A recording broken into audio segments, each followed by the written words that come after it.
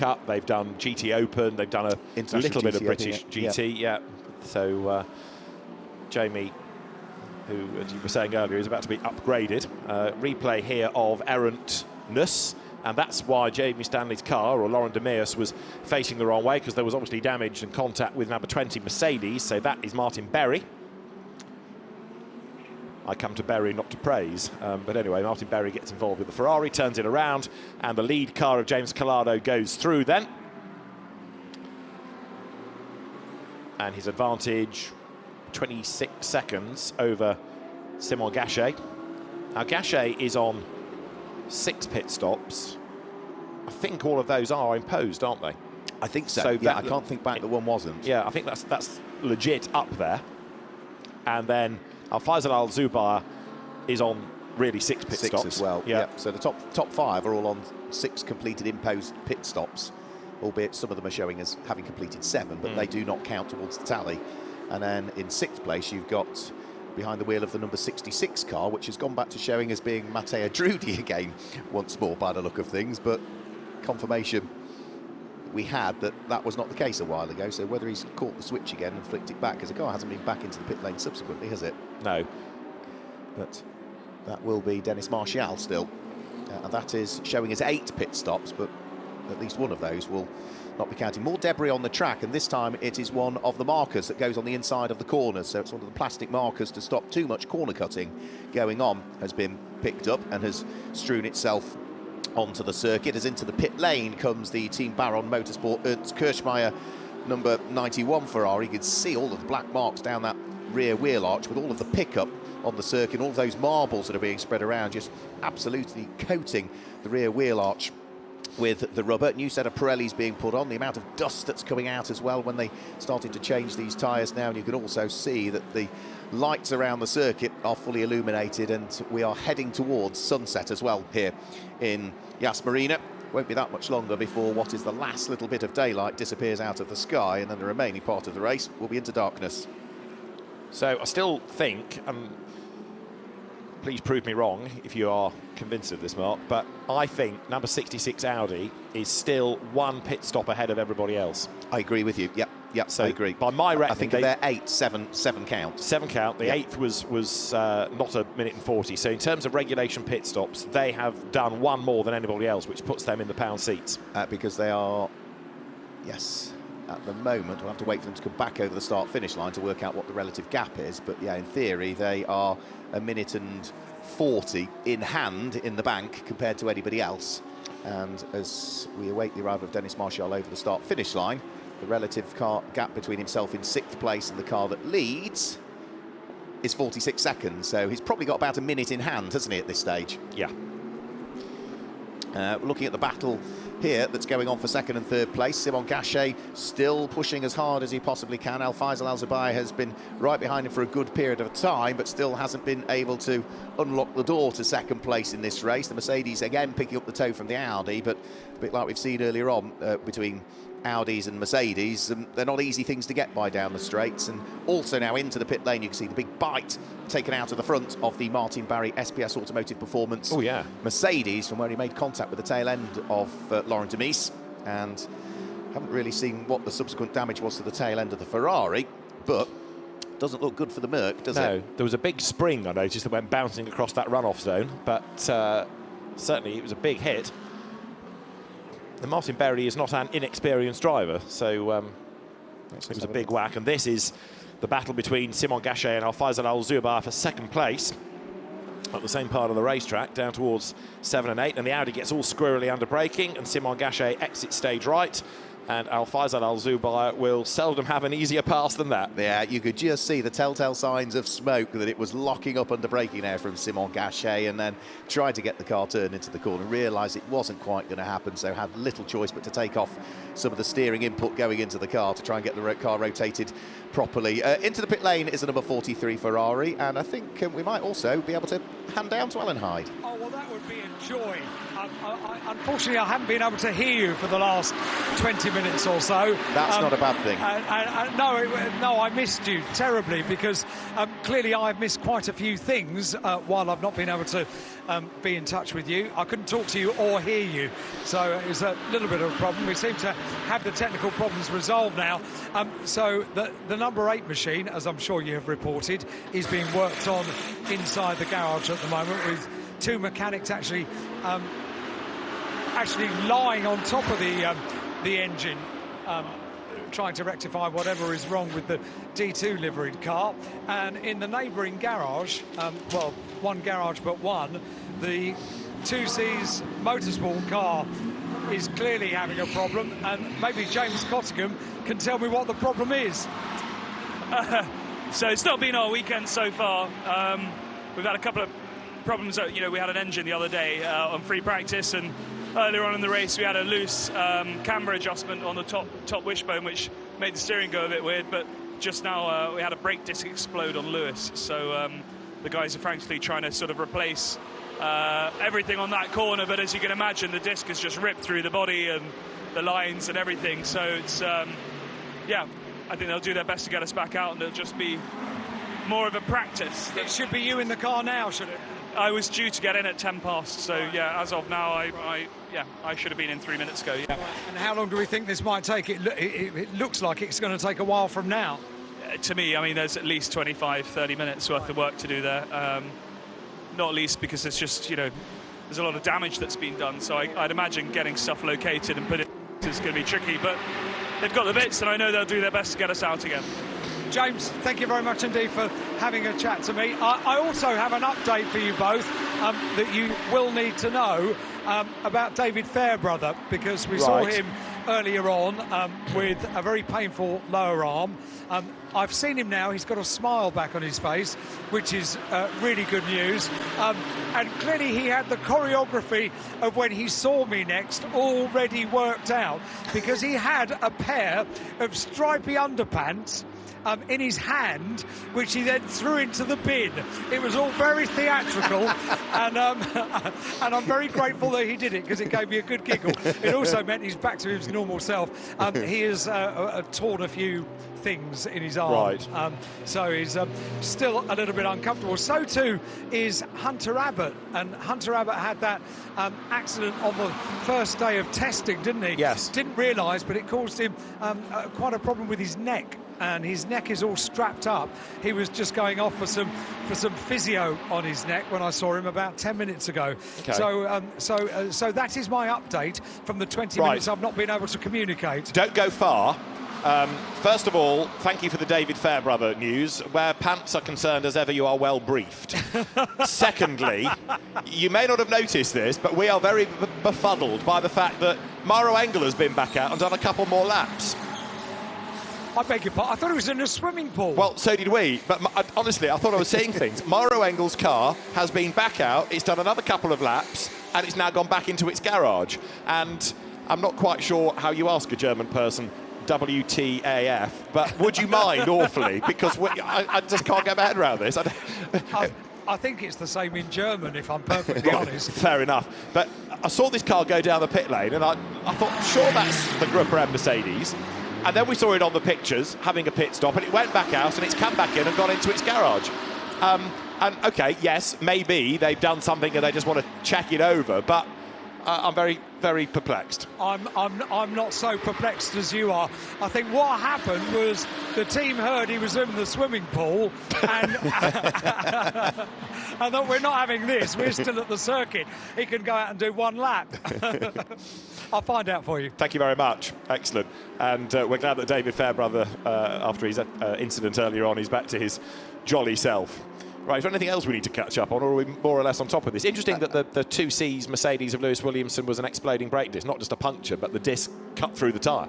I've seen that happen before in a Mercedes. It happened to ABBA Racing as well. Sam Neary was driving at Donington Park, and it absolutely, just went straight through the bodywork instantly. So that will be what that is. Also, we saw coming into the pit lane, you'll have seen it there as well, the Team Baron Motorsport number 91 Ferrari in the hands of Mattis Vibok coming in. I noticed it was down on the front left-hand corner.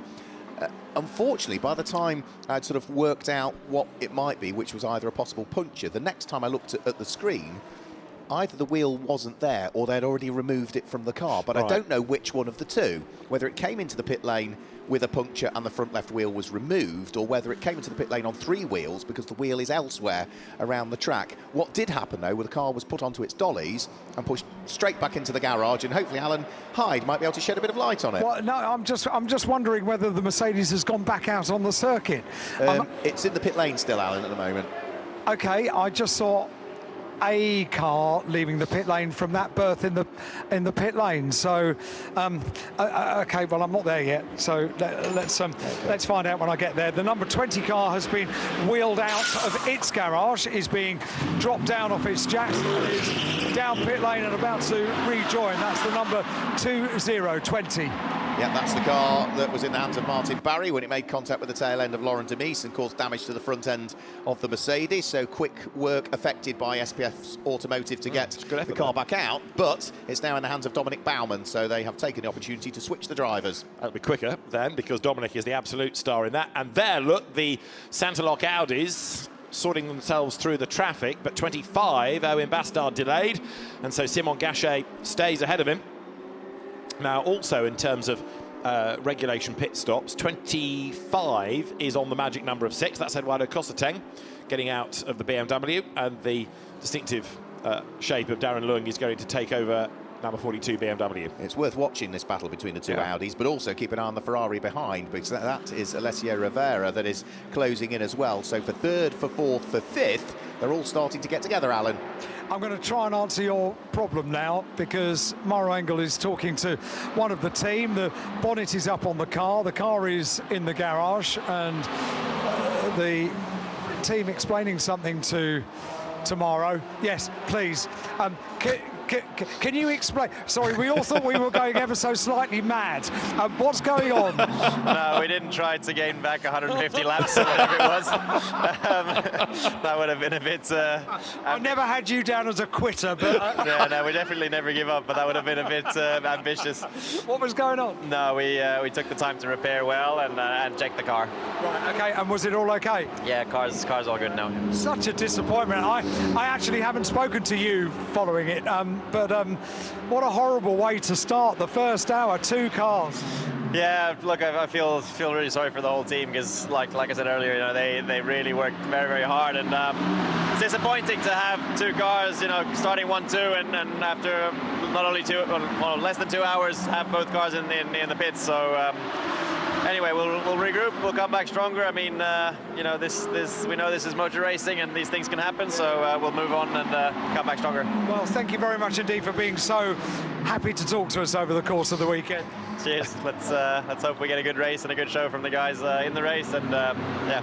Thank you, Mauro. As ever, Mauro Engel down in the garage, and well, we all thought we were going a little bit mad there, didn't we?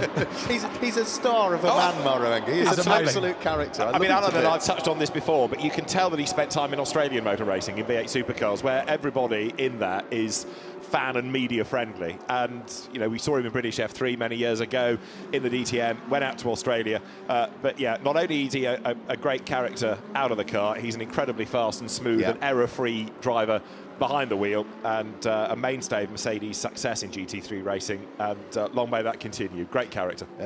Back out of the garage and being brought into the pit lane is the Herberth Motorsport number 44 car. It was in the hands of Klaus Bachler. I'm not sure quite who's behind the wheel of it now. We'll have to wait and see.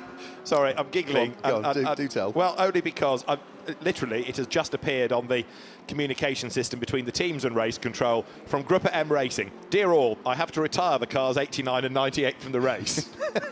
Well, better late than never that we get the information, but thank you so much for that. So it is now official. Now that we've only got 4 hours and 40 minutes to go, it is official that those cars are out of the race. Thanks for something we didn't know. We retired them early, did we? Well, shame on us. Yes, never had you down as a quitter. I'm sorry, that line came out before I thought about it. Alan, in the pit lane down towards pit lane entry end, you'll see the red Ferrari just leaving the pit lane now, the number 91 car. Maybe a quick question to ask in there, because I saw that Ferrari come in low on the front left-hand corner. Wasn't sure whether it was a puncture or whether they'd actually lost the wheel out on track, so it was instantly brought into the garage. It hasn't been a long affair. It's been about 9 minutes it's been in there, but I'm not entirely sure what went wrong with that car, so that might be worth an investigation. And I don't think we've caught up with Team Barron all weekend as yet, have we? No, I don't think we have. That was the one you were concerned about, the three-wheeler. Whether it came in on three wheels or whether it came in with a puncture and they took the wheel off very quickly. If it did arrive on three wheels, and I'm not sort of being awkward when I say this, but... Where's the wheel? Absolutely, and why have we not found it on the camera? Because it must be somewhere. Yes. And a rogue wheel is something that normally draws attention to itself, but it might... But if it's only a puncture and there's no obvious sign of damage, why put it on the dollies and bring it in to the garage? Exactly, yeah, unless they were wanting to do something else in there, but then it wasn't that long a stop, so... no, you're right, it's all the pieces of a mystery are there. Yes, so we've sent Miss Marple off to go and find out. 77, hang on, need to log pit stop, comes in, because that now is the second place car of Al-Faisal Al-Zubair, and that's going to be the full service, isn't it? Because it's tyres and it's going to be fuel, possibly a driver change, but we will keep an eye to that. So number 77 in then at the end of, for it, lap 200. Yeah, it begs the question as to how much longer that Simon Gachet will stay out as well, because he's been behind the wheel of that Audi since he first jumped into the car for the best part of 2 hours and 10 minutes now. The number 52 Ferrari is in as well, so that is Alessandro Cozzi that has brought that car into the pit lane. Ram Racing now Ian Loggy heading out, back out onto the circuit. Is it Ian Loggy? We'll wait for confirmation when it gets to the end of the pit lane. No, it's Morgan Tilbrook, so their affairs have been affected on the Ram Racing Audi, but it did lose 15 minutes in the pit, so that's what, 7 laps or so that car will have dropped further down through the order, and that means that whilst they were running second in GT3 AM for a good period of time, they will re-enter the race down in 5th position in GT3 AM. That was a good stint, that, by Al-Faisal Al-Zubair, because he got 36 laps out of it. So he was in the car for a long time. It was a good effort, that. And number 50 in 4th place, Alessio Rovera, as you look at Chris Froggatt. Go to physio. Alessio Rovera is being reported to the stewards, or that car is. He's behind the wheel of it, but it's a 4th infringement of track limit, so there could be a time penalty brewing for the 4th place Ferrari. And that, on his out lap, 77, Luca Stolz. Luca Stolz doesn't make mistakes.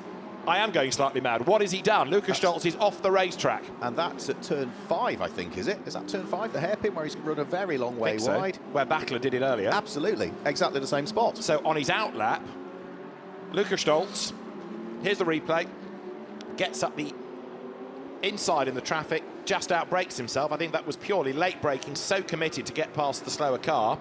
Which was also on an out lap in the hands of Morgan Tilbrook. Right, and then somehow has to try and slow it down in order not to whack the wall. Gosh, that's very unlike Luca Stolz, I tell you. That's another one that caught me off guard. And then today, unfortunately lost even more time because couldn't quite do anything without having to reverse. Yeah. So they always had a 3-point turn the car. So you saw him turn right, didn't you, to then try and get the lot. But these cars do not have a lot like a road car.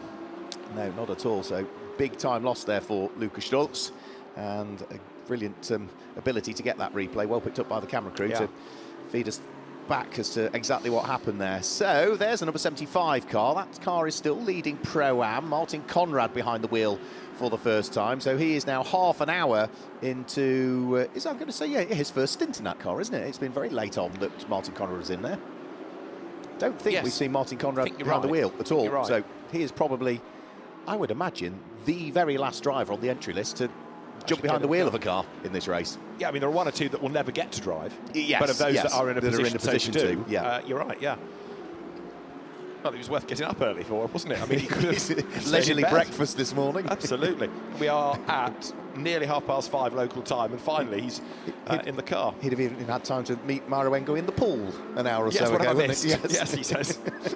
So that's the car that Philippe Ellis was doing just heroics with, and so Martin Conrad now hustles on in number 75. Martin Conrad, who with Kenny Harble is the Pro-Am champion of this season, but we've seen him racing not only in IGTC but also in a Formula 3 Cup, in International GT Open, in Creventic races. So he's an experienced driver, is Martin Conrad. And they've made a good combination, those two, this year.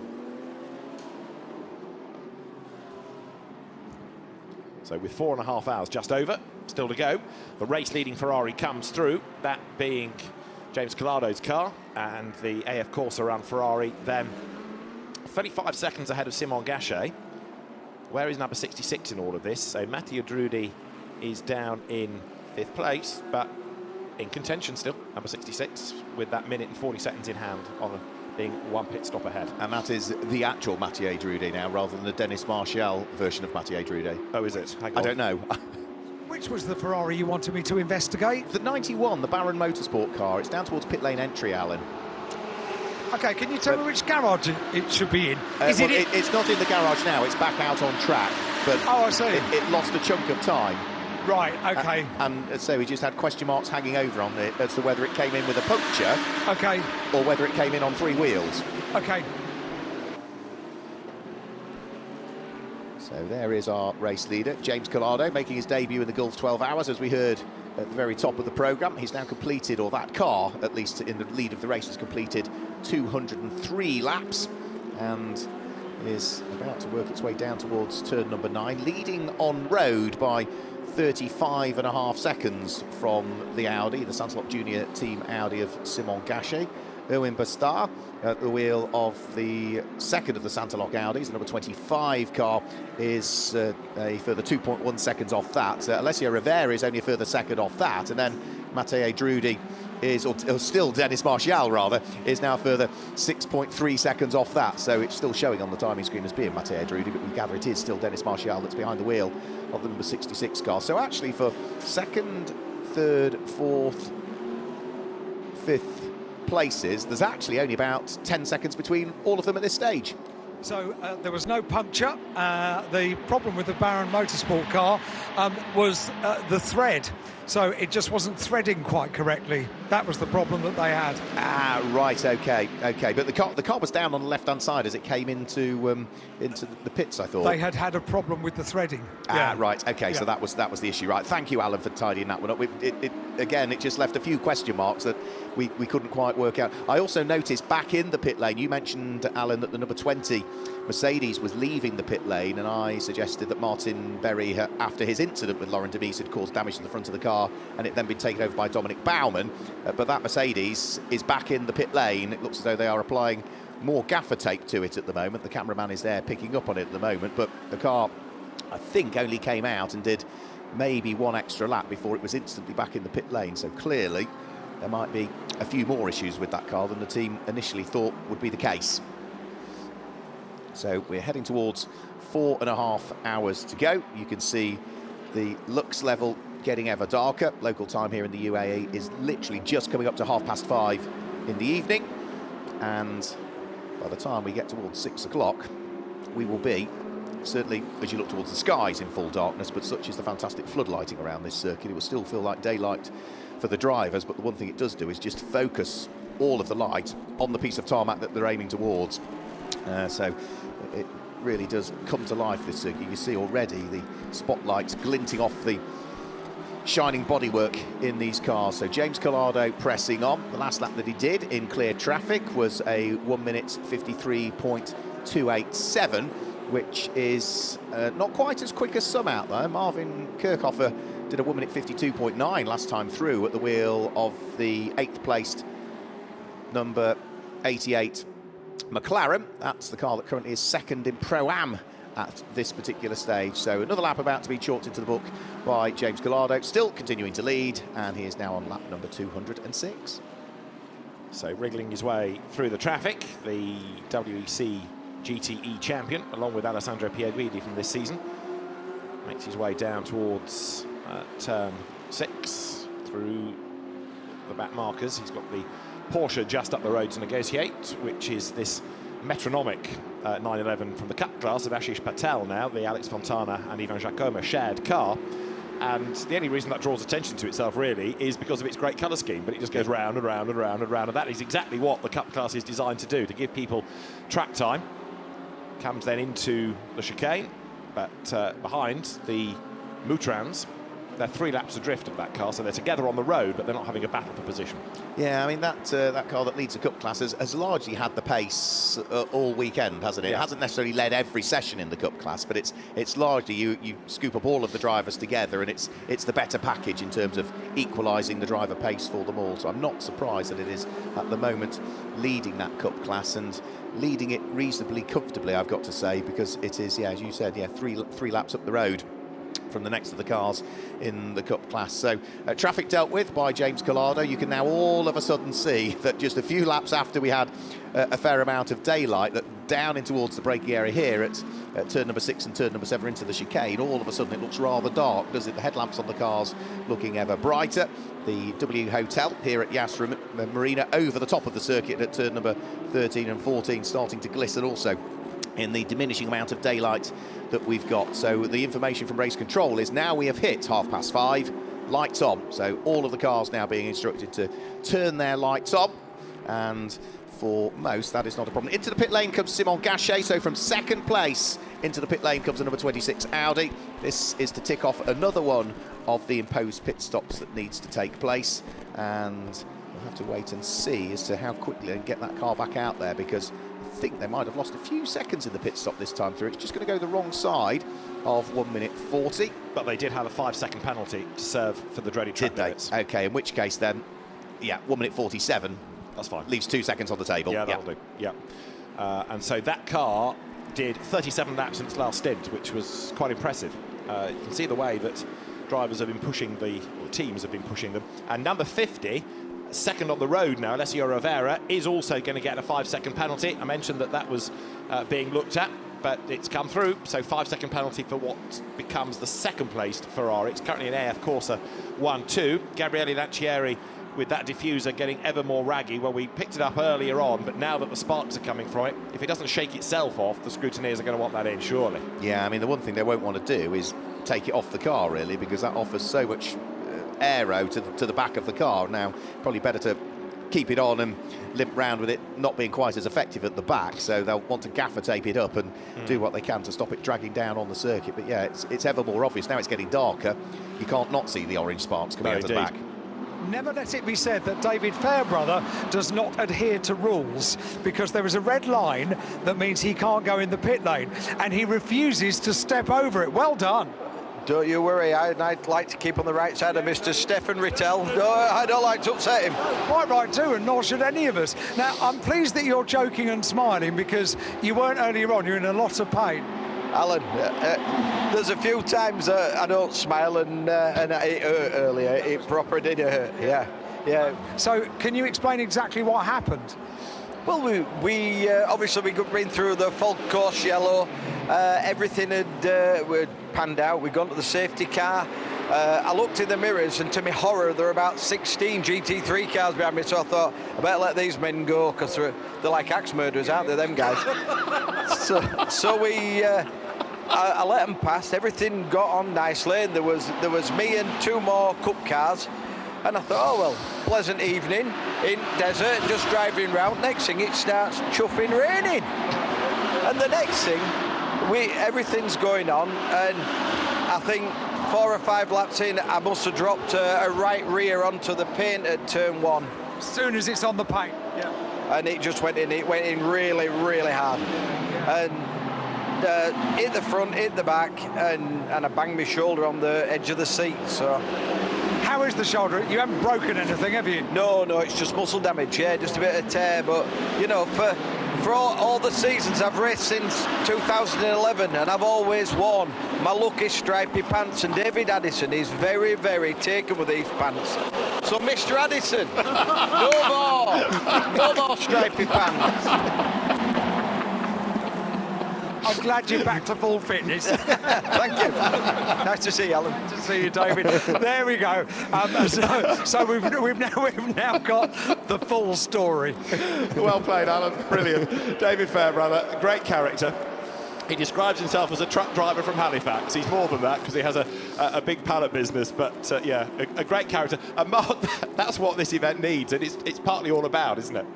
Absolutely, yeah. I mean, year after year after year, we continually rave about just the atmosphere that you get at this event, which is so unique. And is there any wonder that David Fairbrother gets on so well with Norman Burgess, who was out here a few years ago, of course, as a team manager when Sicily brought their GT4 Mercedes out. The year that we had Mark Jenkins, or Jelly, here, and Norman Burgess, you were petrified to put the microphone under the mouth of any of them in reality, because they're all proper characters, and David Fairbrother, yeah, just ticks that list. It's just a unique event, isn't it?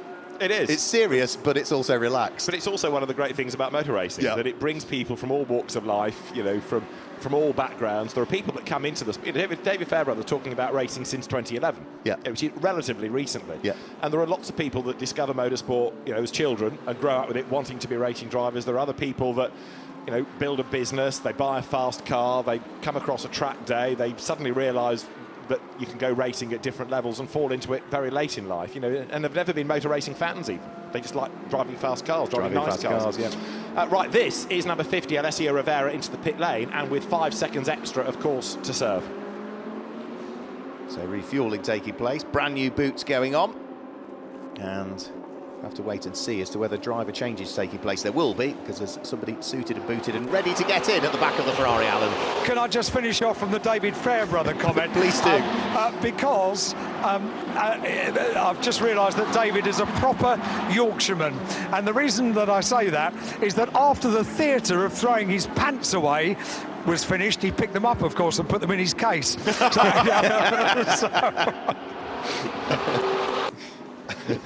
Waste not, want not.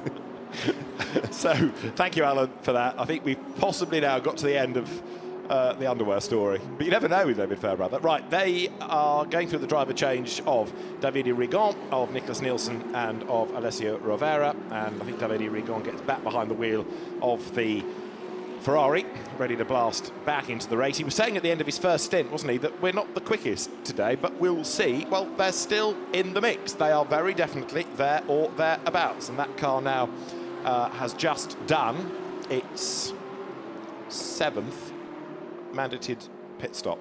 That will be its 7th imposed pit stop completed. Yeah, 7th imposed pit stop for it. The sister car has done 7, but only 6 of them count towards the tally at the moment. And of course, this is the team, AF Corsa, that split the strategy on their 71 and their 50 cars at the very outset of this race, because we saw so many early pit stops. What AF Corsa decided to do was bring the 50 in early, leave the 71 out until the back end of the other way round, was it? So bring the 71 in early, apologies, leave the 50 out until the back end of the stint. It was, yeah, Davide Rigon stayed out much later. So to have the 2 of them both up there at the sharp end just goes to show that at the moment, whichever side of the garage you'll be at, you'll be rather pleased. But also shows how the strategies gradually now are starting to converge, aren't they? Yeah. Because you've got 71 back into the lead of the race, and number 50 is now 1 pit stop ahead of it. However, are we expecting that they're going to do a brake change on 50 like they did on 71, or did they do it on 71 purely because it was a problem? Begs the question. Hadn't thought of that. Yeah, hadn't thought of that way round. Yeah, but we have seen a chunk of other teams also now doing brake changes in there. Now, most of them I think I've seen put pads in. I haven't seen as many do discs and pads as well. So this is the race leader. James Collado hustles on.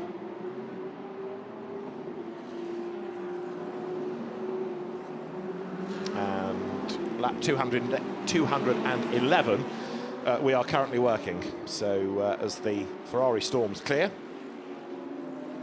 How are we doing for questions, by the way? We run out. I have refreshed most recently, but let's have another quick one now and see whether anything else has come in.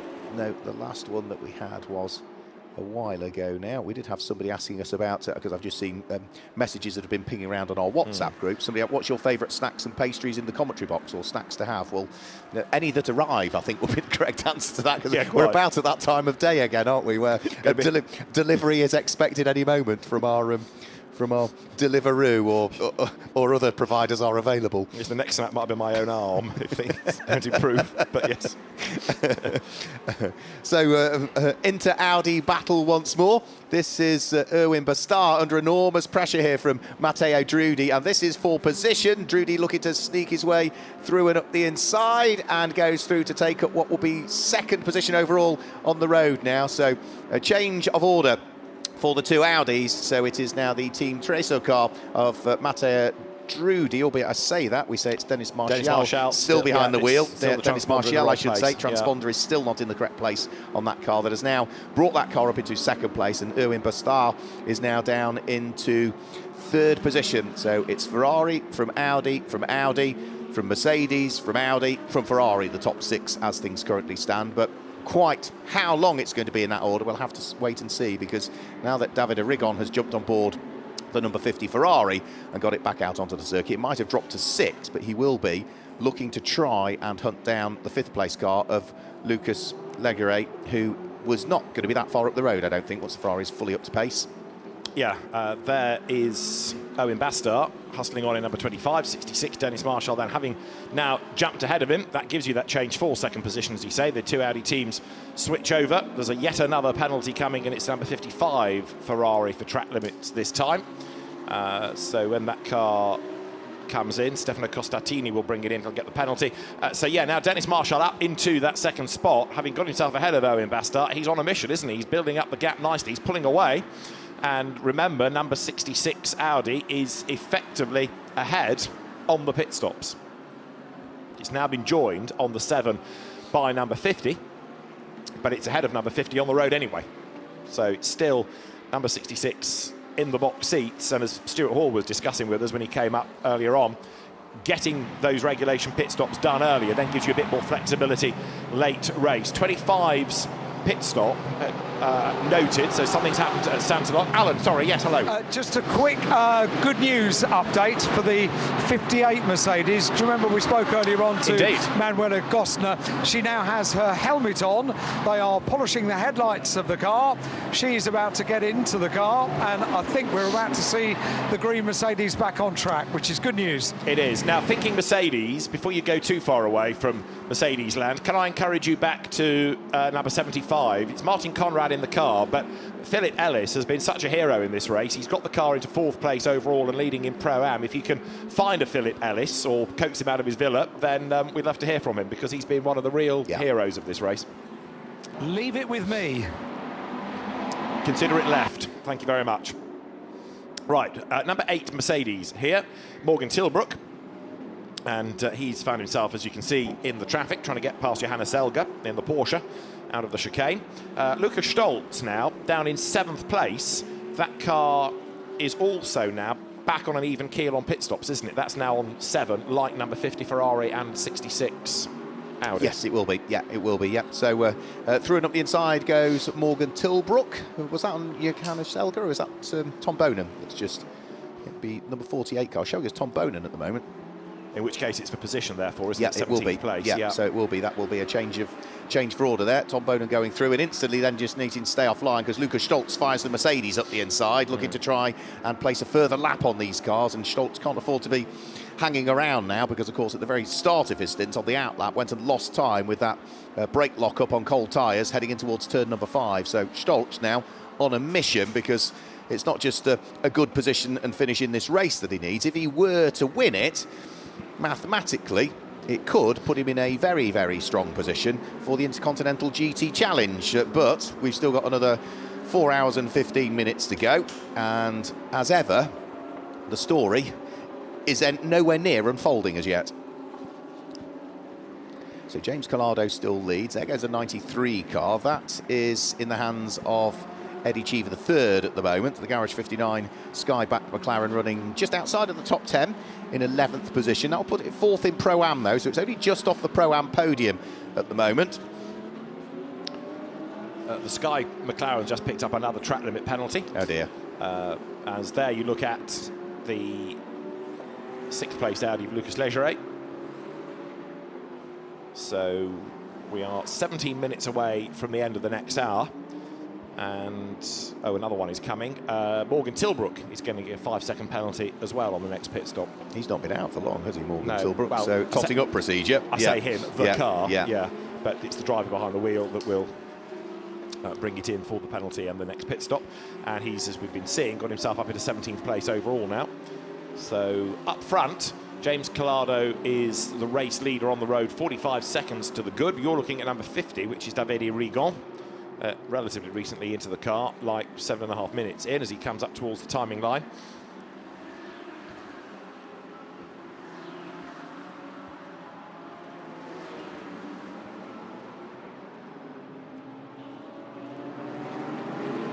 Now there is 58, as Alan was saying, ready to rejoin the race.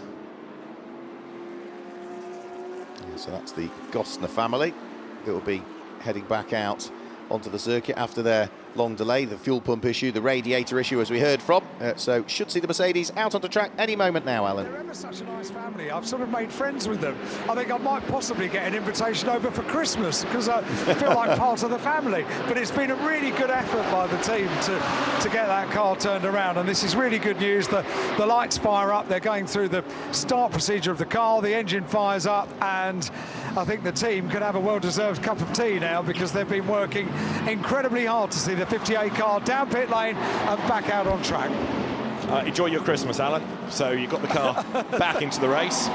There was another one I was going to ask you to go and investigate for me. And I'm waiting for Phil Ellis. He is going to come and join me. All right. I think the one after that, he's behind the wheel of the car at the moment, but at some point it'd be good to hear from Jan Magnussen, I think, wouldn't it?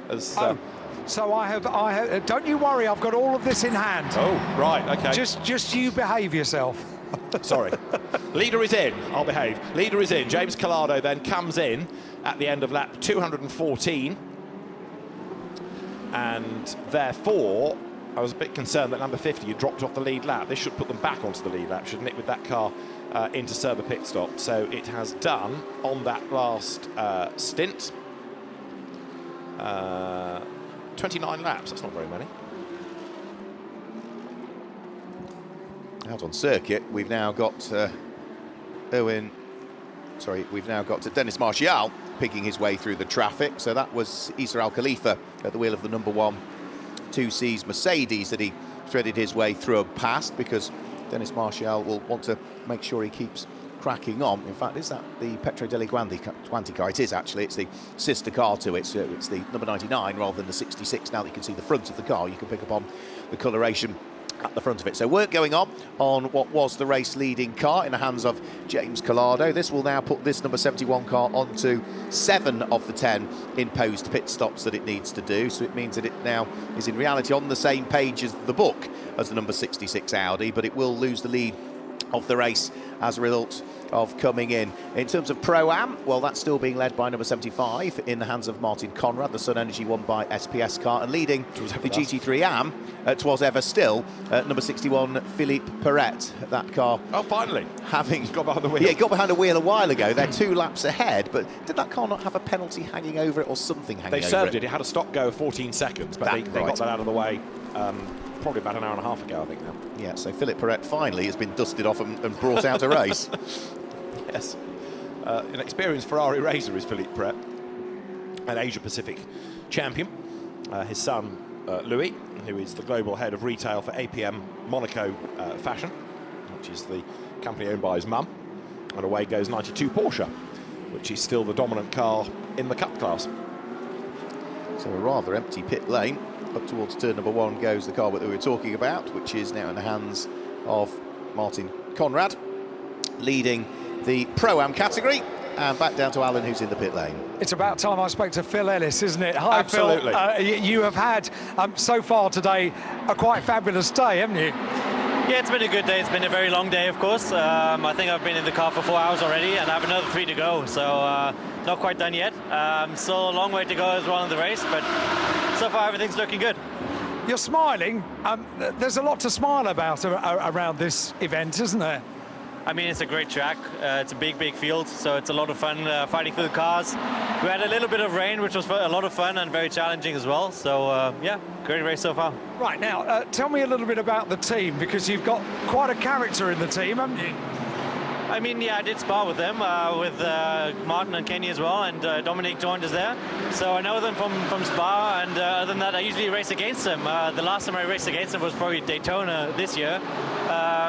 But I know Kenny from the track, you know, so it's great to finally not race against him, but with him.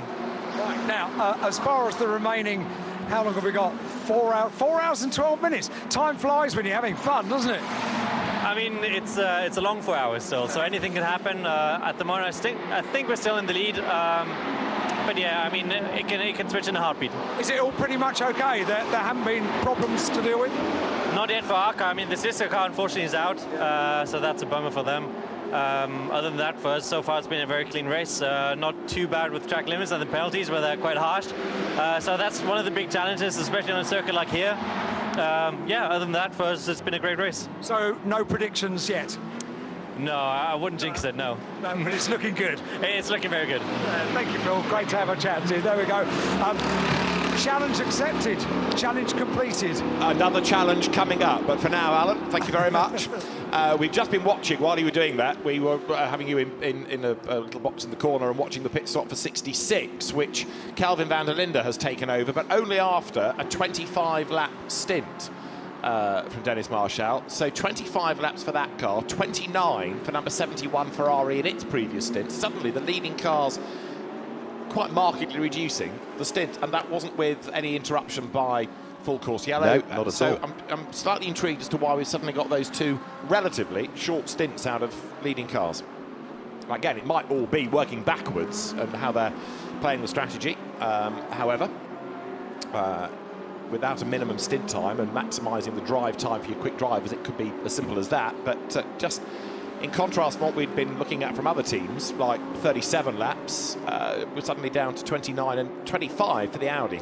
But again, if a driver suddenly radios in and says, car feels a bit strange, bang, let's get it in and sort it. Yeah, get it in and sort it. So Erwin Bastal then now picks up the lead of the race as a result of that pit stop for the number 66 Audi. But remember, for that Audi, that is the furthest placed car that has ticked off more of its imposed pit stops than anybody else so far. So the 66 is in a good position, because in reality, by the time it comes over the start-finish line, it might have dropped out of the lead, it might have dropped out at second. It's probably at best is going to be there in third place, but in reality, because it's got an extra pit stop already done, and those extra pit stops have to take 100 seconds or 1 minute and 40 seconds, it's got 1 minute and 40 seconds in hand over everybody ahead of it. So as long as they remain within that sort of distance of the front runners and the leader, they should, all things being equal, and 4 hours going to plan for them, should be in a good position. However, who knows what the sting in the tail might well be, but yes. So the on-the-road leader now becomes the blue Santalok Audi 25 with Owen Bastar at the wheel of it. There it is. And for a GT3 rookie, I think he's done an exceptional job in this, because he's kept the car where it needs to be, and that is in that leading group throughout the time that he's had behind the wheel of the car. So former Ginetta racer in French GT, but an Audi R8 GT4 has been the car of choice these last few seasons, and a Toyota Supra prior to that, but switching to Santalok's Audi this year away from CMR and the Supra. So his last lap was a 1:54.4, and there aren't many going quicker than that. Davide Rigon slightly faster, Lukas Stolz, Marvin Kirchhofer. So, you know, GT3 veterans going a bit quicker, you can accept that. Well, he's relishing the opportunity. He's putting in a good performance in it, and I suppose, you know, because he's been racing with Santalok all year, you're not going into an unfamiliar environment, going into an unfamiliar car. Yeah, but it's different engineers. There's some that work on GT3, others that do GT4. So, yeah, the family is there, but it will feel a little bit different. But equally, if you are a star driver, you can adapt. Doesn't matter, yeah, you just jump in. Yeah, you know, Philip Ellis is talking about it, and the same is true of the Mercedes drivers, you know, who spent all year with Acodis ASP. They do races for other teams occasionally, but they're still going to go in and deliver. Different engineers, different way of working, but they just have to adapt. It's fascinating to see who does well at it and who doesn't. And who struggles with it. Yeah, who struggles with it. And Erwin Bastar is certainly showing that there's no issue for him jumping on board this car, going well, leading the way at this stage by almost a minute, 57 3/4 seconds from Alessandro Pierre Guidi, who is now behind the wheel of the number 71 Ferrari. And third place now is the leading Pro-Am car, because Sun Energy, won by SPS, Martin Conrad, is now up into third place overall in a Pro-Am car due to that pit stop for Kelvin van der Linde, who I think will have slipped down to fourth position. And we're talking about how much time they had in hand over the race leader and what they needed. Well, at the moment, they've got a minute and 40 seconds gap between themselves and the leader. And what have they got in hand? A minute and 40 seconds. Philip Pratt pits and gets out of the Ferrari. So we've not long put him in, but he's back into the pit lane. 99, which is Pietro Deliguanti, being given a 10-second penalty now, number 99 Audi, for track limit offences. So 61 cycling through its next pit stop. Stewards being kept busy by the track limit offences. And although you look into the pit lane and it's as bright as anything, if we look out of our window now, away from the circuit, over the perimeter, it is properly dark in Abu Dhabi. So this now is the brightest place around. I was just having a quick look. There was something fell off the number 43 car when the mechanic changed it. Yeah, you could just see where a bit of bodywork is at the back of the wheel there. That is now missing. Yeah, there's something that came off there. He took the wheel off, and then all of a sudden there's a piece of bodywork dropped to the floor. So you can see, yeah, that front left corner, not quite as clean as it was. Now that shouldn't really affect the car, but it's there for a reason. And because it's not there, it's going to have, albeit a negligible effect, but it will still affect it. Slight effect, yeah. So 61 heads down the pit lane. It was 14th when it came in. And 43, a similarly liveried car, Jan Magnussen, is now in 9th place. Number 20 still being repaired after its incident early on in the pit lane. Dominic Baumann behind the wheel. And the team manager of 44 now being summoned to the stewards. It's again for track limits, number 44 being the battler Alfred Renard, Daniel Alaman Porsche. So Erwin Bastard carries on and is being caught by Alessandro Pierguidi.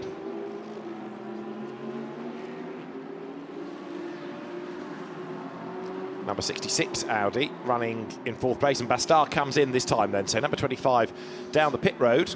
Yeah, 55 minutes behind the wheel. Yeah, so but that's only 28 laps. I'm going to say it'd be a shorter stint. Relatively speaking, yeah. So now that we've got through these, who's going to go back into the lead?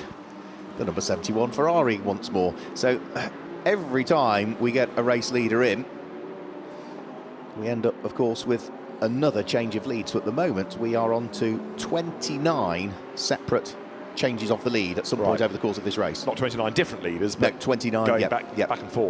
Back and forth, yeah, as it's bounced around. And of course, therefore, what we are now trying to get to is which is going to be the car that pits last, because it will therefore lose the position and drop down. So we need to try to work towards the pattern of who is going to be where going into that last hour and a quarter or so, because the car that gets the stop done first and then buys back the places as others pit during the hour will be the winning car. Yes. But by that last part, if you've got your 10 pit stops done, then it comes down to the pace of the teams and they become natural pit stops, quick as you can style pit stops, rather than being done to a delta time. Over 200 pit stops now completed as well. So 208 pit stops having been completed so far. All of the laps set by all of the competitors just about to tip over 6,100 as well.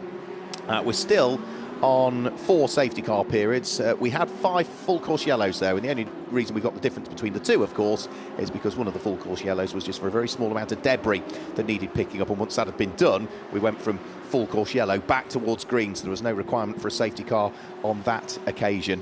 And of those safety car periods, you could argue 3 3/4 were in the first 6 hours of the race, because there was the overlap, wasn't there? Yeah. So now that we've got the number 25 Audi back out, Christopher Haase has taken over the Audi Sport Team Santaloc blue number 25 Audi. So that means that back into the lead of the race, next time they come over the start-finish line, will go Alessandro Pierguidi. So that will put the Ferrari back into the lead of the race. We might even put the Pro-Am car of Martin Conrad up into 2nd position, number 75. Sun Energy won by SPS Mercedes up into 2nd place, but again, we'll have to wait and see. So we've already had now coming up to 8 hours of the 11th running of the Gulf 12 hour. So let's look back at least some of the highlights that we've had in the previous 8 hours. Okay, so another car. Well, that's another car that stopped out on circuit. Before we go to the highlights, got another car that stopped out on circuit, and that is the Gosners, who have only just come out of the pit lane. They've had issues with the fuel pump on the car. They had issues with the radiator. Now, the lights are going on and off as though they are trying to reset the car again. So, makes you wonder as to whether it might be a recurrent issue of that fuel pump or something like that. And it's not stopped in the safest of places. And if that car is stricken there, we're going to have very little choice, David, before too much longer, for anything other than the car to have to, or the race have to go full course caution. Right, fired up again, gets going. That will breathe a sigh of relief for Pete Roberts, race director a couple of floors down in race control. So the Gosners get going again at the wheel of the Mercedes, and looks as though we have avoided a full course caution. Yeah, whether the car heads for the pit lane, we'll wait and see. But as you say, the car is back and circulating, but the Gosnells are moving again. And yeah, let's have a quick look back at what's been going on thus far in a very busy Gulf 12 hours. It has been all action here in Abu Dhabi.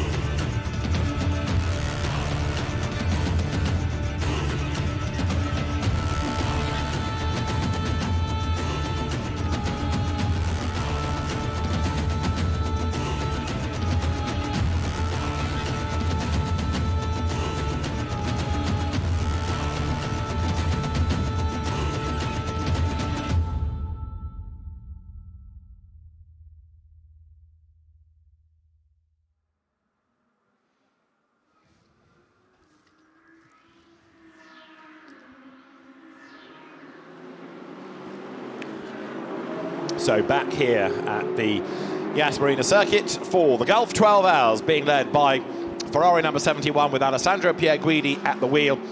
We are into the last 4 hours of the race, so that is still 2/3 of a normal, for example, European GT endurance round. But even so, we've covered a lot of distance, a lot of mileage, 222 laps done by the leading car.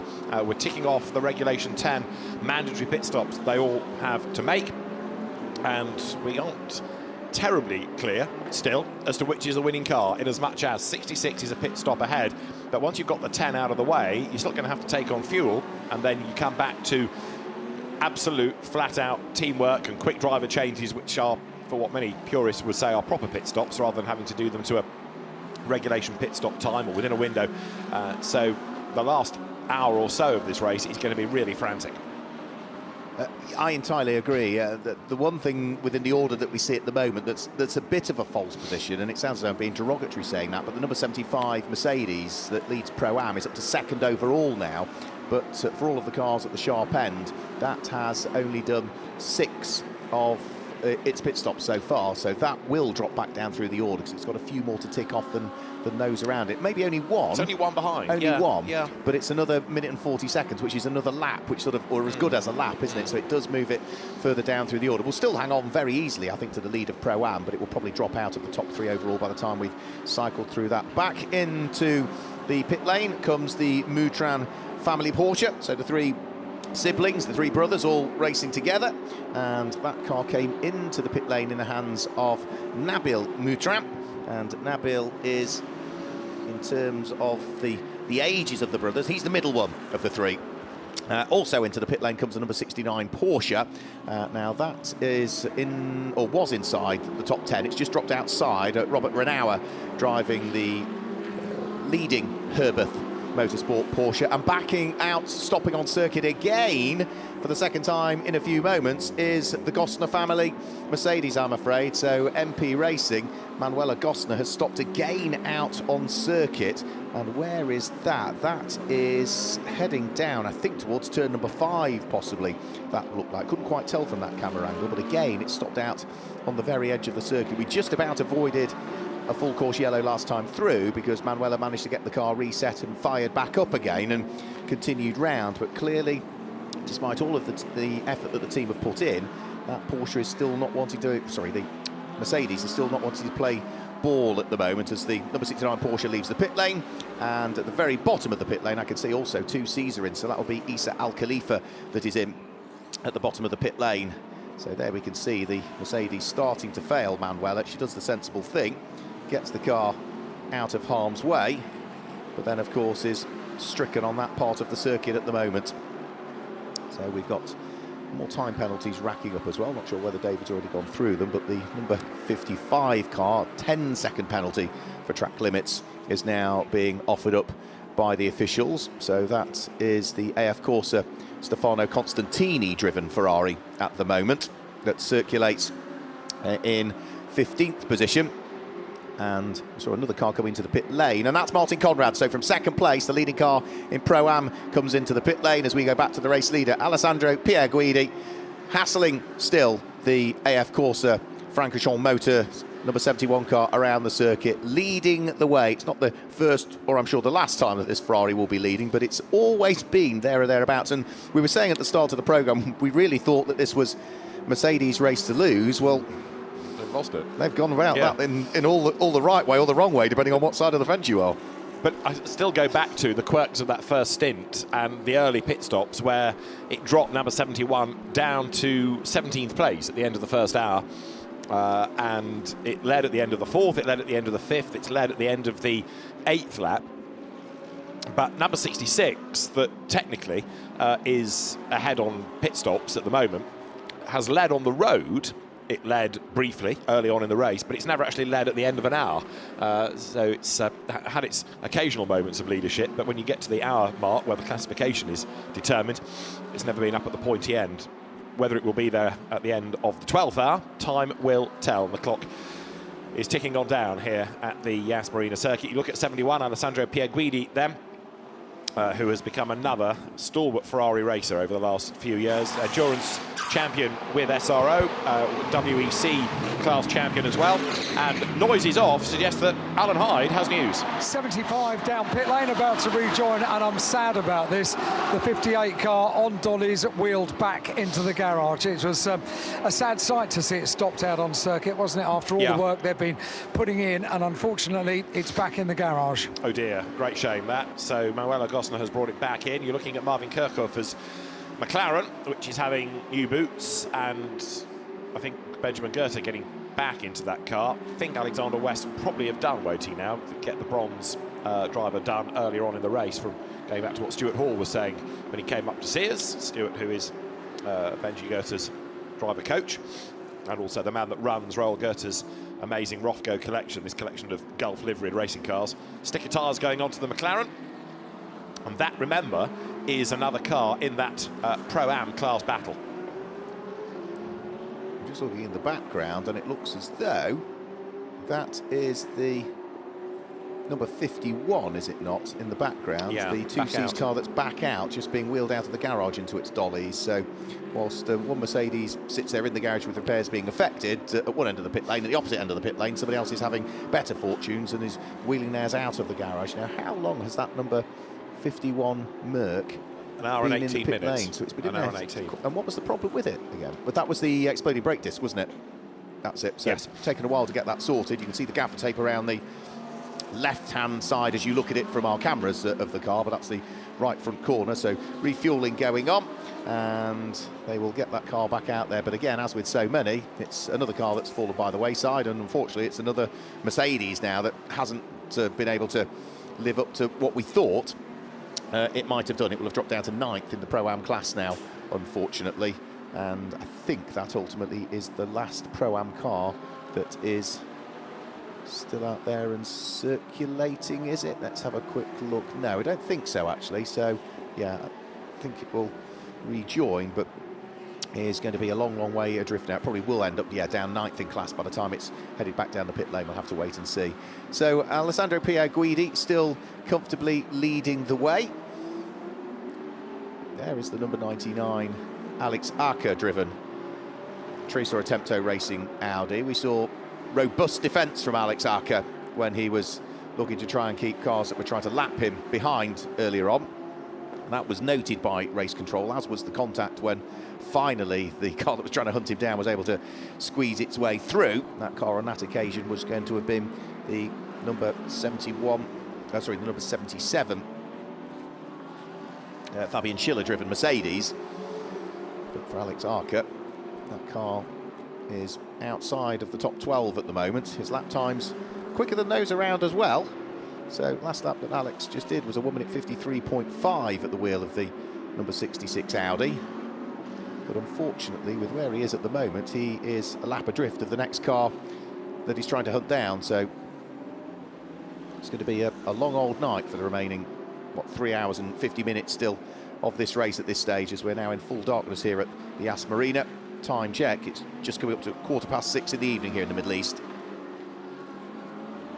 Now that's the number 50 car, that's David Arrigon, 4 times a winner previously of the Gulf 12 Hour, returning for this iteration of it. We didn't see him in the January race. That's running in 3rd position at the moment. It's only 6 seconds adrift of Kelvin van der Linde's 2nd place number 66 Audi. Now last time through, David Arrigon, however, was about 0.6 of a second slower, 0.5 of a second slower than the car that he's trying to hunt down. So he'll keep pushing. Can't quite see the Audi just ahead of him as yet, but if we want to try and hit the deltas that the team have suggested that he needs to hit, he's a little bit further into his stint than Kelvin van der Linde is. So there goes over the start-finish line now Kelvin van der Linde at the wheel of the number 66 Audi, and it's not quite the full length of the pit straight between the pair of them, but it's not far off. Alan. 58 Mercedes, fuel pump. So there's a fuel pump problem, but they're confident that they can fix that. Thanks. Okay. Thanks. Is that earlier on in the session it was alluded to as being a fuel pump issue? So did they have a go at fixing it and it didn't work, or did they not get around to fixing it because they thought they didn't need to fix it? I don't know the answer to that question. Okay, but thank you for asking it. No problem. Well, it was mentioned, wasn't it, earlier on, that it was radiator and the fuel pump issue at the same time, yeah. So I have to tell you, I don't know, because although I can interview drivers down in the pit lane, I can hear very little of what they say to me in reply. Oh, dear. Well, you could ask them over the Christmas table, but unfortunately it's going to be a bit late, isn't it? Well, yes, yeah, maybe I'm off the list now, I don't know. Work your charms, get yourself back on the list. I'm doing my best, yeah. Yeah. So, as one team suffers with fuel pump related problems, we look at the Ferrari here, which is going quite nicely, number 61, with the redoubtable Konrad Groenewald back behind the wheel of it, the drifter, the drag racer, the GT star, and trying to get that car back into the mix for an overall place, but still, of course, comfortably leading Am, although Stefano Costantini behind him, well, there's a 2-lap margin, so they just need to go round in circles now, not make any mistakes. You were a bit concerned about the little bit of bodywork that came adrift in the pit stop, but it doesn't appear to be phasing them for the moment, and the number 61 Ferrari, 14th overall, and as I say, 2 laps up in class. So it's Alessandro Pierguidi leading by 41.5 seconds. Kelvin van der Linde is lapping quicker, and he's 41 seconds back, but in terms of a pit stop, 1 minute and 40 ahead. So really, he's got a minute ahead. Yeah, and that hasn't changed much since the last cycle of pit stops. It was about 40 seconds again. Was it about a minute ahead? So it's... You come back to the BOP, equating the cars. You come back to 2 absolutely star drivers. Yeah. Nothing to choose. No, there is nothing, whether it's the car or the driver, that is going to give you a massive margin per lap difference. Unless one of the cars, suddenly the Ferrari had a puncture and it was being gobbled up because it's limping around. That's about the only thing that's going to make a massive difference, just because of the way that partly the BOP works, partly the level of the driver operating at this level is, really. Yes. However, we're not done yet. No, still a long way to go as yet. So we are not even 75% through this race as yet. So another 45 minutes or so we will be. So 3 3/4 hours with a little bit of change still to go. Into the pit lane comes one of the Porsches, and that is looking as though it is the 49. Not 49 that came in. Johannes Selger is in. Right, so this is your AM leader still. So Conrad Groenewald. Now, what about catching anybody? He's a lap back, so 2 minutes and 19 seconds back to Alex Arca, but number 99 has got another penalty at its next pit stop of 10 seconds. And there in the background is the charging Pierguidi Ferrari, still 41.5 seconds to the good. Now, when is Pierguidi due next in? It's going to be round about, I would offer you, if he does another 27 lap stint, lap 2:43, but hopefully it can go longer than that. And number 50, the sister car, I reckon he's going to be slightly in advance of that by a couple of laps. Yeah, well... Oh, now there you go. Drama all of a sudden out of nowhere. A Ferrari. 91, I think. Slow on the road. That's round the back of the marina under the hotel. It is Mattis Vibo, well spotted, number 91, in the Baron Motorsport car, which has had its woes in this race. But yes, this is kind of what we're saying. Out of nowhere, suddenly a drama can occur, and that car is limping round on the pit lane, and the yellow light flashes to warn drivers that there's a slow car ahead. Now, how long has that stint been? Is this mechanical, or is it all of a sudden struggling for fuel? Literally 60 minutes coming up now, so it's been about an hour. Yeah, and it shouldn't be fueled in that case, should it? It's fired up again now, has it, all of a sudden? No, maybe that's just momentum coming down that slight decline in the road, but yeah, it's fired up a bit. And then it seems to go back into a limp mode again, doesn't it? Almost as though it's on the starter motor. Yeah. Like it is fuel. But I find it hard to believe, unless they short-filled it, and they've got a fuel rig problem, so not enough went in. Well, he's almost at pit lane entry now, so we might just about avoid a full course caution. But he's almost stationary at pit in, no. and that's not good at all. So, Alan, if you can get yourself to the pit lane, the pit of number 91, the car isn't there yet because it's ground to a halt just before the pit-in line. I'm on my way already. Top man, thank you. So, this is something interesting for race control to fret about. The car has ground to a halt just before the pit-in line. And how do they get that out of the way? Now it looks officially stopped. It does, yeah, it's not going anywhere now, is it? I noticed that just before we potentially have any sort of requirement to go anything other than localised yellows, we have just had into the pit lane Eddie Cheever in the garage 59 McLaren. Also just sneaking into the pits comes AF Corsa and Stefano Constantini at the wheel of the 55. So if you're the team manager now and you know you've got a pit stop coming up very shortly, haven't quite thrown full course caution as yet, they will do in 20 seconds. Do you sneak into the pits quickly now, if you can, if you're in the right place on the track? Of course you do, surely. I would, yes. Take the opportunity, because if you can get a pit stop done under the slow 80 kilometres an hour, then you would go for it. And you can see the reason. The car's not moving. It's in a dangerous place. It's delaying people at pit in. Is the 44 going to get in before go full course caution? Daniel Ellerman, I think he might have just have made it in. Yeah. Yeah, he did, just literally, I think. Are you talking about the 55 car? No, 44 Porsche. Okay, well, they were all celebrating in the garage for 55 because the car came into the pit lane and then they went caution. And Jamie Stanley just said to me, this is the first one which has gone our way. Significantly, 25 is in. So Christopher Haase in at the end of lap 230. So they've only done 12 laps, but they're going to tick off another of these regulation pit stops now. So that's going to put the car on 7, which brings it back into line with everybody else. That car was in before we went full course yellow. So that's worked out nicely for Santalok. That's a good call, isn't it, by Santalok? Yeah, to bring Christopher Haase in. So that's the blue Audi that you can just see to the left of your screens, the furthest car towards pit lane exit end. So full course yellow taking place. It shouldn't take quite as long to get this Ferrari out of the way as we saw when we had one into the pit wall earlier on. So hopefully it's just a tow rope that's needed to get the car back, because as you say, it could be fuel, it could be an electrical issue on the car, but it's clearly no obvious sign of anything other than it being some sort of mechanical gremlin for the number 91 car. But there is work to be done still by our marshals to get the Team Baron Motorsport Matters VBOK car out of harm's way. And well done to Team Santalok for getting that car in. And they're also taking the opportunity, I think, to work on the brakes on that car as well. So I think there might be another pad change going on the wheel of the Christopher Haase number 25 Audi in the pit lane there.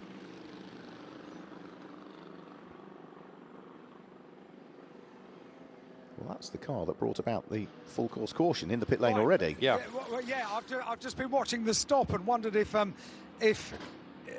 I don't know if we got the car wrong, which had stopped out on circuit. But No. Okay, well, it's been here, it's gone through a stop, and it's stalled, and it's fired up again, and it's on its way. Very strange. Yeah, so it looks like almost an electrical reset, doesn't it? It got into limp home mode, you stop, you go through the process of rebooting, and off it goes. So something just being brought back by a marshal. So now that he's off the track, I would imagine we can quickly go green here. I don't think this is going to need a safety car, but we shall see. So all this happened on lap 232, did it not? 231, lap 231.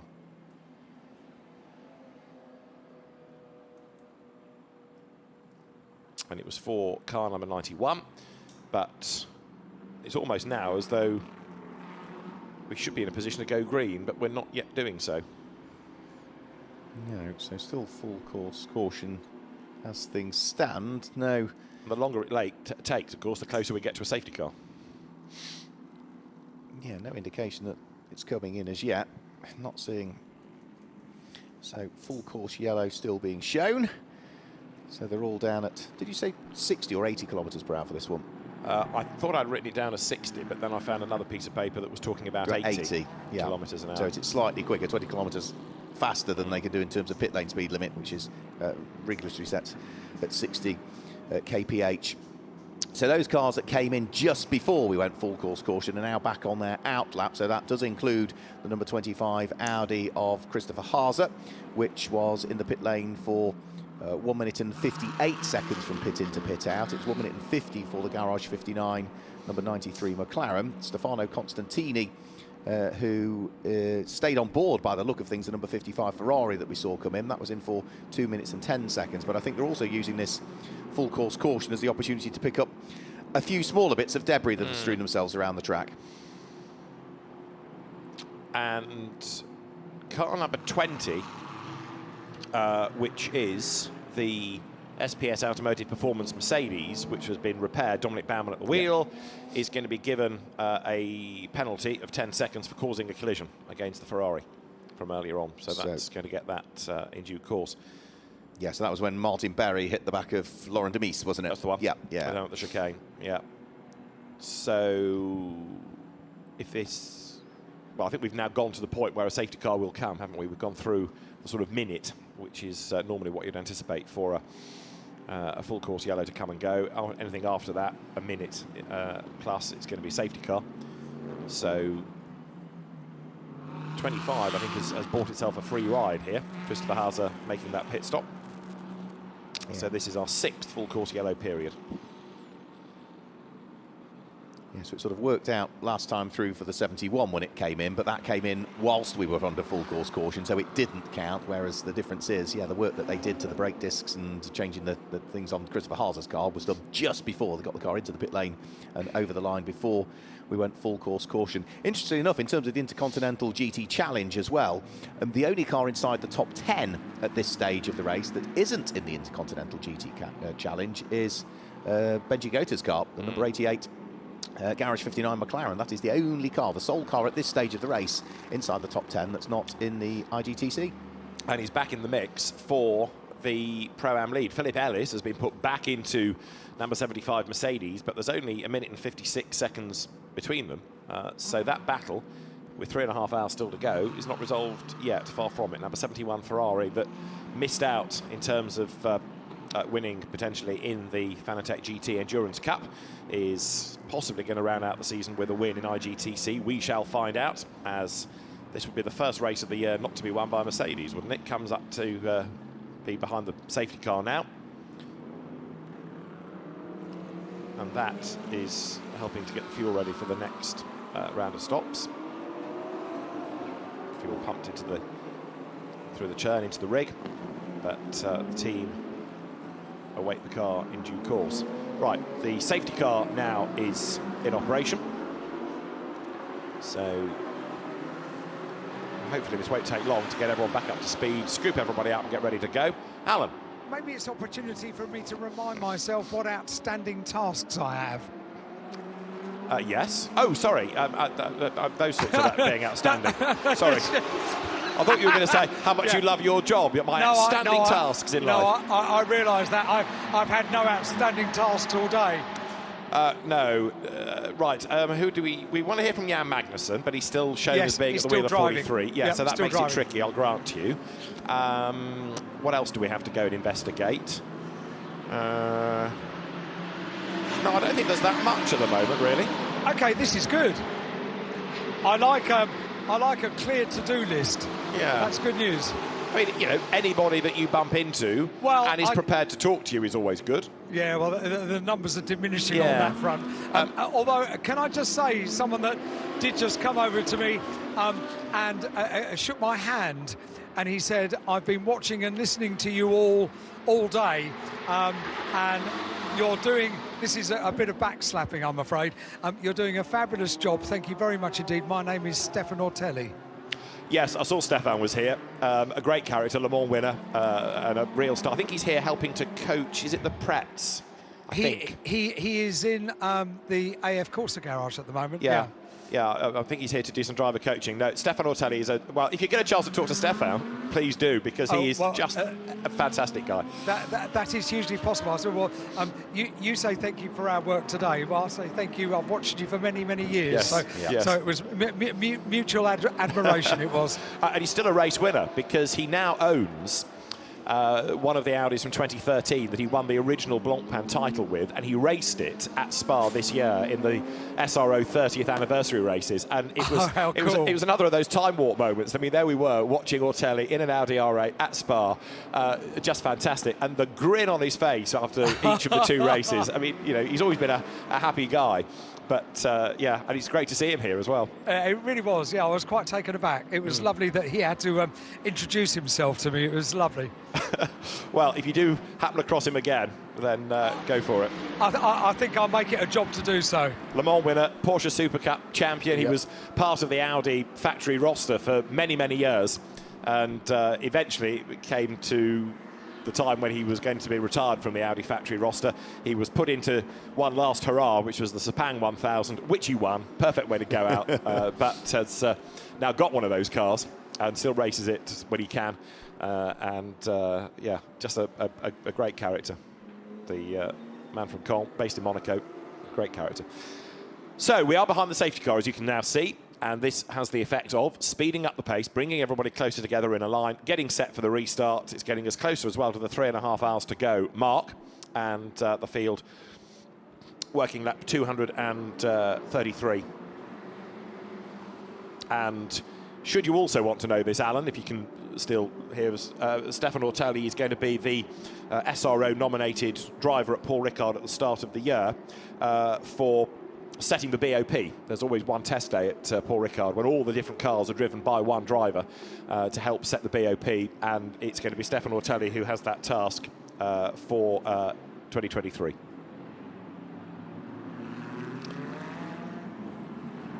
So safety car still bringing the cars round. No suggestion at the moment that it'll be in at the end of this lap, but the pace is beginning to speed up, which I'm hopeful is the suggestion that we might be able to get things back underway here. So safety car still had its lights illuminated at the moment. Alessandro Pierguidi still weaving the number 71 car around to try and maintain a bit more temperature in those Pirelli tyres that they're all running. He is on track at the moment, leading by 12.6 seconds, or was, it says, under these safety car conditions as he came over the start-finish line, but it's the amount of back marker cars or lap cars between himself and Kelvin van der Linde that we need to look for. There are 1, 2, 3, 4, 5, 6, 7, 8, 9, 10 almost. Or is that 9 or 10, isn't it, between the black Audi with its Dayglow yellow wing mirrors that's in second place and Alessandro Pierguidi, who leads the way, Alan? So I went in search of Stefan Ortelli and I found, no, don't, Jamie Stanley, who was just celebrating in the garage a bit of a win. You got a win when the caution period came out. Yeah, fortunately it went our way. We were already in the pits when it was called, so it went our way, that one, which was a nice little win.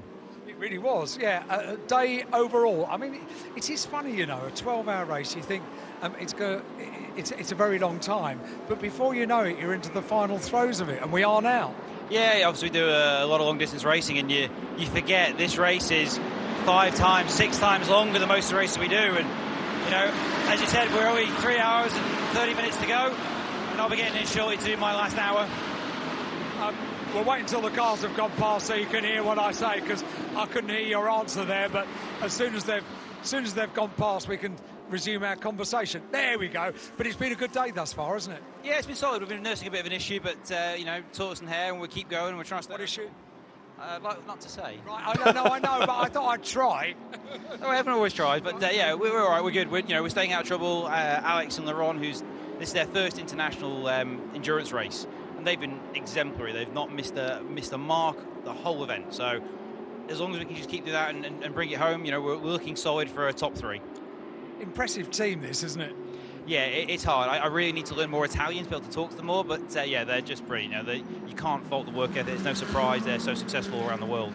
Was it something I read many years ago that Michael Schumacher made it his job during the closed season before he went to Ferrari to learn Italian, so that when he went to the team, he was fluent in Italian? He's obviously a better man than me, because I'm really struggling with it. It's really hard. It's not an easy language at all, is it? No, not at all. I've got one of the. Oh, you're getting there. You're moving your arms. That's part of it. That's what my arms for. But yeah, I've got one of the audio books, and I'm trying to learn it in the car on the way to and from work, and I'm finding it really tough, but I'll get there in the end. But it's a big part of it, you know. I remember reading, I can't remember where it was I read it, but Michael reckoned it was a very important part of going so well within the team when he first got there. Yeah, they don't really understand English banter, so I'm trying to learn some Italian. yeah, you need Italian banter. Right, predictions for the final 3.5 hours or whatever we got. Some cars will go round, some will take a checkered flag, and hopefully we'll be one of the ones still on the podium. Okay, final question. You were wearing an England football shirt yesterday. Where is that now? It's in my wash bag to go home, probably to be burned. Okay, Jamie. Thank you very much indeed. Jamie Stanley, he understands banter. He does. And he's a dead ringer for Stefan Ortelli, clearly. We sent you in search of. Alan, thank you. The race is back underway, as you will have gathered from all the noise. It is still Ferrari 71 in the lead, Mark. Yeah, absolutely. I was going to say, Jamie Stanley's football shirt is going the same way as all of the squad, on a plane back home very shortly, was what I was going to say.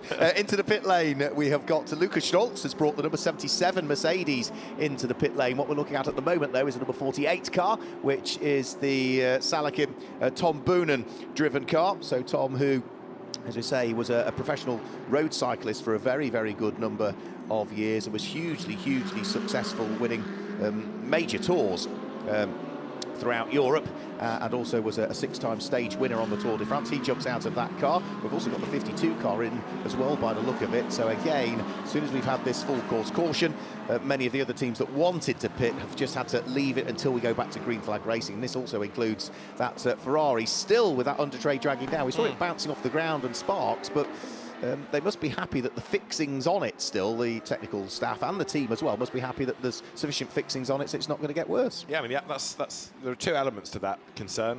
One, of course, is that the scrutineers want it in. and you lose time trying to fix it. The other is it just shakes itself off, so we'll have to wait and see.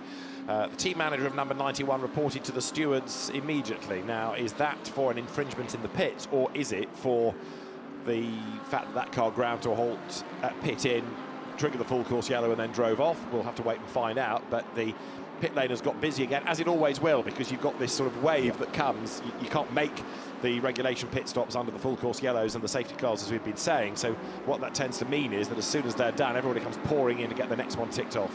Yeah, you stack them up, don't you? And then, yeah, as soon as you go green, everybody flies in. So the number 48 Porsche back out onto the circuit. So it is now Stefan Cox that is behind the wheel of that car. The number 44 Porsche making its way back down the pit lane. Daniel Aleman was behind the wheel of it.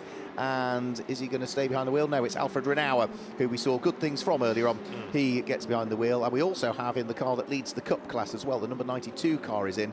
Ivan Giacomo was behind the wheel of that one. It's comfortably leading the Cup class by a full lap from the Moutron family car at this stage. But they'll cycle through that pit stop, get it out. It will still be leading it, but it might not be for a full lap anymore. I haven't seen very much of Alex Fontana in that car, but I should imagine that when he is released, then away he will blast. That car, of course, having to serve these two-minute stop-go penalties just to balance things, given Alex Fontana's undeniable pace and driver grading. So, very busy battle pack coming out of the chicane, which has now got the Lukas Stoltz Mercedes in the middle of it all, and the field battling onto lap 237 with 12.5 seconds now between Pierre Guidi and Kelvin van der Linde. Yeah, look who's behind Lukas Stoltz as well. It's Christopher Haase, isn't it, at the wheel? It's 26. That's the Lucas Leggeret car. You're right. Haase is the blue one. It is. Leggeret is the red one. Yep. And Stoltz on an out lap, he's out of sequence anyway, isn't he, now? So this order slightly distorted. Yeah, so Haase is a lap adrift at the moment after that last stop. So we thought that had played out quite nicely for them, but with the safety car coming out, the car was on the wrong part of the track, so it's actually gone a lap down on the leader. So it didn't work out as well. It worked out in terms of ticking off the pit stop, but they've now gone a lap down. And the frustration is that they are on track directly behind the race leader, but a lap down. So now Christopher Haase is going to try and unlap himself from number 71, and his last lap was a 53.4, and the leader did a 53.1. Yeah, so that's just gone the wrong way. Just gone the wrong way again, yeah. So side by side, that is the number 43 car of Jan Magnussen trying to sneak his way through it at the inside of Ralph Bohn. They are separated by a full lap at this stage, so that will not be for the position. The Ferrari is ahead on the road of the car that it's trying to squeeze its way through and past as they come down in towards the braking area for turn number 5. Right behind them is also the number 61 car, which is in the hands of Conrad Grunwald, who did great things behind the wheel of what is the AM leading Ferrari in his first stint, but we'll hand you back down to the pit lane and Alan. Standing by in the pit lane for a stop for the number 50 car. So the third place AF Corsa Ferrari, Davide Rigon at the wheel of it. We're standing by for a stop. So that's the car that's there in third position. Davide has been behind the wheel of the car for bang on 60 minutes as good as. Now, a chunk of that would have been under full course caution, so how many laps he will have done is a bit of a moot point at the moment. Car 25 is being told by race control that its last pit stop didn't count. This is the Christopher Haase blue Audi, because it was done under full course yellow and does not count towards the mandatory stops. So that car, we thought, was in the nick of time. Race control say different. Right, okay. So, well, they've got the data from the beam, we don't. Exactly, yeah. And of course, the timing screen that we have is 3 seconds delayed because it's coming off a different network. So when lap times come up, they've already happened 2 or 3 seconds previously. So it comes from race control. The team might go and argue it, but they are told that it didn't count, so it doesn't count. So that's a frustration, because effectively they've therefore wasted 1 minute and 40 and dropped off the lead lap, because there was no need to do 1 minute and 40 just for the sake of it. No, they could have done it as quick as you like. If it doesn't count, it's as quick as you like, isn't it, in reality? 50 comes in, so that's the car that was in third place, Davide Rigon down the pit lane. Now, we were expecting that car to go to lap 241. It's come in at the end of lap 238, so slightly shorter. So 30 lap stint for that, which should take it next on that basis to lap 268. Alan? No driving standing by, so I guess he'll be remaining at the wheel of the car.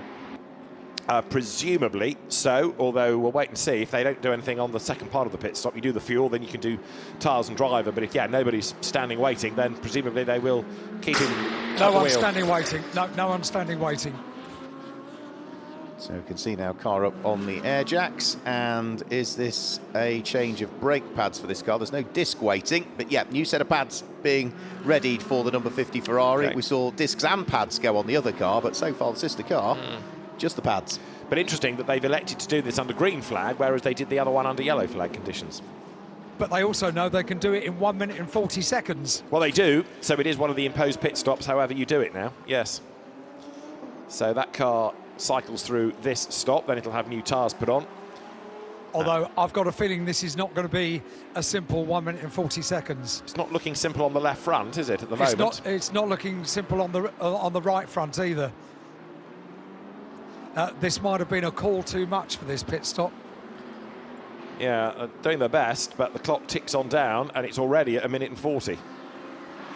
Yeah, this isn't going according to plan at all. Right, he's got a lap down now because the lead car has gone by, so Davide Rigon drops a lap. This has proved incredibly costly, I'm afraid. They still haven't got things right on the right-hand side. I can't see the left-hand side. I think you probably can, but on the right-hand side, no, this is not good. Yeah, we were looking at the left. We just got back to looking at the race leader, and it was taking time on the left-hand side as well. So number 50 here, hemorrhaging time, and if there was any hint of overconfidence, it's just disappeared very, very swiftly, I'm afraid to say. I think it's the disc. I think the disc won't come off. Car now being shaken. You can see it wobbling. That's just trying to pull the disc. Yeah. So they're hoping it's sort of cooling down enough for the work to come, but yeah. And no one can come over and help them because they're doing this in the pit lane. Yes. So another mechanic comes to take over. This is the left-hand side we're looking at. And I'm looking at the right-hand side, and we've got a similar problem. Just not for... Ah, yes, the pad is now out on the left. So I think it had just got so hot, welded itself in. I think that's part of the problem of doing it when you're under green flag conditions.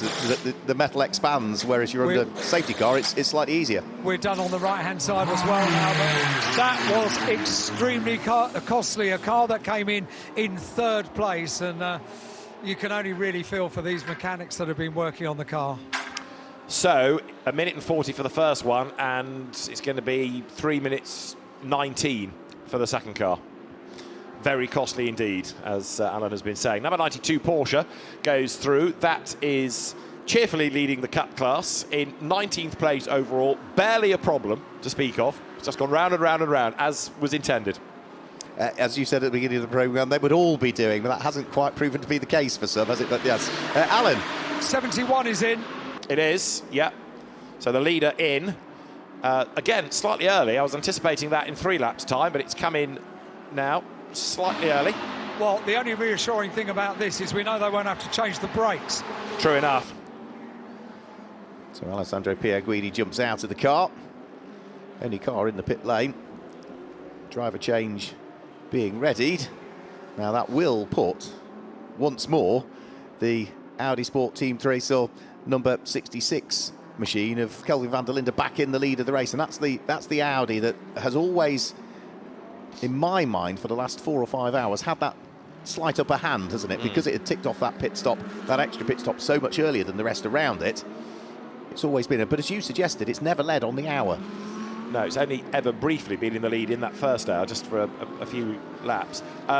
So that's going to put now these two equal on 8 stops, isn't it? Yes, it will do. Yes, eight obligatory stops. Yes, 8 obligatory stops. Yes, you're right. Yes.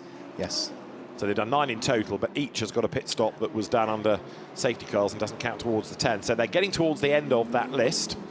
And is that James Collado back in? Could well be. It was James Collado, I think, that was standing by. Yeah, I thought it looked like his helmet, yeah. And it's also going to give 25 its lap back, isn't it now? So Christopher Haase, who is still to make, therefore, a 7th regulation stop. Yeah, it's unravelling for Santalot because they're behind on pace and they're behind on pit stops now. That last one, not counting under full course yellow, has not helped at all. It's hurt them, hasn't it? Yeah, it's hurt them quite a lot, that one, for Christopher Haase and the team. So, yeah, they're showing us 8 pit stops, but only in theory, 7 of those are going to count towards a tally. Go on, Alan. It's not James Collado at the wheel, because James Collado has just entered stage left in the garage. Ah, right, so it's Alessio...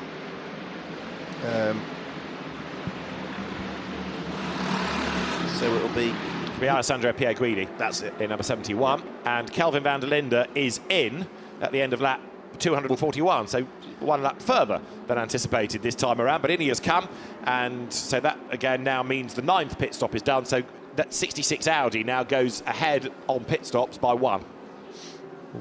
We saw Alessandro Pierguidi get out of the car, so it must be surely Antonio Fuoco that's got back behind. I'm pretty sure that Alessandro it was that walked past me. So okay. Why don't I ask James Collado, because he's right with me. Who's in the car now? Help us. Antonio. Right, okay, perfect. Right, so now we know. Right.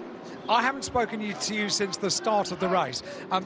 When we spoke earlier on, we didn't know that things were going to go quite as well as they have been. Well, yeah, I don't want to jinx it, but it's been pretty decent so far. Honestly, I'm a bit lost of what's going on. What, with other cars? Yeah, I have no idea.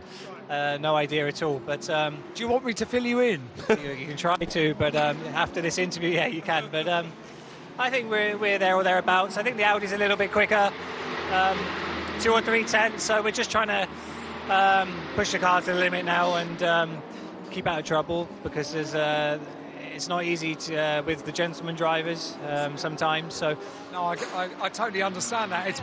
But it's part and parcel of the event. Exactly, yeah. I mean, that's what makes it. But let's see. I got my fingers crossed. We'll keep pushing and hopefully run smoothly to the end. Can I ask you about one exceptional thing that I witnessed down here in the pit lane? And that was 1 minute and 40 to change front discs and pads.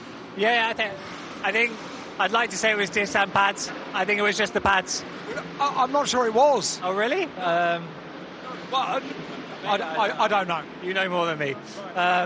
Yeah, the guys and the team are really good at this. I mean, places like Le Mans and things like that, the long races, including this one, it's demanding, especially on the rear brakes with high temperatures. So it needed to be done.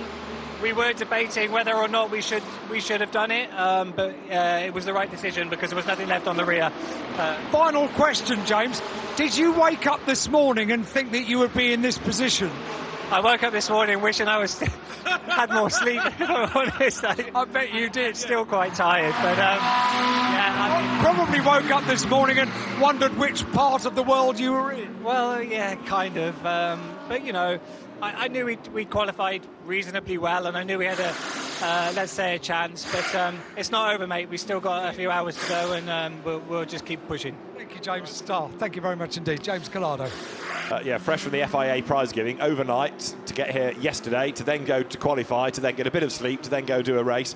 And 71, it's still being shown as Alessandro Pierguidi, but as we've now had confirmed, it is going to be Antonio Fuoco behind the wheel. 66 has been in and out as well, and Dennis Marshall has taken over the Audi, which is therefore, again, a full pit stop ahead. So, yeah, that is hopefully the correct Dennis Marshall this time, because, of course, that's another car that we had issues with the transponder as well. So, yeah, Dennis Marshall is showing as being the driver of the 66 car, and that does now mean that we've got Fuoco back in the lead of the race once more. So the number 71 Ferrari in hands of Antonio Fuoco goes back into the lead of the race. The number 43 Ferrari making its way down the pit lane. That was in the hands of Jan Magnussen. And who is that going to be taking over? It's son Kevin. So K-Mag now takes over the number 43 Ferrari. So that makes its way back out there onto the circuit, and Alan Hyde has somebody else to chat to in the pit lane, do you? No, that was going to be my Jan Magnussen moment. But I can assess drivers when they get out of the car how worn out and hot they are, and whether they need a couple of moments. And I have assessed that Jan needs maybe 5 minutes to sit down and have a drink.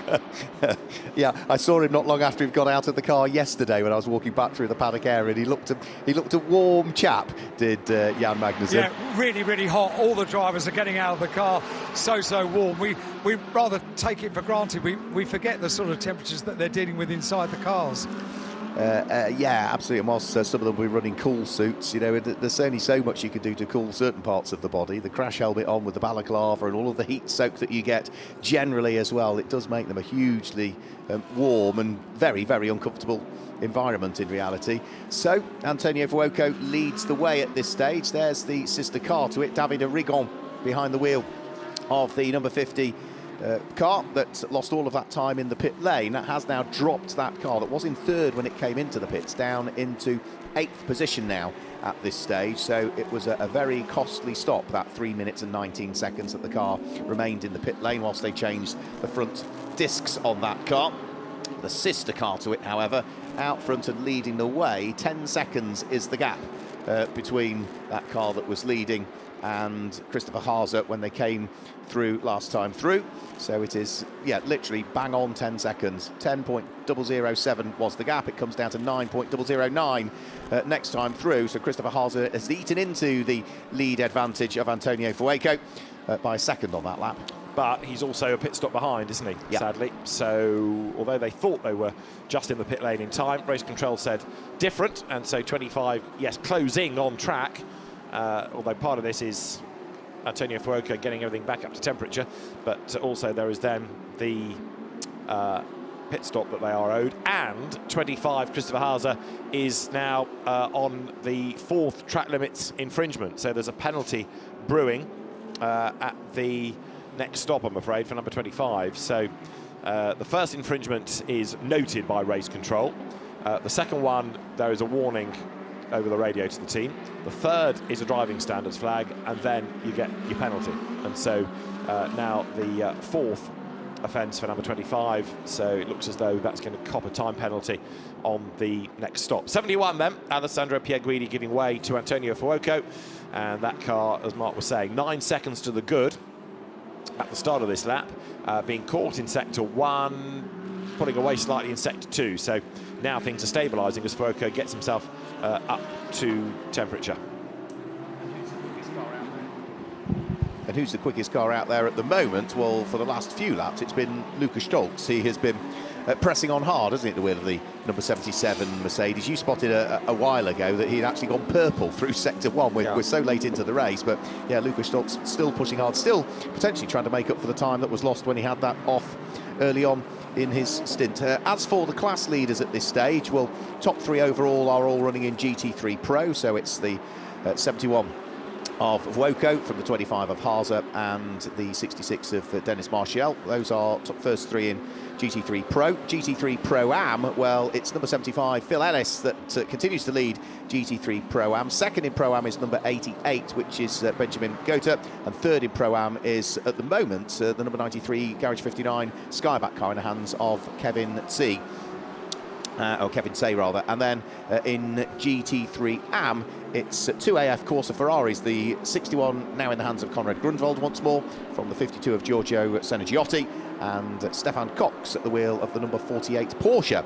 That is the car that is at the moment currently third and completing the GT3 Am podium. Although being caught rapidly by Jamie Stanley, who's done a personal best lap last time, so 24.5 seconds, that gap is coming down.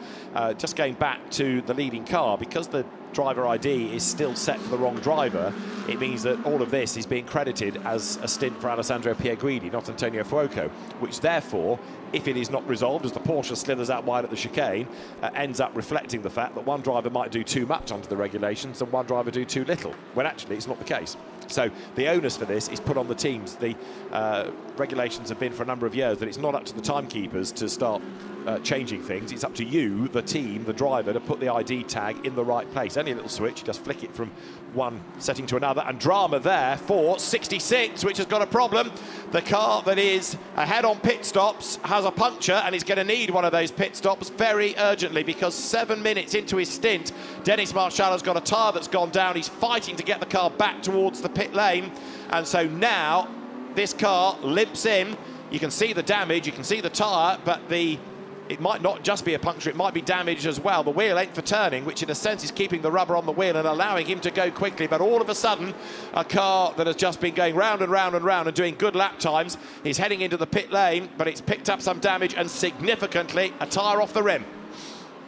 Yeah, that's not rotating. That's the problem, is it? So I agree with you. It might just be a puncture that's causing that tyre not to rotate, or the wheel not to rotate. But I am slightly concerned that it might be a little more in depth than that. And Alan Hyde, I think, is making his way in that general direction as the car pulls into the pit lane. And we all had to be a little bit careful there, because as he turned right to come into the pit lane, he was coming at some speed, and I just wondered whether the car would point in the right direction. It did, which is good news, but we all took evasive action there for a moment. So now we need to try and manhandle the right front wheel off. The rim is off, the shredded tyre is off, a new tyre is standing by. It goes into place. There it goes. And Alan, it was contact. He hit number 92 Porsche, so it was contact. Right, and there was also... Right, now, let me say what happened. They've changed the tyre, they've sent the car on the way, but I saw flapping bodywork at the front right corner as well. So whether that flapping bodywork is going to be the tyre, they've sent the car on the way. We lost you for a moment there, Alan. They've sent the car on the way, yes. Yeah, I'm sorry. There was also flapping front right bodywork as a result of that contact. Okay. And they did nothing to it, so I think we need to keep an eye on that to make sure it's okay. All right, will do. Thank you for that. The car it hit is in the pits as well. Number 92, the Gulf.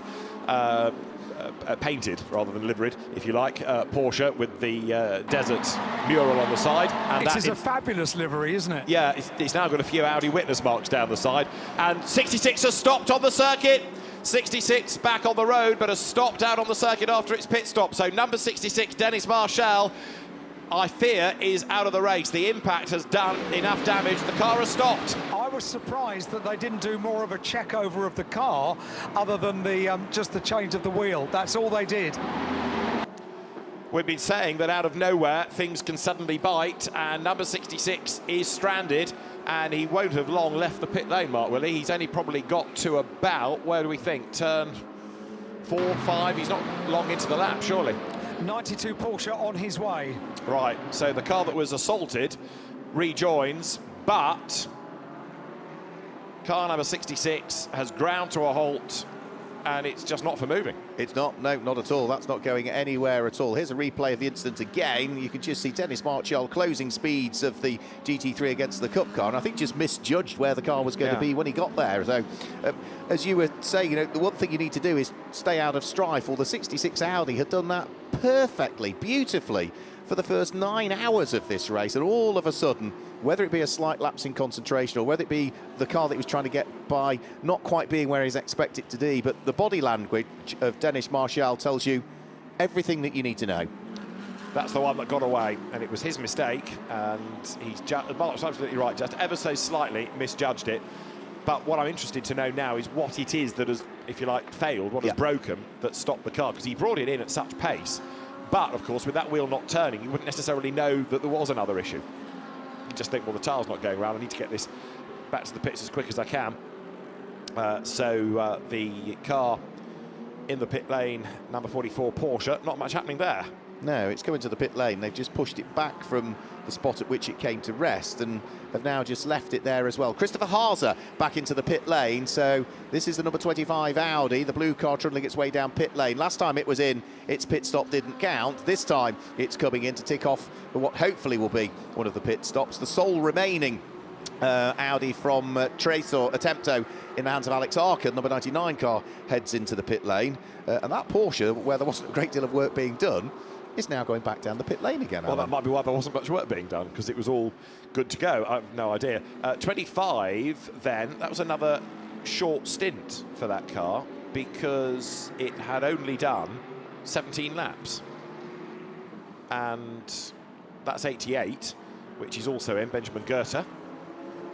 That's one of the front-running cars in Pro-Am, isn't it? Yeah. Yep. I just hope 25 hasn't got a problem. No, it looks okay. It looks routine, doesn't it? Up on the jacks it goes. Alan. All looks pretty routine down for 25, which is good news.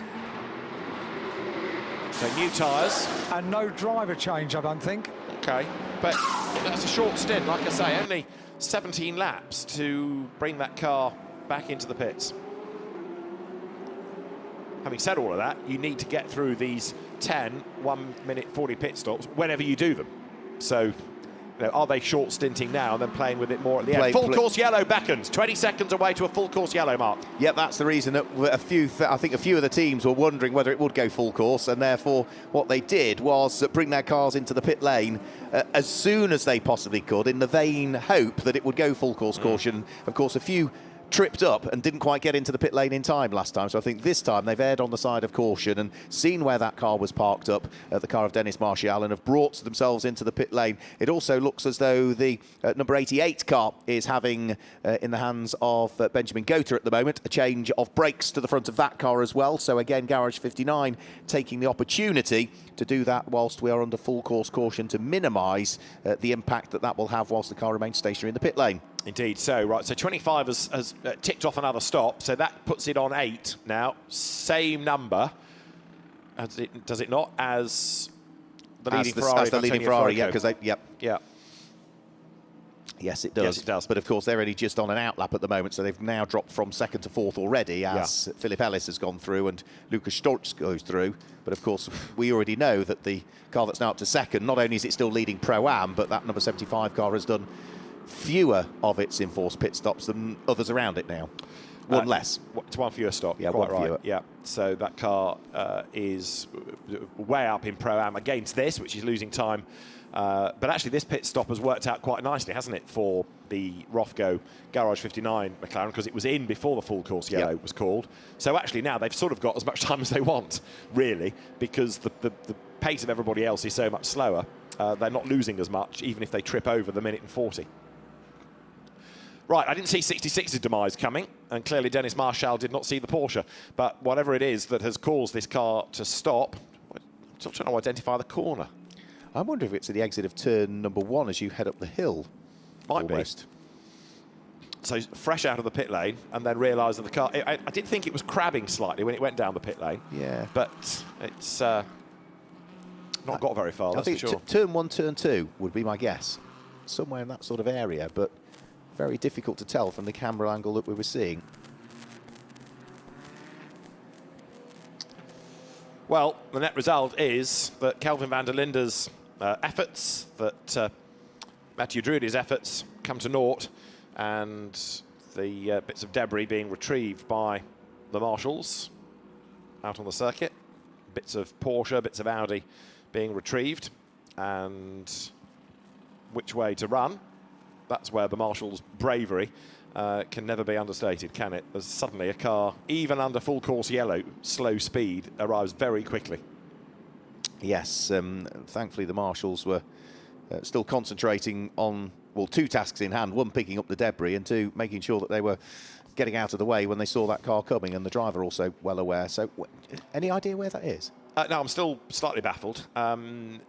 I was just looking at the damage and thinking it's not that bad to the eye, but clearly it's something mechanical, I think, that stopped it, because, OK, there is a little bit of bodywork damage, but the wheel changed, new tire put on, but it has clearly ground to a halt, and on instruction from the team, stopped very, very quickly. So you've got the cars then turning their way through that right-hander. And Dennis Martial, so frustrated. You could see when he stopped the car, he knew that it was down to him, and it is at the pit lane exit, isn't it, where that car has ground to a halt. Yeah, I could only think, I said that I think turn 1, turn 2 would be the only possibilities. I was trying to work it out, and I think that's the confirmation that we're now receiving. So it is at that part of the circuit. I think we might just be able to get a replay. Yep, so here it is. Yeah, it's pit lane exit, isn't it? Yep, so he's come out of pit lane and didn't get very far after they'd serviced the car, did he? That's almost like an instruction from the team to stop, isn't it? Because if you were a driver, you'd think, oh, I better limp this back to the pit lane. But that's almost as though the team had seen something or looked at something or got some data that was showing, I don't know, temperatures going up or something, for which they needed the car to be urgently parked, because he barely got to race pace before he stopped it. You know, you wouldn't have the chance to really get a feel for the car at speed, would you?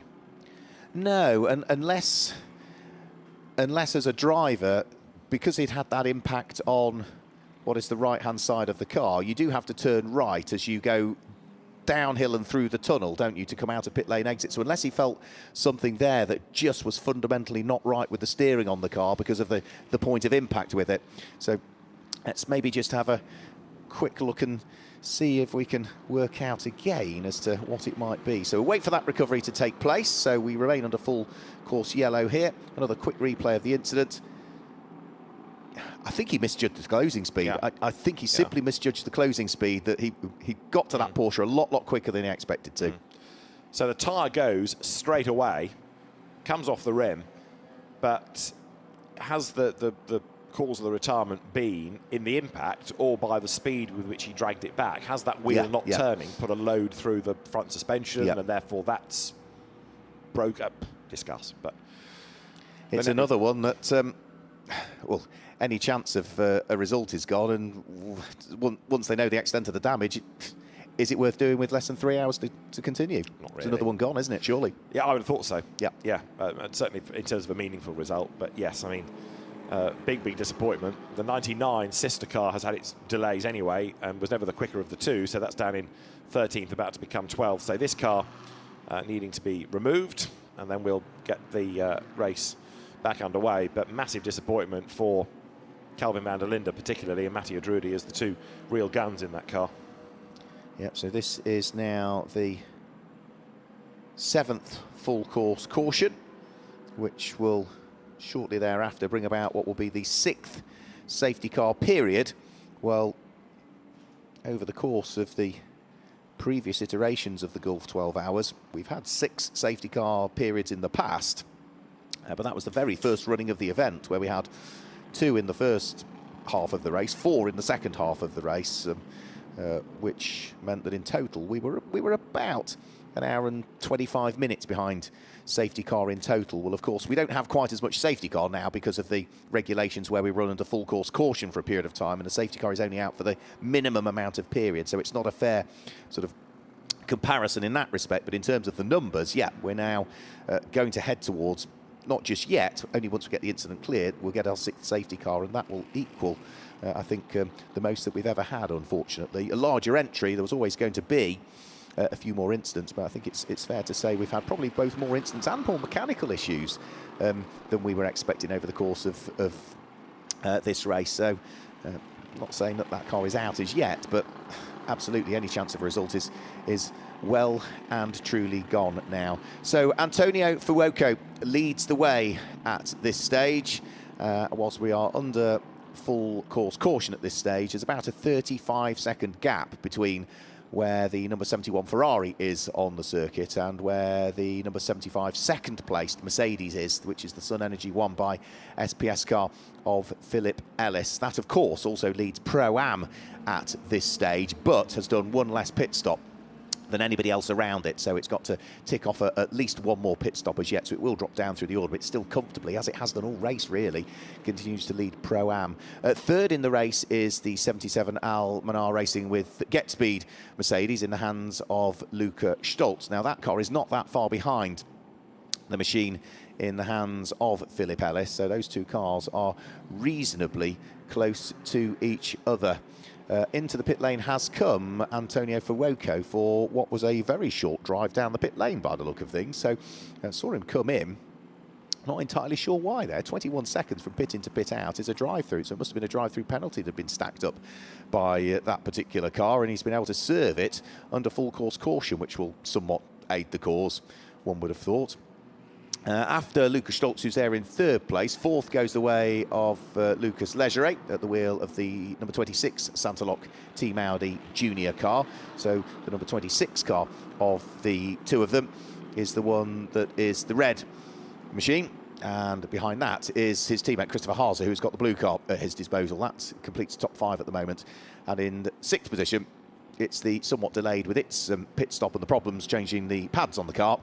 It's the number 50, of course, Davide Rigon Ferrari. 7th at the moment is 93, Garage 59, and Kevin Say. That is the car that should move up to 2nd in Pro-Am now. And 3rd is the sister car, so it's not a bad day on the whole. 2 cars on the podium potentially in GT3 Pro-Am, because it's Alexander West in the number 88 car that is next up. And then as we continue down through the top 10, in 9th place is 43, which is, of course, AMD Motorsport. Kevin Magnussen is behind the wheel currently, and wrapping up the top 10, it's number 1, 2C's Motorsport and Hunter Abbott.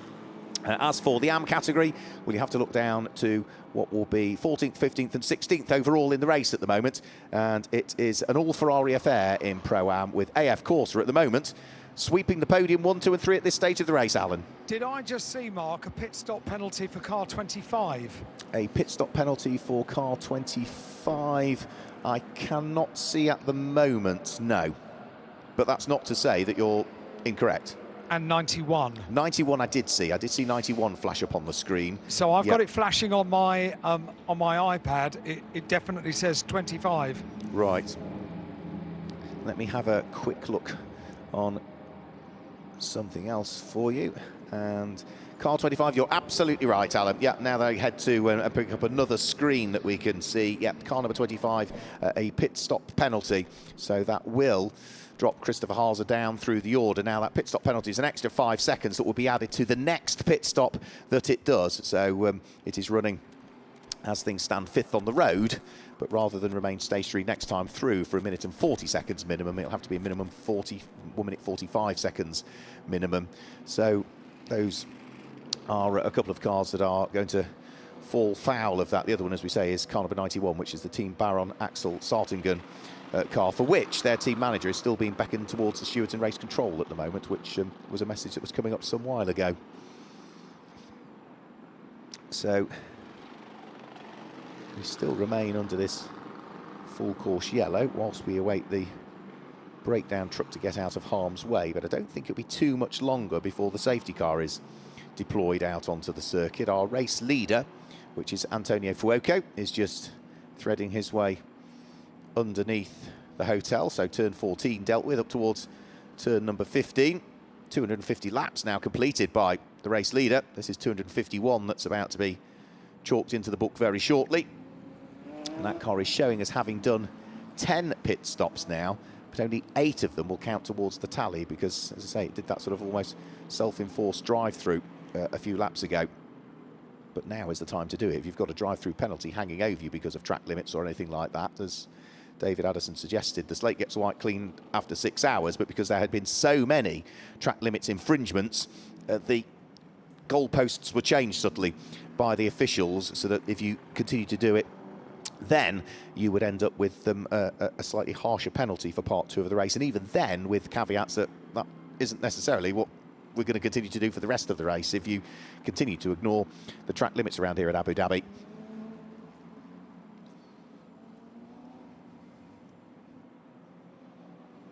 Now the pit lane is showing as empty of cars that I can see as I gaze my way down it, but I think we are now down to potentially cars that are still circulating. We're going to be down to, I think, 25 cars at the moment, because the number 20 SPS Automotive Mercedes that was in the hands of Dominic Baumann with the damage to the front has now been in the pit lane for a significant amount of time.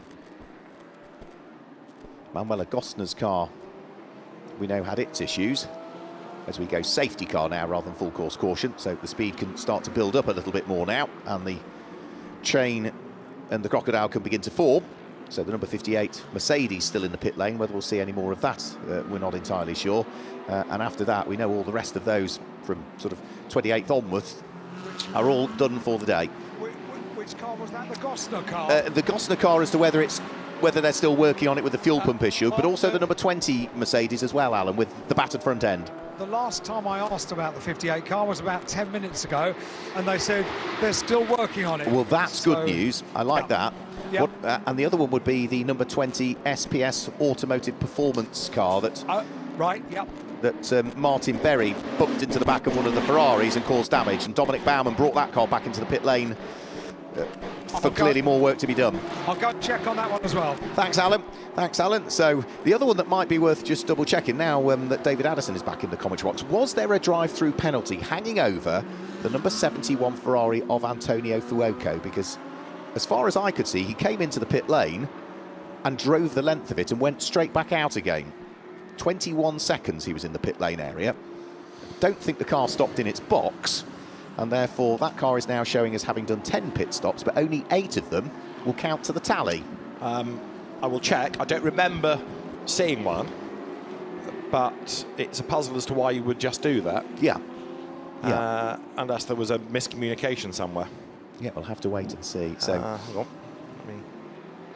Also, can I offer you a thought about, you may have covered this while I've been away. Funk away. The Dennis Marshall demise. Yes. This is a Dennis Lind thought, and Dennis knows a thing or two about GT3 cars. A toe link broke on impact, possibly, is his theory, which would make sense, that you wouldn't necessarily feel until you've got a new tyre on it. So if that's the case, Dennis, thank you very much. New tyre on it, load it up on that right-hander as soon as you go through the... so on the left-hander as soon as you go through the tunnel, and straight away you would have felt it, Right, so 71 is the one you're asking me about. 71, yeah. Now, I've flicked back through the messages on the live timing website to see whether I can find it, but I can't find a message relating to 71 and any sort of drive-through penalty. Not to say there isn't one, just can't see it.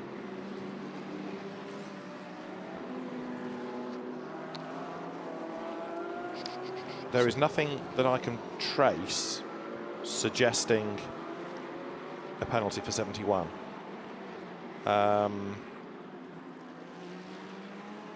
When did Antonio Fuoco's name appear on the timing screen while I was away? Was that before the car pitted? I'm just wondering if it's something as silly as drive down the pit lane to trigger it may be the driver ID. That's a good possibility. Alan? Was it the number 20 Mercedes you were asking about? It was the number 20 Mercedes, yeah. It is retired. Oh, no, that's a shame. I know. And I'm looking at the damage at the front, and it is... It's not inconsiderate, is it? It's too much. Yeah. It's too much.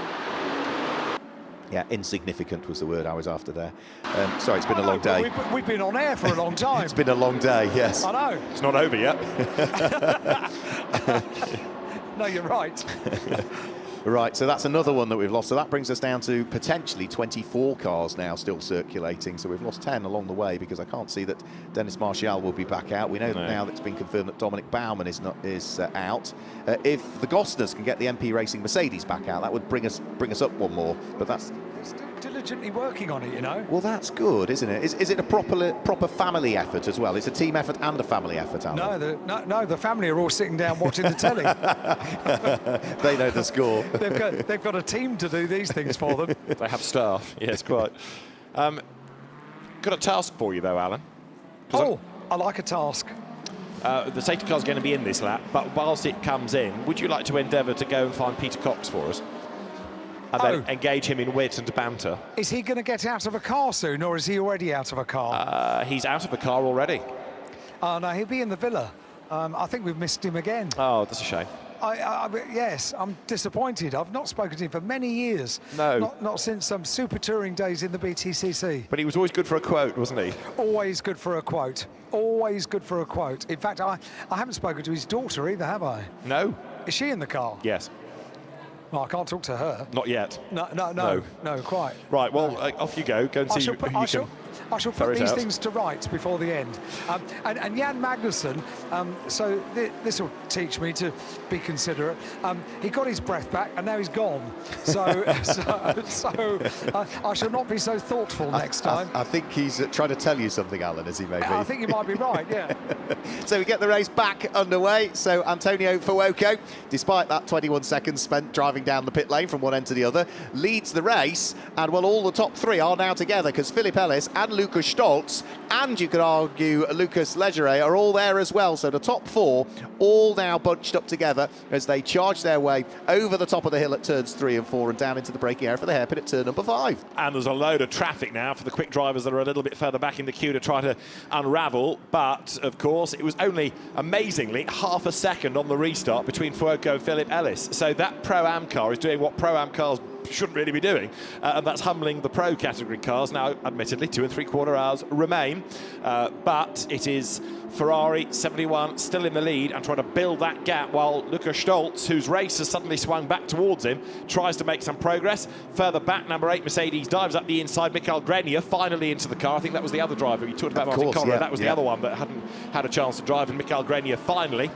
is in for the final part of the race to haul that AM class car back into the mix, as Fuoco leads, Ellis leads Stolz, and a pit stop infringement has now been noted against car number 69, the Herbert Porsche of Ralph Bohn. So that will have to head into the pit lane.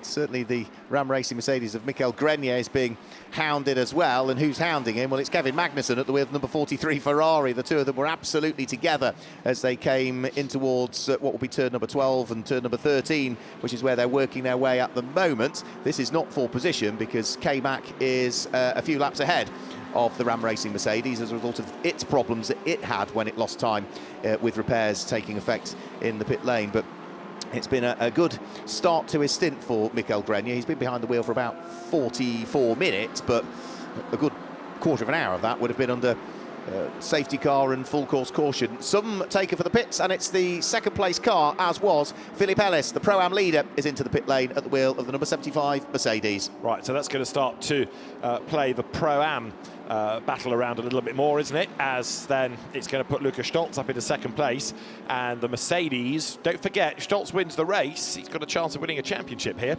and he's into second again now, and that car is on 8 pit stops, so is the leading car. So those are now, thanks to this last safety car period, pretty much equal in terms of strategy and also now pace, but we'll see whether Stolz can stay with Antonio Fuoco, and also how the car fares in the remaining 2 hours and 40 minutes with different drivers on board. Number 50 Ferrari in the traffic, Davide Rigon trying to elbow his way through with losing minimal time, and does go through as the pit lane continues to be busy. More and more of the pit stops cycle through. So it's Ferrari ahead of Mercedes 1 and 2. Fuoco ahead of Stolz. Up into third place now, Lucas Leggeret. Christopher Haase will be fourth. And then in fifth place will be Davide Rigon, who has just gained a place, of course, with the pit stop for number 75, the Pro-Am leading Mercedes. Alexander West, I think we're done with Alexander, but he's not finished yet. He's still got his drive time to do, his 4 hours 40, and so he's back at the wheel of the other Pro-Am contender, number 88. And Kevin Say's back at the wheel of the number 93 McLaren. So Philip Ellis shown as staying behind the wheel of 75, good to go back out. Also down the pit road, number 1, which is the Mercedes with the pink mouth. That's the car of Hunter Abbott, the Blancpain GT Series Asia champion of a few seasons back. Ralph Bohn's Porsche cycling through another pit stop, but this is the car that's already got a pit stop infringement noted. So Patrick Kolb, interesting that there's an Audi Sport logo on the seat of the Porsche, but anyway, I'm sure there's a good reason for that. More and more heading for the pit lane. So in comes 44 Porsche. That's Alfred Renard. So you've got both the Herbert cars in at the same time now.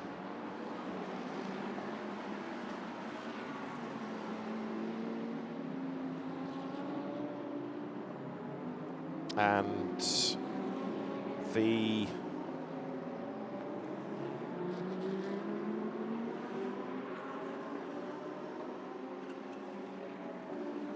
I was going to tell you that there is an answer to the 71 question, but it's a 5-second penalty, not a drive-through. So 71 was given a 5-second penalty for track limits, but not a drive-through. Right, okay. So that, yeah. Unless the team miscommunicated it, and it was Antonio Fuoco thought he'd been told that he'd got a drive-through, or was told when actually it was a time penalty. But there's been a decision about track limits for number 71, but not a drive-through, which is what you were specifically asking. Yeah, so that still sort of has got me scratching my head to a degree. I mean, I didn't see it come from one end of the pit lane to the other in its entirety, because of course I was looking at different screens at the time, but when I looked up it was right the way down towards pit lane entry, a good 3/4 of the way down towards pit lane entry, and it just continued all the way up from there. I never once saw it stop, and I don't see how it could, because 21 seconds is roughly the length to drive at pit lane speed limit from entry to exit, isn't it? Yeah, I mean, even if it came in purely to serve a 5-second time penalty to get that done before another pit stop, 15 seconds down the pit lane. He's no. Yeah, doesn't work, does it? Whatever way you try and compute it's not quite there, is it? No. There's a question to be answered somewhere for me. Unless it's a rogue pit stop time. But I didn't see it stationary at any point. Right, okay. Yeah, I just didn't see it stationary, so I'm just simply not sure. Now, there is a drive-through coming, and it's for 91, the Team Baron Motorsport Axel Sartingen Ferrari for a short pit stop. So a drive-through for number 91, but not for 71. So 91 is being given a penalty, and that was 2 seconds under. That's the reason for it. Yeah, so you're 2 seconds under, but it's going to cost you the best part of 30 seconds by the time you've decelerated down from racing speed to pit lane speed and accelerated back up once more. Following its pit stop, the number 75 car, now in the hands of Martin Conrad for the second time, has now dropped off the lead lap. So that has just been lapped now by Antonio Fuoco, but it's still going rather well for a Pro-Am car. It's exactly where it was before, directly behind that car, but now a lap down. So yeah, he's kind of rejoined exactly where he was, the same view that 75 has. Martin Conrad's taken it over, as you say, but it's tucked right up behind the leading Ferrari. Now, Lukas Stolz is dropping back in second place. Now, remember, he's got to win this race, but although he's in second spot, the margin extending ever so slightly because he was over a second slower on that last lap. He's being hustled along by number 1, now back with Martin Kodrich at the wheel of it. There is Michael Grenier, who is in 18th place overall, number 8 Mercedes. So that's Stolz underneath the hotel, and again right up towards the barriers on the outside line. Yeah, they almost kiss the barrier. It's almost as though the wing mirror's touching the barriers, isn't it, when you get down at that part of the circuit and have a look, or even if you walk over the bridge that brings you from the paddock area of the circuit back over to the W Hotel. You cross over at that point of the circuit, and it doesn't matter at what time of day or night any of these sessions have taken place. There's the pathway there always has a photographer or a few spectators just watching the cars at that point, because it's a really quick part of the circuit. You see the cars flash under the hotel and get right the way up on almost the street circuit part of this Yas Marina complex, so close to the barriers. So a flash of the lights there, and that is the car of Lukas Stolz just flashing the lights to let the car ahead know that he wants to try and close up, but we'll crack on with it first. You need to close the gap, Luca, before starting to flash your lights too much, because you are still a little bit too far back at this stage. The punt, isn't it, though? Try and harry somebody out of the way. Anything at all that gives you an advantage.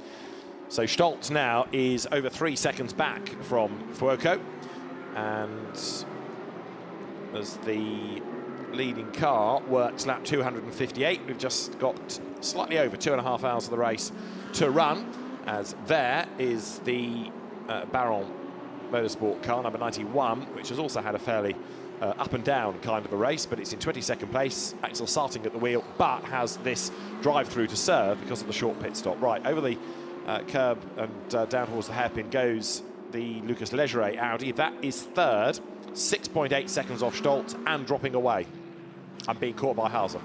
Yeah, he was caught by Christopher Hauser to the tune of 0.3 of a second last time through, but Christopher Hauser is still the best part of 13 seconds or 12.5 seconds down the road. So rate of close is going to still take a good few laps for those to come in. And mute point also is how much longer are those two drivers going to be behind the wheel as well, because they are, in the case of Lucas Leggeret, he is now an hour and 53 minutes into the stint, or from when he first jumped on board the car.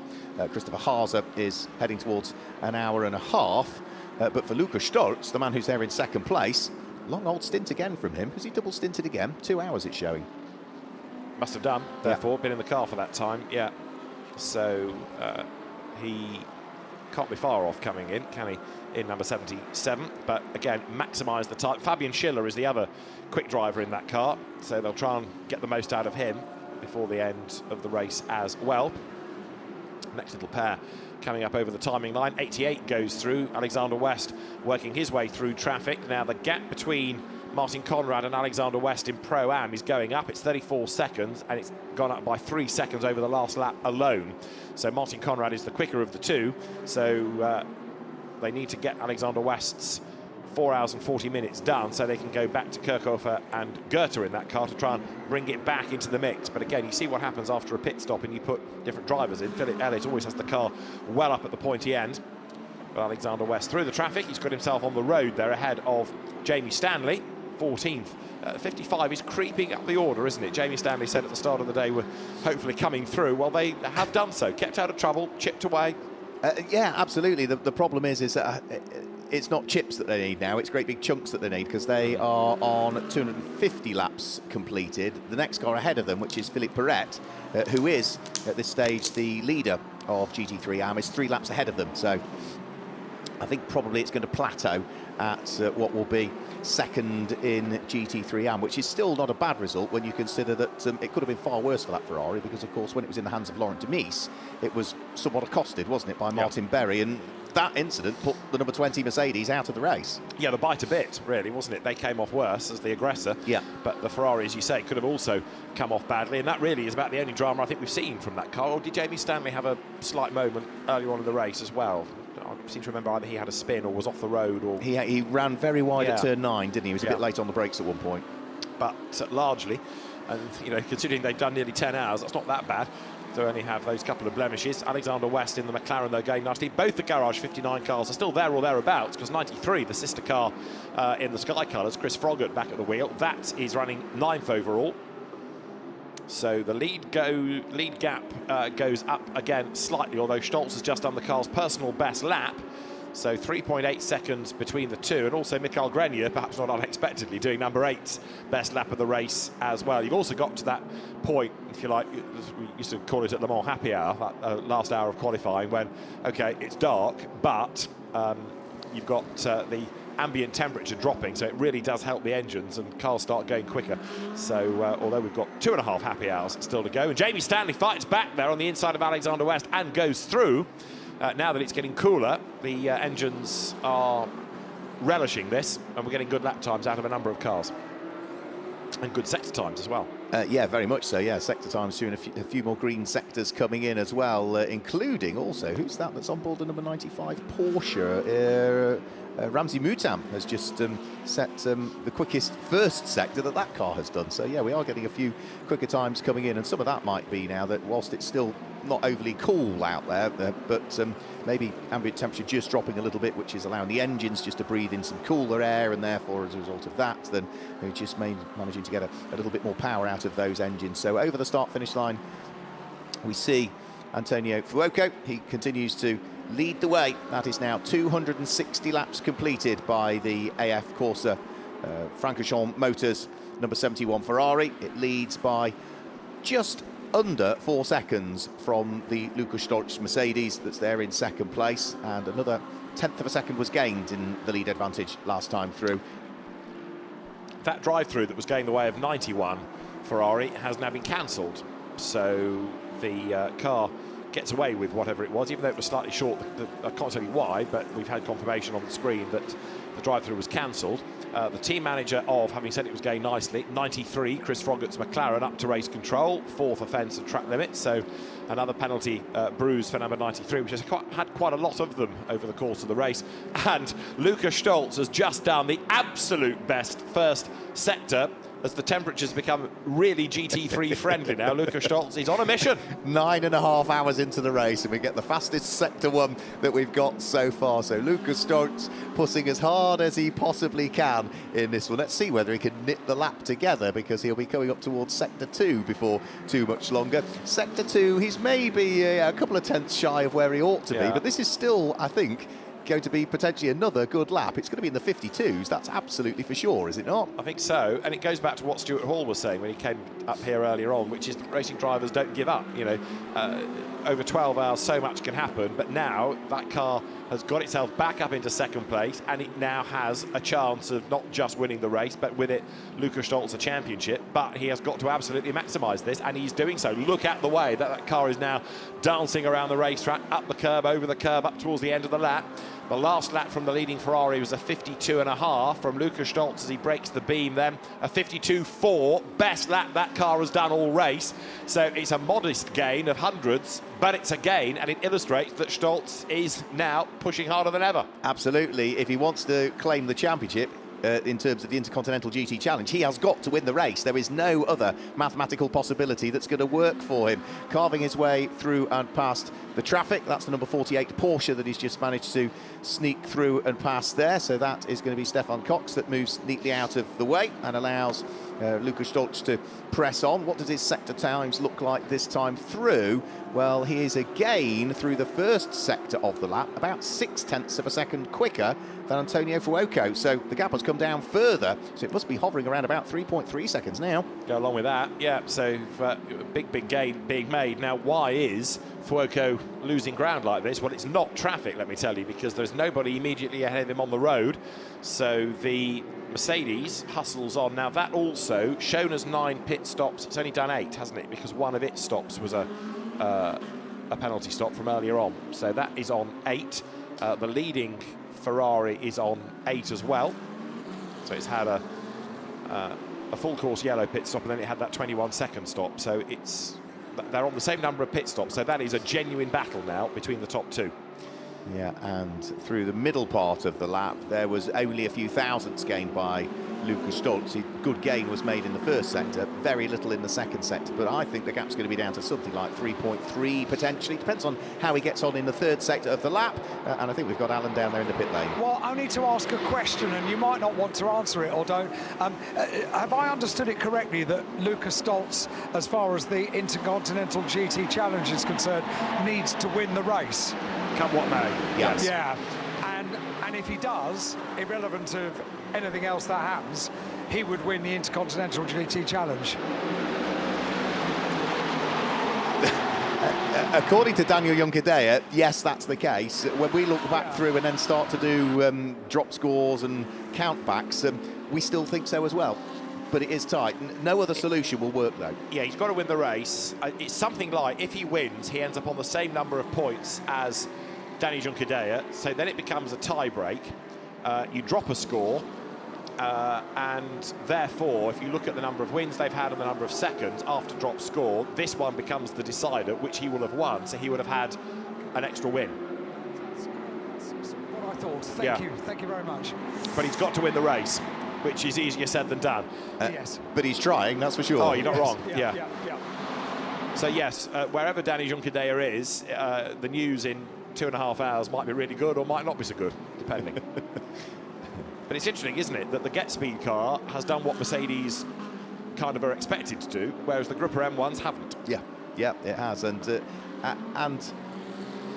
it's not really put a wheel wrong, has it? It's run well. It's run well in the hands of everybody. It's never been outside of the top half dozen largely, but it's not spent that many laps in the lead either. No, it's not, if any. And can I also point out that Lukas Stolz was off the road at the start of his stint. He was, now, if you took that time that he was off the road for away from his race time, he'd be in the lead, because he was off the road for more than 3.6 seconds, which is what now he is behind. So I would offer you that car, by rights, but for that one rare error from Lukas Stolz, would be in the lead of the race. Anyway, the margin is 3.5 seconds as he's just gone booming past the pits. Did I tell you that 93, the Sky McLaren, has got a 10-second penalty at its next pit stop for track limit offences? If I didn't, it has. It's led less than 10 laps so far. The most it's ever led in one session was 6. Right. Yeah. Okay. So it's single digits that it's led the race. It doesn't matter how many, as long as you lead the last one, does absolutely. it? Yeah, but again, it's so interesting to see how the different progress of cars has evolved over the course of the race. And so now, 77 becoming more of a factor, again, because of its early pit stop. That was 18th at the end of the first hour. 17th was the car it's chasing now. And here they are with 2 hours and 24 minutes to go, and they're 1 and 2 in the order. And how much, with 2.5 hours just under of the race to go, do we also rule out the number 50 Ferrari, Davide Rigon, who lost time with the brakes on that car? It's now, as a result of that safety car period, on the lead lap, only 28 seconds off the lead. Lapping slightly slower, but it could gain places, as also could Christopher Halser. The one that's looking a bit fragile, if you like, for its third place is Lucas Leggeret out in number 26, because he is being caught now by a charging Halser, and I suspect they're leaving Patrick Niederhauser for the very end to get into that car again. We shall see. 42 BMW back into the pit lane. It's a real shame it lost all that time early on because subsequently it seems to have gone okay, but it's lost many, many laps. It's in 21st place and is something like 21 laps off the lead, which seems horrendous. But of course, over the course of a long race, you will lose laps. But the BMW, after that mid-race drama when it stopped and brought out a full course yellow period, like I say, seems to have gone okay. Yeah, no, it has. Yeah, it's seemed to have run pretty faultlessly since. But yeah, all of those problems that were lost, or all that time that was lost with it, always puts you on the back foot. And in such a competitive field with no single either manufacturer or driver combination seem to have much difference between the other, it's impossible almost to make it up. Michael Grenier into the pit lane. Doesn't seem that long since he took over that car, or am I imagining it? Missed his stint time, but I think it's been a reasonably lengthy one. Right. Doesn't seem 5 minutes since he got on board. Well, no, that's the thing. You have so many pit stops, and some cars you don't notice for a while because we're concentrating on other things. But yeah, I think that was a full stint, and actually it's out of the car as well. So Michael Grenier will hand it over, unless there's a problem. So I'm guessing that will be back into the hands of Ian Logie again. Yep, so it's Ian Logie that's heading towards the car this time through. So Michael Grenier out of the car. The newly crowned British GT champion, Ian Logie, jumps in, who's done a good chunk of racing here in the Middle East, been racing in the Radical Championship for the last year or so, is scheduled to do a chunk of the Radical Middle Eastern Championship over the course of this winter as well. So in he gets, British GT champion with help from Callum McLeod and Jules Gounod, and knows these cars inside out. Into the pit lane here for AF Corsa has Cam 52, that's Giorgio Senagiotto in. And we're nudging towards the 2-hour mark as Senagiotto gets out of the car.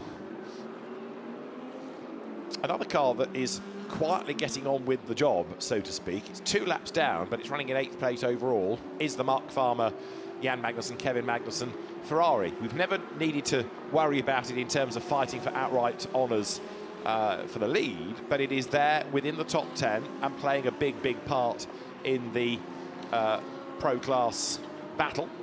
And of course, in class, he's going to be in 6th. Got 2 Pro-Am cars ahead of it. Pro-Am is still being headed by Martin Conrad, and he's building that lead inexorably now over Alexander West. So looking good at the moment for the 75 Mercedes. Again, that SPS Automotive car doing what Mercedes are expected to do, just go round and round and round. Yeah, that's the master plan for them. Black and white warning flag going out for a couple of cars now, one of which is less worrying. It's the car that's 4th in Pro-Am at the moment, the number 1 2Cs Motorsport Martin Kodrich car, but the other car that's receiving the black and white warning flag with regards to track limits, Lukas Stolz. So he's pushing hard. The problem is he's pushing beyond the circuit limits, and that's been spotted at this stage. So he just needs to rein it in a bit. He's got the pace. He's got the consistency. He hasn't made a great deal of inroads into Antonio Fuoco over the course of the last few laps, because it was, what, 3.8 seconds. It came down to 3.6, and it now seems to have plateaued there, really. But got to stay within the circuit limits. Yeah, and the next time he oversteps the mark is the one which gets the penalty, because if he's on a driving standards flag, the next transgression will be a time penalty. So Lukas Stolz hanging on at that 2nd place. The gap now a little bit elasticated, isn't it? It's a 10th gained here, it's a 10th lost on the next lap. But we've still got more pit stops to come and plenty more laps. 265 of them are done as Leggeret sends it up the inside of the Moutran Porsche and gains the place on the road there through the traffic going up towards turn 9. We've still got more pit stops to come. We keep talking about these 10 imposed pit stops that need to happen, but you also need to make sure that you tick off that 10th one before the final 45 minutes of the race as well, because your final pit stop has to be done before 11 hours and 15 minutes. Exactly right, yes. Your final 1 minute and 40 stop. Yeah, you can stop after that. Indeed. But it won't count, Yeah. I had been waiting at the front of the 66 Audi garage after the car was finally brought back, and I'd requested of the team that maybe I could have a word with Dennis Marshall, who was at the wheel of the car. I've waited for quite a while with our camera crew, and I've just been told he was really, really upset when he got back, just really upset, and he's gone. So unfortunately, I can't bring you that interview. But the team have investigated, looking at the car. It looks really rather sorry for itself. I'm not sure I'm going to chat to Dennis in the foreseeable future, I'm afraid. No, I'm not surprised, Alan. As Nor am I. as he got out of the car, the body language just said everything, didn't it? Very disappointed young man. It did rather, yeah. But I'll wait on, and maybe in a little while I'll get a chance to have a chat to him. But yeah, that's really sad. Sad news.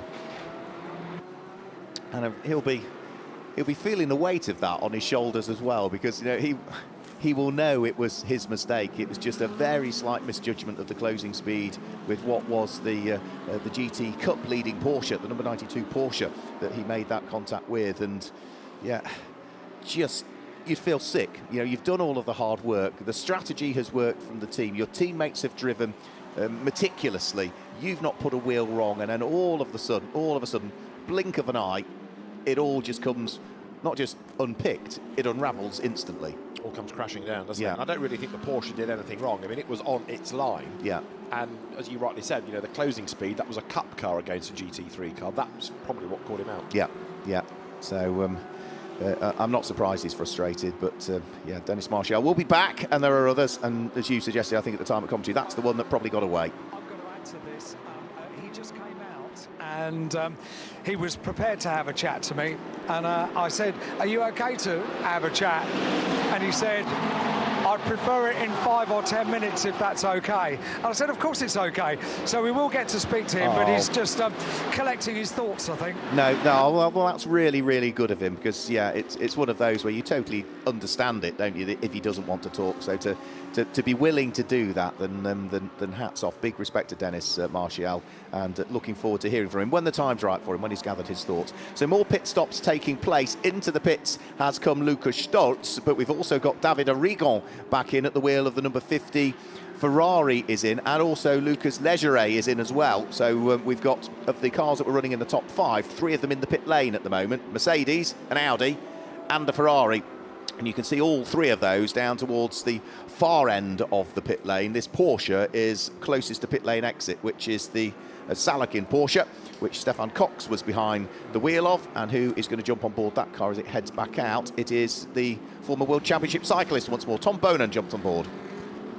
And a short-ish stint that from the Lucas Legere Audi, which has done 25 laps, whereas we got 32 out of 77. Lucas Stoltz, who gave way as well. Do you think that might be the team's looking at relative lap times of the drivers, and because it's an all-pro car, swap it round? And maybe. Yeah.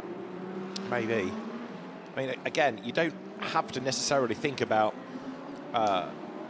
35 laps as the golden rule, because what they're all having to work through is this imposed pit stop aspect of it. And as long as you've got all those done, it might be that you're shortening the stints to get them all in before the 11 hours and 15. That's why the leader is back in at the end of lap 268. That's about a lap more, actually, than the last stint, so that's okay. That's good. That's a 28-lap stint, although 28 is obviously a way off that 35-lap golden ticket. Yeah, and well, certainly this time, it's not 21 seconds that the car is going to be spending in the pit lane, because the driver change is taking place, just finishing off the refueling at the moment, and we can see that ready to dive back in to the pit lane. That's not David Arrigon, is it? That's crash helmet. I didn't recognise it as being his. Oh, so that's Rigon's 50. 71 of course, I keep doing it, don't I? Yeah. So it should be, I would have thought, James Collado this time. That was always going to be the problem with those 2 Ferraris, painted in exactly the same colour. So Antonio Fuoco for the moment is done. Screen being cleaned. And this will now put Christopher Haase into the lead of the race, he says hesitantly. Yes, it will. So that car pitted on lap 247, didn't it? So Haase stayed behind the wheel, but is still out there, and will now take over the lead of the race. That's 25 Audi, the one that's upholding Audi honour. Alan. Did the 25 car, has it since had its pit stop that it had to take its penalty? It had an extended pit stop, didn't it, 25? Yes, it did, I think. Or there was one. Sorry, I think you are right in saying that there was a penalty looming. Yes. Certainly 26 had one. Yeah. The 25 was given a penalty. That was notified at 9 minutes past 7, so I don't think it'd been into the pits subsequently, so it should have done it. Right. But it was only in the pit lane for 1 minute and 41 seconds. So I was only throwing the question out there. Okay. So that was done at... Where am I looking? It's gone now, down there, look. 9 minutes past 7. Okay. We are now on 1949, so it should make it at the next stop. Yeah. Yeah. And it's in. So no sooner said than 25, Christopher Haase comes down the pit lane. So putting it on the list. 5-second penalty for that car. In it comes, and there should be a driver change, I would have thought now, as well. Put Patrick Niederhauser into the car. 42 is being looked at for a safety car infringement. Now 42 is the Century BMW, isn't it? So that car now being looked at by the stewards for a potential safety car infringement. 25 Audi is in. The fuel goes in first of all, and if you look through the new Pirelli wheel, that's going to dart out to the car very shortly. Christopher Haase is unplugging himself, I think. The car goes up on the jacks. Patrick Niederhauser scurries around the side of the car, and in he will get. Patrick Niederhauser very, very quick, as we know. Former single-seater racer and champion. And Christopher Haase leans in, helps with the belts. We talked about Stefan Ortelli earlier on. In the very first year of Blancpain Endurance, it was Stefan and the two young guns, as they then were, Christopher Haase, Christopher Meeks, that won the championship together. And now Christopher has been part of Audi's squad for so long, but even if he's not the outright fastest, he's one of the most experienced and safest pairs of hands behind the wheel of an Audi. Right, so the fuel is in, the tyres are on, the driver is in, and so now the car controller looks at his clock, looks at his watch, knowing how long it will take at the pit lane speed to get to the outline, and then he knows when to release the car. Yeah, they've got that extra 5 seconds that they need to serve, so it should be 1 minute and 45 seconds in the pit lane, and as it gets to pit lane exit, it is 1 minute and 46, 47. So he's done it, he's okay. It's the right 46, 1 minute 46, by the time they've rounded it back down, yeah. So it's the right side of the mark. So yeah, it's a slightly longer stop, but it incorporates that penalty. In fairness, 71 Ferrari has had very few penalties, so that car's kept out of strife very well. Also now in look is 43, Kevin Magnussen out of the Ferrari. And there is one of the two Garage 59 McLarens. 88 it is, and it's Alexander West at the wheel of it. So coming towards the end of his drive time, which he's got to do 4 hours and 40 minutes. Sorry, 4 hours. Yeah, 4 hours 40 is the minimum for a bronze, and he will give back the car shortly to either Benjamin Goethe or to Marvin Kirchhoff of the McLaren factory driver. Driver change goes on then at the AF Corsa MDK Motorsport car. MDK, Mark Farmer's aspect, so he brings his American operation, former Lamborghini Cup champion in Super Trofeo North America, to AF Corsa and Ferraris this weekend, and the car is just about ready to go. So again, drop down off the air jacks, fire it up, get it down the pit lane. Whilst all of this has been going on, it is Patrick Niederhauser who is on an outlet. We'll have to wait and see as to where that car is relative to Alessandro Pierguidi, but I think Pierguidi should take over the lead of the race, and indeed comes over the start-finish line now and picks up the lead of the race, and the gap between himself and number 77, which is now in the hands of Fabian Schiller, with Lukas Stoltz having pitted, is now 6.5 seconds. So 6.5 seconds is the lead advantage at this stage. Now the number 71 car has done 11 visits to the pits, which will count as 9 pit stops that it's done. Yeah, Schiller has been in 10 times, and 9 of those will count. Yes. Yeah, this is where it gets complicated, isn't it? And number 50 is on 9 pit stops. And do all 9 count on that? I think all 9 count on that. I agree with you. Yeah. Yeah. So, and then you've got 26, which also is on 9 pit stops. And all 9 count again, I think, there, don't they? I think they do. Whereas the car that's in 5th, number 25, Patrick Niederhauser, is on 10, but only 9 count. Yes. Yeah.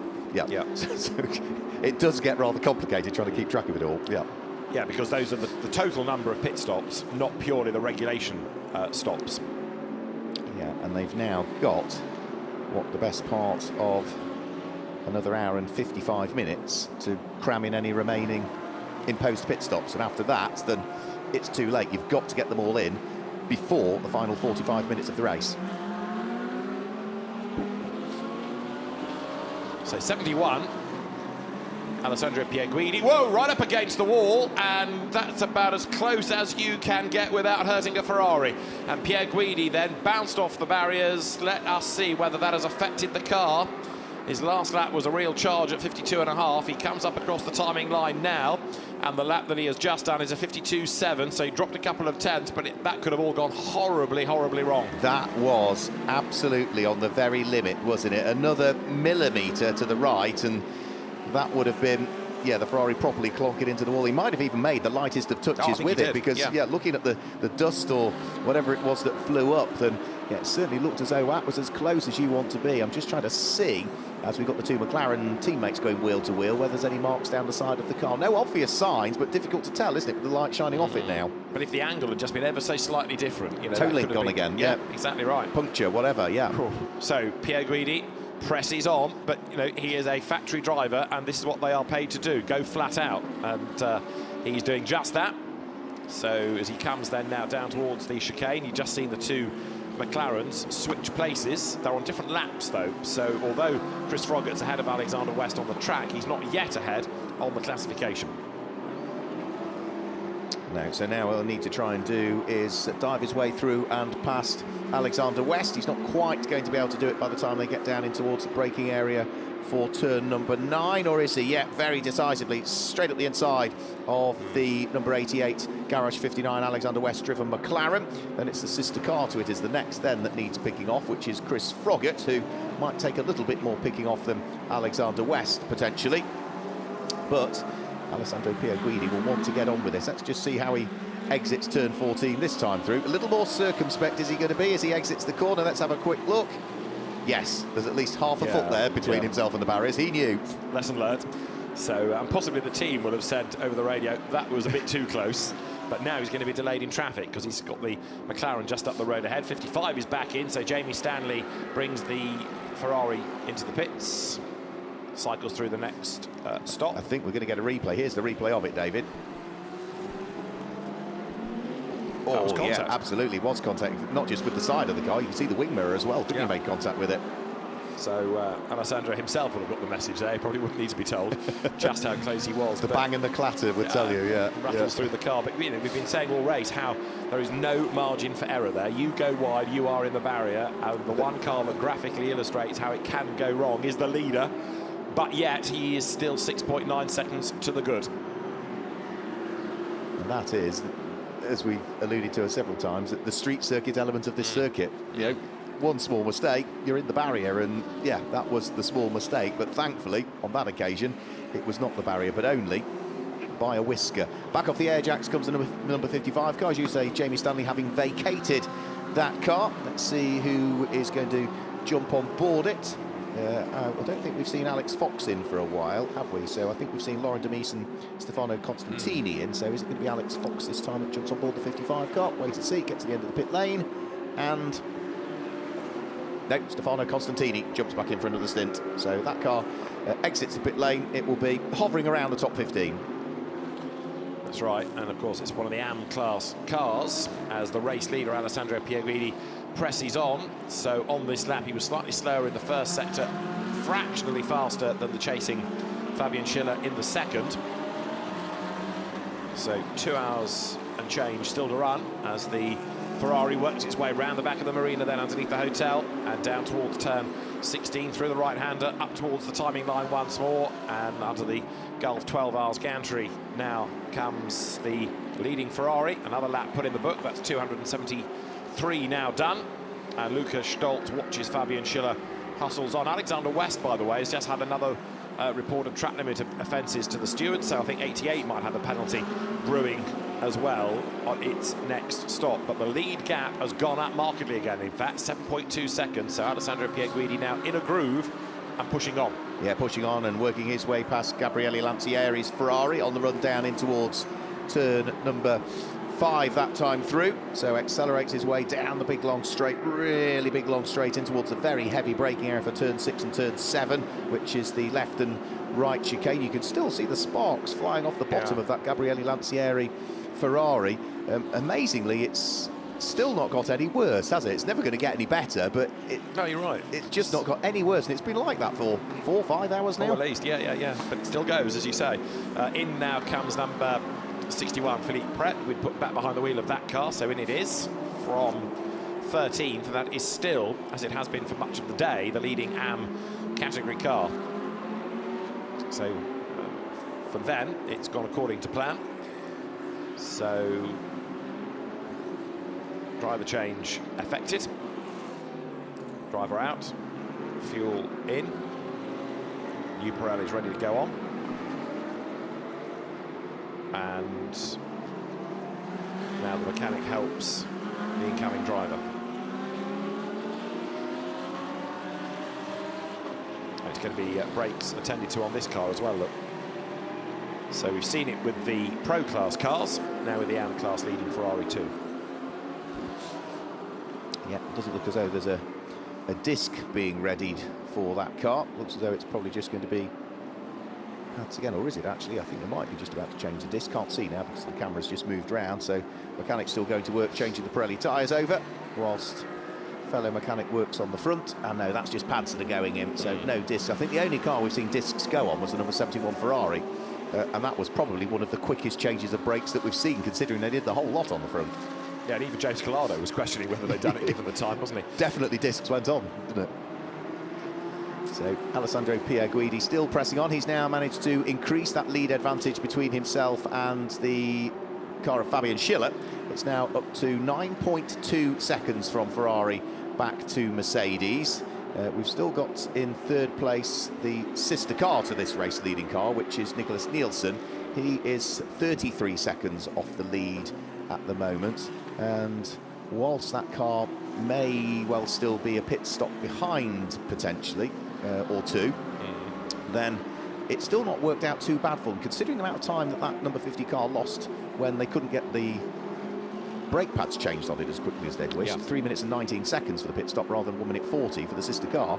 It's still up there in the potential podium places at this stage with just over 2 hours to go. Yeah, that safety car helped, I think, bring them back into the mix, didn't it? Number 1, Martin Kodrich for 2C's 10-second penalty for track limit offences.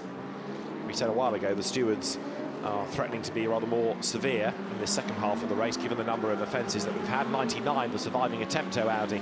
Finlay Hutchison has just come in, that's in 11th place, and now Alessandro Pierguidi tries to get himself through the traffic. Patrick Kolb's Porsche just up the road ahead there, you can see number 69. So Alessandro won't want to waste time hesitating behind, but won't want to put himself in strife, and oh so nearly does there, because the Porsche on that camera angle, as it sort of came off the corner, almost seemed to chop across the nose of the Ferrari. Pierguidi has lined up for a go on the inside down towards turn 1 and has gone through. So that's 99, Alex Arca getting back round the car. Finlay Hutchinson about to get in the number 99 car for what ought to be his final. No, he's not. He's just strapping in. He's gone out and he's strapping in. Yep, Alex Arca. Yeah. Right. Yeah. So Hutchinson out and goes back then to help the incoming driver.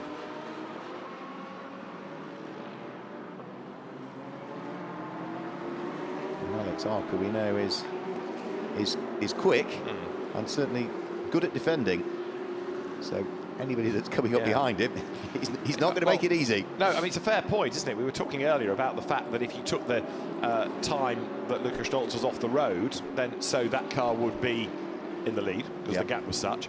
If you also took the time that it was trapped behind the Audi, well, you know, he's now 10, that 77 is 10 seconds back, but when Fabian Schiller was stuck behind Alex Arca, hemorrhaging time, give him that back, it'd be a slightly different story. But I think, amazingly, those are the only 2 occasions that number 77 car has lost any time. You know, one was that, outbraking thing, as you said, and the other one was bottled up behind another car, but it was still circulating, whereas most of the other cars have had some sort of issue that they've had to deal with. I don't think the 77's had, you'll have your notes with regards to penalties, has it had much of an extended pit stop even? I'm not entirely sure that it has. It's had 1 track limit penalty of 5 seconds. But that's it. Whereas others seem to have been, far more frequent for the cars. And that makes a difference as well, doesn't it? Absolutely right. Yeah, because those 5 seconds here and there, they all add up. Yeah. So, yeah, that's another one that's just about got away with life. So, yeah, I mean, you're all going to have, over the course of 12 hours, some dramas, but it's trying to make those as less costly as can be. Al. Thought it might be an appropriate moment to grab a word with Kevin Magnussen. Good man. The first question I'm going to ask you is, it must be nice to have a weekend racing when you don't have to constantly do television interviews and then I appear and spoil it all. That's okay, it's okay. No problem. It's a slightly different vibe to a couple of weeks ago here at Yas Marina, isn't it? Yeah, it is. I mean, it's yeah, very different experience, of course, but it's been great to you know, spend the weekend like this with my dad, and you know, we've had a lot of fun. We're still racing, so we'll see how we go, but yeah, it's been great. You've had an amazing year, because at the start of the year you didn't really know you were going to be doing what you've ended up doing. It's been quite a roller coaster, and then, goodness me, you take a pole position for a sprint race. Yeah, it's been a good year. It was fun coming back to Formula One unexpectedly and all that. You know, having a decent year was great. So looking forward to next year, see what we can do. I'd like to know what it's like racing with Dad, because when I started commentating, I used to interview your dad in Formula 3 days. I'm sure he's regaled you tales of all the circuits that he enjoyed back in the day. Of course, I know all of that stuff. You know, all that history and. Yeah, I mean, this is a great opportunity to really. We've been talking racing all our lives, so doing this, you get to you know, dive at another level deeper into all the driving chats, which is really cool. What about GT cars? Do you think this is something you rather like? Yeah, I mean, I like all sorts of race cars. Any race car? Yeah, exactly. I mean, it's all about trying to go fast and trying to learn what's needed to go fast, and all that is always challenging and fun. So has there now come a time when Dad doesn't advise you about things? He's been pretty good all my life, you know, staying out of it and leaving him. Does he? So and some dads get involved a lot, but he's always been fairly sort of standing back. So you've got another opportunity to race with Dad, I understand. Is that right? Yes, we're doing with the Daytona 24, so that's going to be another great weekend. Yeah, gotta say thank you to Mark Kwame and MDK Motorsport for making this possible. Well, can I just say, well done on this year. It was fantastic to watch. Thank you for being here, and thanks for talking to us. Thank you. Kevin Magnussen down in pit lane. You see, I've been working on that one. It was worth the wait. Well done, Alan. And he's like your dad. He's a good character, isn't he, Kevin Magnussen? His dad, back in the day, I got some exceptional interviews with him. The kind of interviews that he probably didn't do beyond Formula 3 in his career. But, yeah, absolutely great characters. He's always going to regale about the Formula 3 days, because that's the one upper hand he has over Kevin, because he was a champion in British Formula 3. That's true. His son was a runner-up. Yeah, that's very true. I can still remember the first time Jan appeared at Alden Park in Formula 4 1600. You know, everybody sat up and took notice, because not only was he quick, but the car control and the moves he was prepared to pull out of this world. And then, of course, as you say, he went off to win British Formula 3 for PSR, and the Formula 1 career that never quite gelled. But in sports cars, for Paynos, for Corvette, he was a real hero. 92 you're looking at, which was ever the Cup class leading car. It's 18th overall, thanks to Alex Fontana's last stint. And there's an example of keeping out of trouble and going around and benefiting from others' woes and not putting yourself in jeopardy for penalties, and the results come. Yeah, keeping out of trouble, but almost getting in trouble with somebody else, because that was the car, of course, that was tangled up with Marshall, wasn't it? So they got away with it, rather. So again, we're getting to the stage where pad changes are taking place. So again, the team's going to work, grab the ridiculously warm pads, pull them out the caliper, get the new ones ready to go in. A bit easy when the cool ones go in, but of course you've still got the whole part of the caliper itself, which is red hot with all of the radiant heat and all of the brake discs, so hence why all of the gloves are put on. Make sure you've got the pins back in again, and then get the wheel on, off the car will go back into the race. So we are now less than 2 hours to go. We've got an hour and 54 minutes to go, and remember, whilst this is the 11th iteration of the Gulf 12 Hours, remember there's another event happening not that far away, we've got the inaugural Bahrain Pro-Am 1000 taking place on the 28th of January. Momentum for that has built over the course of this weekend. The teams have been walking around with big smiles on their face, and many of them are keen to return to spread the spirit of the Gulf 12 Hours with the 1,000-kilometre or 6-hour race into the night on the Bahrain Formula 1 track. That event is purely focused on gentleman drivers, so only Pro-Am driver lineups are allowed. No all-pro lineups like we've got here this weekend, and it means that a guaranteed AM will win the driver the race in reality. Also, plenty of track time, a bit like here as well, plenty of track time, 3 days of testing prior to the race as well, and places are booking up for that one. So keep your eye on all of the social media with regard to the Gulf 12 Hours and the Pro-Am 1000 as well. So Alessandro Pierre Guidi still continues to lead the race. He is at this stage still the fastest car out there as well, still lapping in the 1 minute 52s or into the low 1 minute 53s. The lead advantage that he's got between himself and Fabian Schiller is now up to 12.5 seconds as we see the Cup class leading Porsche exit the pit lane. And here is our race leader threading his way back down in towards the left-hand hairpin at turn number 5. Nearly 280 laps completed now, or it will be at the end of this one. He leads by nearly 13 seconds from Fabian Schiller. So it's Ferrari from Mercedes, from Ferrari, from Audi, from Mercedes, the top 6 at this stage. And the recently delayed number 93, after its most recent penalty, McLaren is down in 10th place, but Eddie Cheever has got behind the wheel of it. Alex Arca is still pushing on as best he can in 99 Audi, in 11th place overall. And as we know, things can yet happen in 2 hours of racing. Don't think that that's the order and they're now going to drive around for 2 hours. They're still all pushing. There are places up for grabs. There are dramas lurking that they don't yet know about. So I'm sure that there's another sting in the tail yet. But who's it going to affect? Well, right now, 71 is, again, doing the right thing, keeping out of trouble. We never quite got to the bottom of that 21-second pit stop, did we? But other than that, we can account for most things. Yeah, I think that's the one that I've still got a bit of a question mark over. I wish I'd have seen it fully enter and exit the pit lane, and that's why I still have an element of doubt. But I don't see how it can be anything other than a drive-through, whether that be, by the look of things, self-enforced or some sort of mix-up. So, yeah, simply don't know on that one. Still busy out there, considering we've lost a few cars. There's still some bits of tarmac that look rather busy to say the least, not least of which is this little squabble here that's just coming down towards us. We've got the 2Cs Motorsport Mercedes, which is in the hands of the rather rapid Martin Kodrich, under attack from the number 25 car, which sneaks its way through, which is Patrick Niederhauser. Now, that was not for position, but they're also both now trying to wiggle their way through and past Nicholas Nielsen. Now, that Patrick Niederhauser has got through, this would be for position, so Ferrari under attack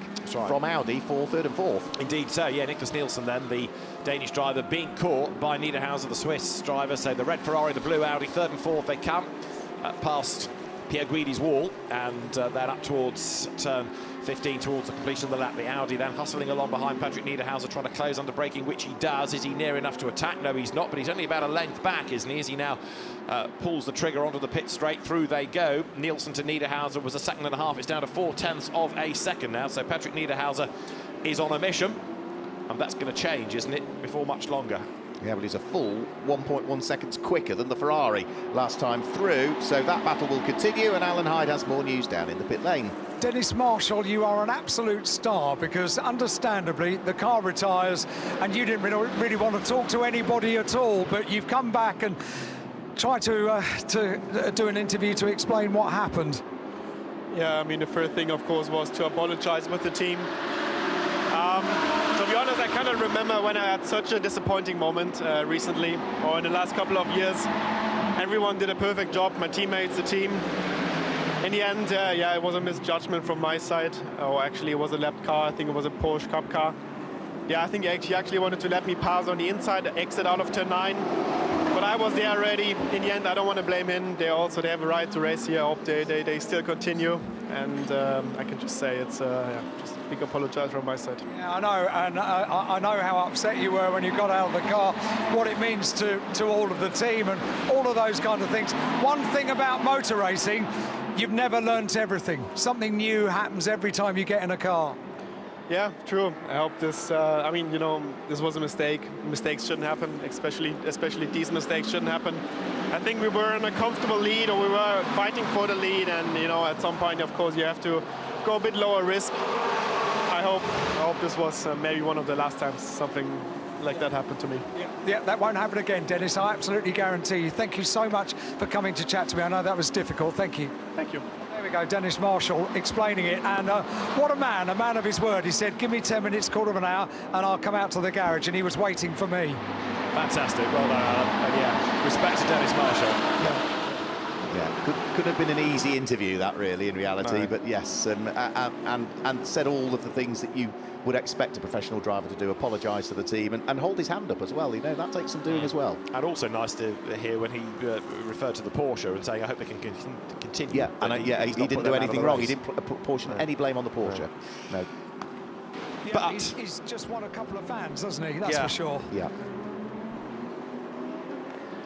So we've now only got about 1 hour of remaining pit stop time available for people. So all of those imposed pit stops now need to be ticked off within the next 63 minutes. We're not quite there yet, but there or thereabouts an hour. Everybody has got to have completed these 10 imposed pit stops. And the leading car has done 9. The second place car has done 9. The third place car has done 9. The fourth place car has done 9. Right, so they've all got one more to go. So there's one final round of regulation stops, but I don't think that's necessarily going to cover off the run to the flag. I think we're going to see some splash and dash. Yeah, I think you're right. I think so. Yeah. But now you start to work out whether it's worth slackening off your pace and eking out the fuel so you make your last mandatory stop your last stop, or whether you push on and then do a splash and dash. Yes, Alan? Which has been my favourite car today? Your favourite car today has been... The number 58 Mercedes. Correct, exactly right. The Gosner car. Well, I have good news. They have been working on the car. They are just finishing up the work on the car. Manuela has a helmet on, and she came over to me and said, fingers crossed, we have resolved the problem, so we are going back out. They never give up, do they? They never give up. But it's a case of, you've paid your money, you've made all the effort to come here. If you can, as an AM team particularly, take the opportunity to go round and round as best you can.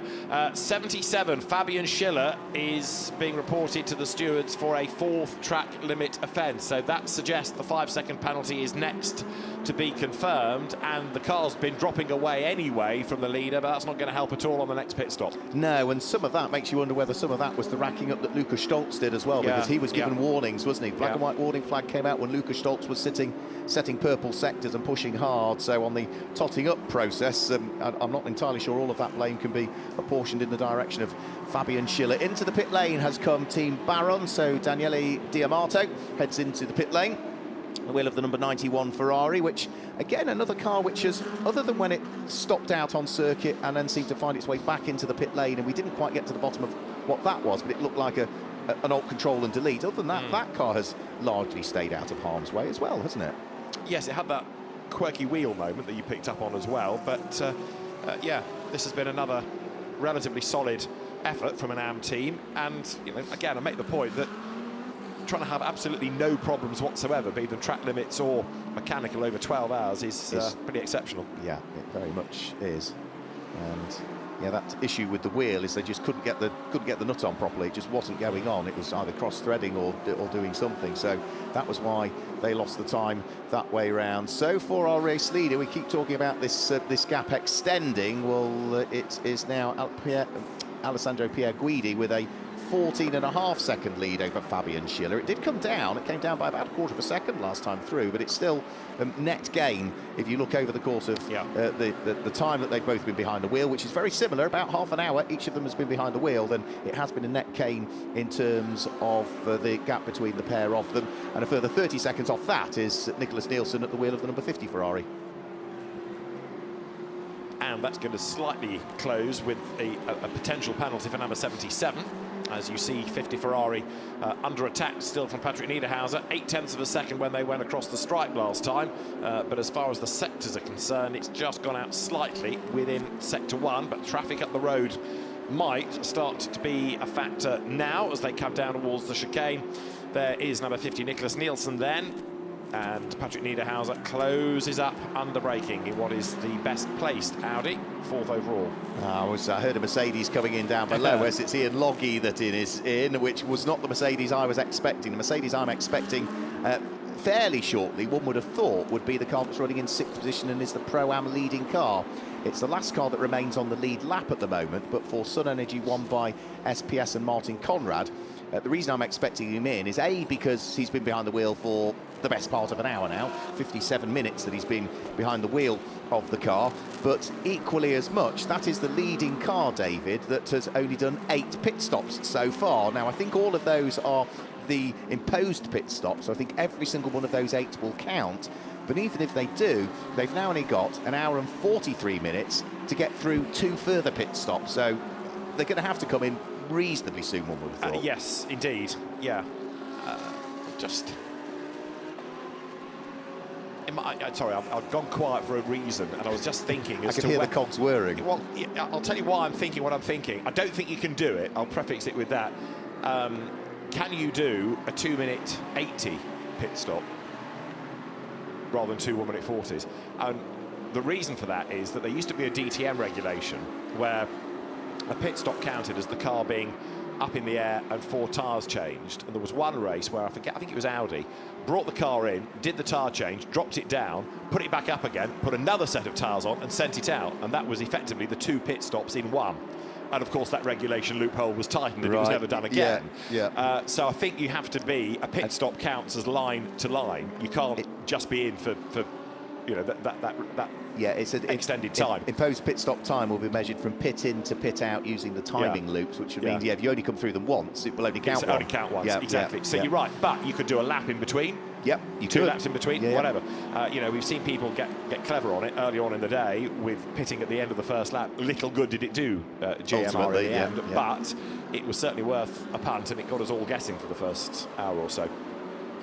Yeah, it's not been the only thing that's had us guessing. The rain as well had us guessing at what we wanted to do. So into the pit lane, we've now got the number 44 Herbert car in. So this was Klaus Bachler that was behind the wheel of the number 44 car. Driver change taking place.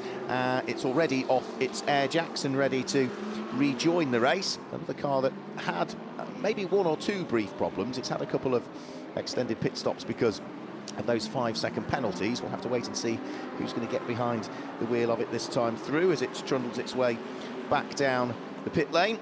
Now, Klaus Bachler brought it in. Is it going to be Daniel Alleman? I would have thought might be the driver that's scheduled to retake back over that car.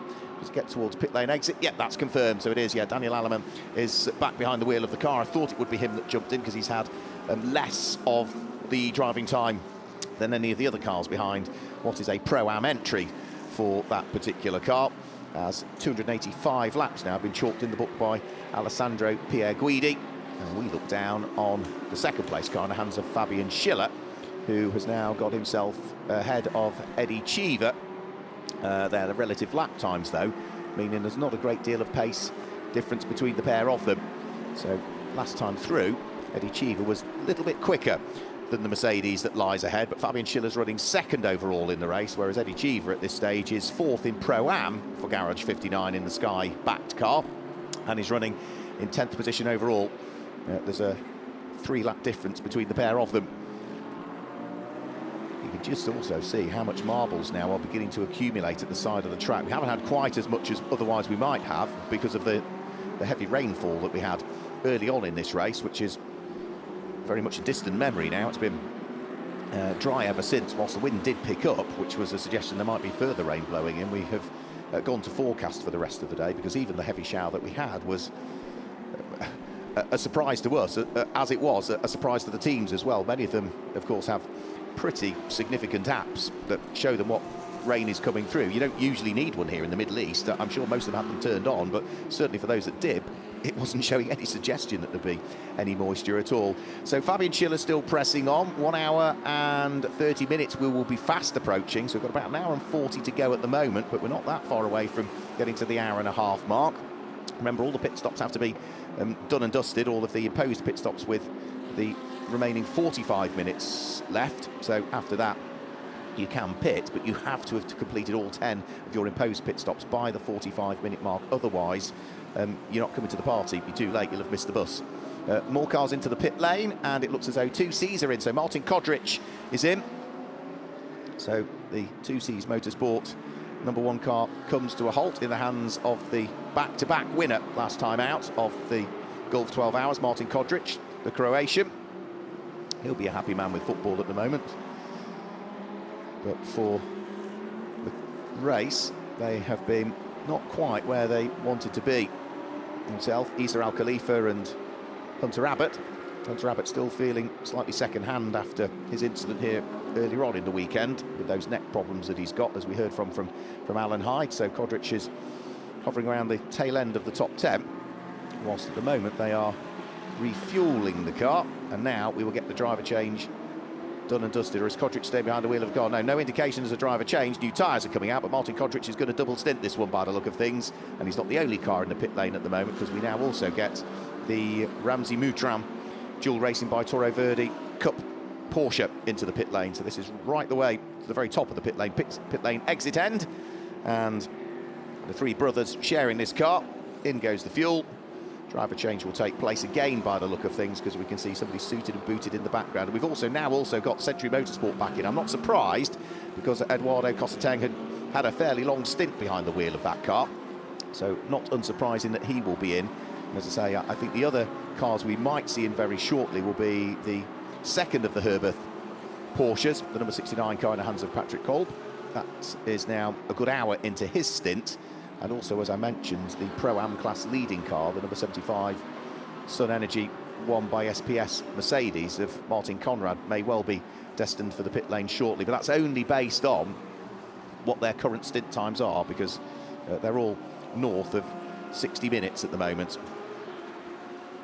Now, class leads haven't changed a great deal really at this stage. Still leading overall, and therefore leading GT3 Pro, Alessandro Pierguidi for AF Corsa in the 71 Ferrari. Still leading GT3 Pro-Am is that Sun Energy won by SPS Martin Kodrich driven Mercedes. That's the number 75 car. Leading GT3 Am at this stage, as it has been crumbs since the first hour of the race, I'm sure. The number 61 AF Corsa Ferrari, that's now back in the hands of the redoubtable Conrad Grunwald. Into the pit lane does indeed come Martin Conrad. I thought he'd be due in, and the Pro-Am leader heads down pit lane in this fantastic gold liveried car. It almost looks at distance as though it's flames over the bonnet of it on the livery, but Martin Conrad brings the Sun Energy won by SPS Mercedes into the pit lane. By the time this car has concluded its pit stop, it will have dropped off the lead lap. It was the last of the cars that was on the lead lap, but it will drop off the lead lap. And remember, this is only its 9th imposed pit stop of the 10 that it needs to do, so it will be back in the pit lane within the next 45 minutes or so again. So it's going to be a slightly shorter stint for whoever is jumping on board this time through, unless they double stint the driver that's just about to dive in. So driver change taking place.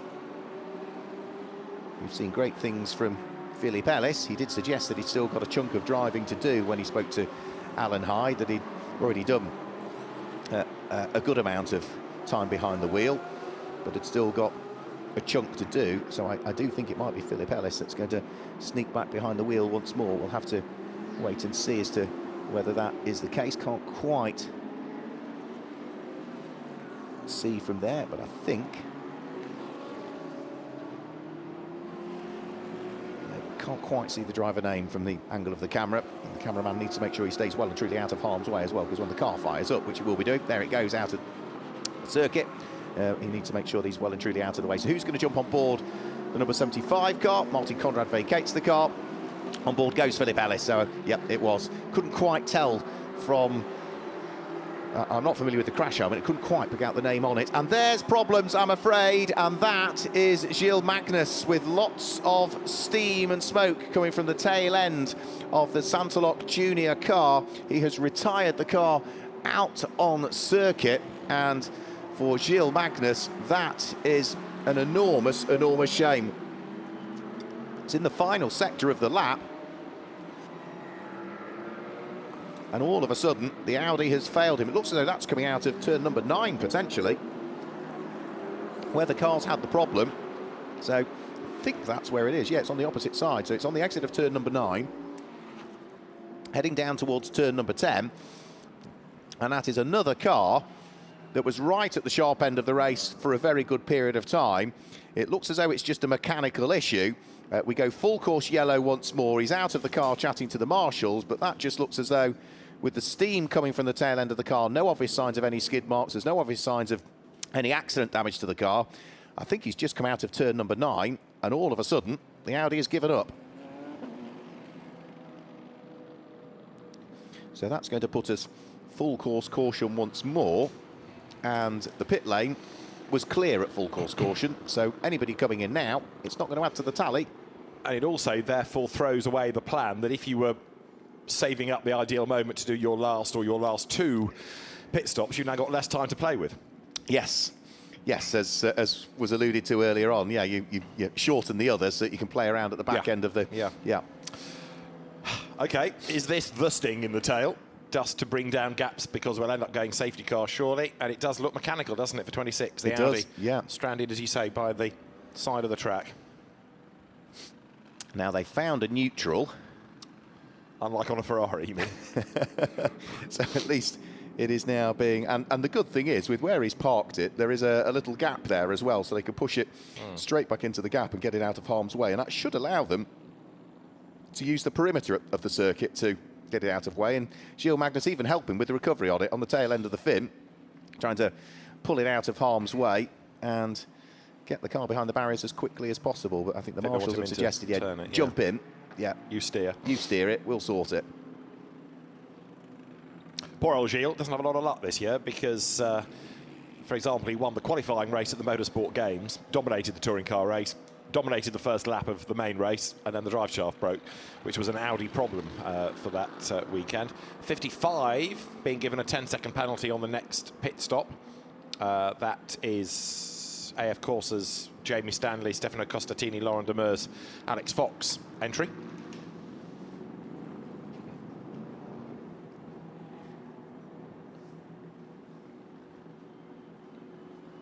And as the Audi is pushed off the road, full course yellow is, as you can see, out, and as soon as possible we'll get things back underway. That car off the track relatively swiftly, so we'll see now how long it is before we can go back to green flag conditions, and of course what that's going to do for the next round of pit stops. We've got an hour and a half of the race to go, and we've got to this point pretty swiftly, haven't we?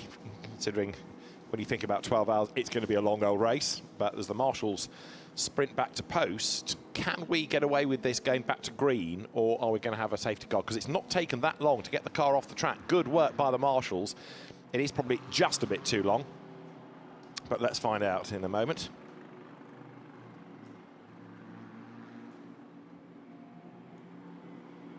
Now, if you were to get the full course yellow in the last 45 minutes, then those with imposed pit stops still to serve would be allowed to do them. So effectively, I suppose you're talking the last 46 minutes, because they should be done by the last 45. So if there was a safety car period around the final few minutes before that 45-minute cut-off point, then they would still be allowed to serve them. But again, you don't want to take that risk. So full course yellow stays out. And we await to see whether when now, the safety car is going to be thrown and in turn narrow the gap. So another Audi gone. And it means that Alessandro Pierguidi is going to lead the way from Fabian Schiller. But potentially then the gap will come down once we go safety car. Fabian Schiller, however, is stuck in a whole wave of cars. He's got 4 of them ahead of him. He's just gone over the timing line. And in contrast, the leading car is in splendid isolation. There it is, on its own, heading down now to turn 5. So Alessandro Pierguidi, looks as though they're going to save James Collado for the last stint, doesn't it, in all of this? He's not, with respect to him, seemingly done a great deal today, James, but if he's the man that brings the car home and keeps it out of strife for the end of the race, then he'll have done a good job for that. There is Alan Hyde's favourite Mercedes, Manuela Gossener's car, the family of Thomas, Manuela, Corinna and David Gossener in the pit lane. fuel pump dramas has affected the car over the course of the race. So now it looks as though the road is clear. So unless there's a bit more clearing up of anything to be done, or they want the Audi away from where it's been pushed to, we can't be far away, I wouldn't have thought, from getting a safety car deployed and then the race underway shortly after that. So the full course yellow slows the field. Alessandro Pierguidi on lap 291 leads the way. This lap, which is under green flag conditions, at round about the 153, 154 mark. But under full course yellow, you're looking at north of 3 minutes 40, depending on whereabouts you are on the lap when the full course yellow is thrown. Because if you're at the start of it and you've got a lot of lap to do, then it's going to be slower than if you're at the end of it and you've only got a bit of lap to do under full course yellow conditions. In the garages, the teams continue to study the data. And the MP Racing squad that operates the Gossamer family car, hoping that that now gets to the end for happy customers without too much strife. 71, Alessandro Pierguidi then maintaining this big gap over in second place Fabian Schiller. Nicholas Nielsen runs third, so it's Ferrari, Mercedes AMG, Ferrari, Audi. Patrick Niederhauser still fourth, having just been dropping away, hasn't he, over the last couple of 3 laps from Nicholas Nielsen. That gap has just widened ever so slightly. In fifth place, it's the Pro-Am battle then. Philip Ellis ahead of, in sixth, Marvin Kirchhofer, with 2 minutes and 21 seconds between them. Marvin Kirchhofer, you would suggest, might be quicker than Philip Ellis and should be able to eat into that before the end of the race. So that's not done yet either. Then in seventh place, still gaining ground, Jan Magnussen back behind the wheel of 43. And what would have been 8th will become retirement for Gilles Magnus. And so up into 8th goes Eddie Cheever, up into 9th goes Martin Kodrich, and back into the top 10 goes Alex Arca. At the Get Speed garage, watching on for 77, Fabian Schiller behind the wheel of the car, and Luca Stolz frustratingly close to winning a championship, but I don't think it's going to happen for him. Seemingly that Ferrari has always just looked the stronger, hasn't it, over the course of the day. But the Audi teams still also looking at their monitors. Anybody connected to 26, though, is about to have to pack up, I think. So that's one of the 2 Santalot cars gone. And oh so close to the end of the race within that sort of last 100 minutes. So that's the leading car. That is Alessandro Pierguidi, who has already had, of course, with James Collado, another championship success within the World Endurance Championship. 3 times now they've won their class together in the WEC. And, of course, last year Alessandro was not only the Spa 24 winner, but also the Endurance Cup winner in Fanatec GT. And there is the safety car on track, and we are ready, therefore, to go to safety car conditions. And that now happens. So the field scooped up behind the safety car, the lights go on, pace quickens, Alessandro starts to weave around to get the warmth into the tyres, and everybody else in turn quickens their pace. Number 8, which is Morgan Tilbrook in the Mercedes, arrives next onto the tail of number 71 Ferrari, but quite a long way back in terms of traffic will be 77 Fabian Schiller. The gap net will come down, but then it's going to go up again while he's having to make his way between all those slower cars. And that's the surviving Santalot Audi now, Patrick Niederhauser at the wheel. So whatever it is that's affected 26, the hope is it doesn't affect, of course, this car, 25, Patrick Niederhauser at the wheel.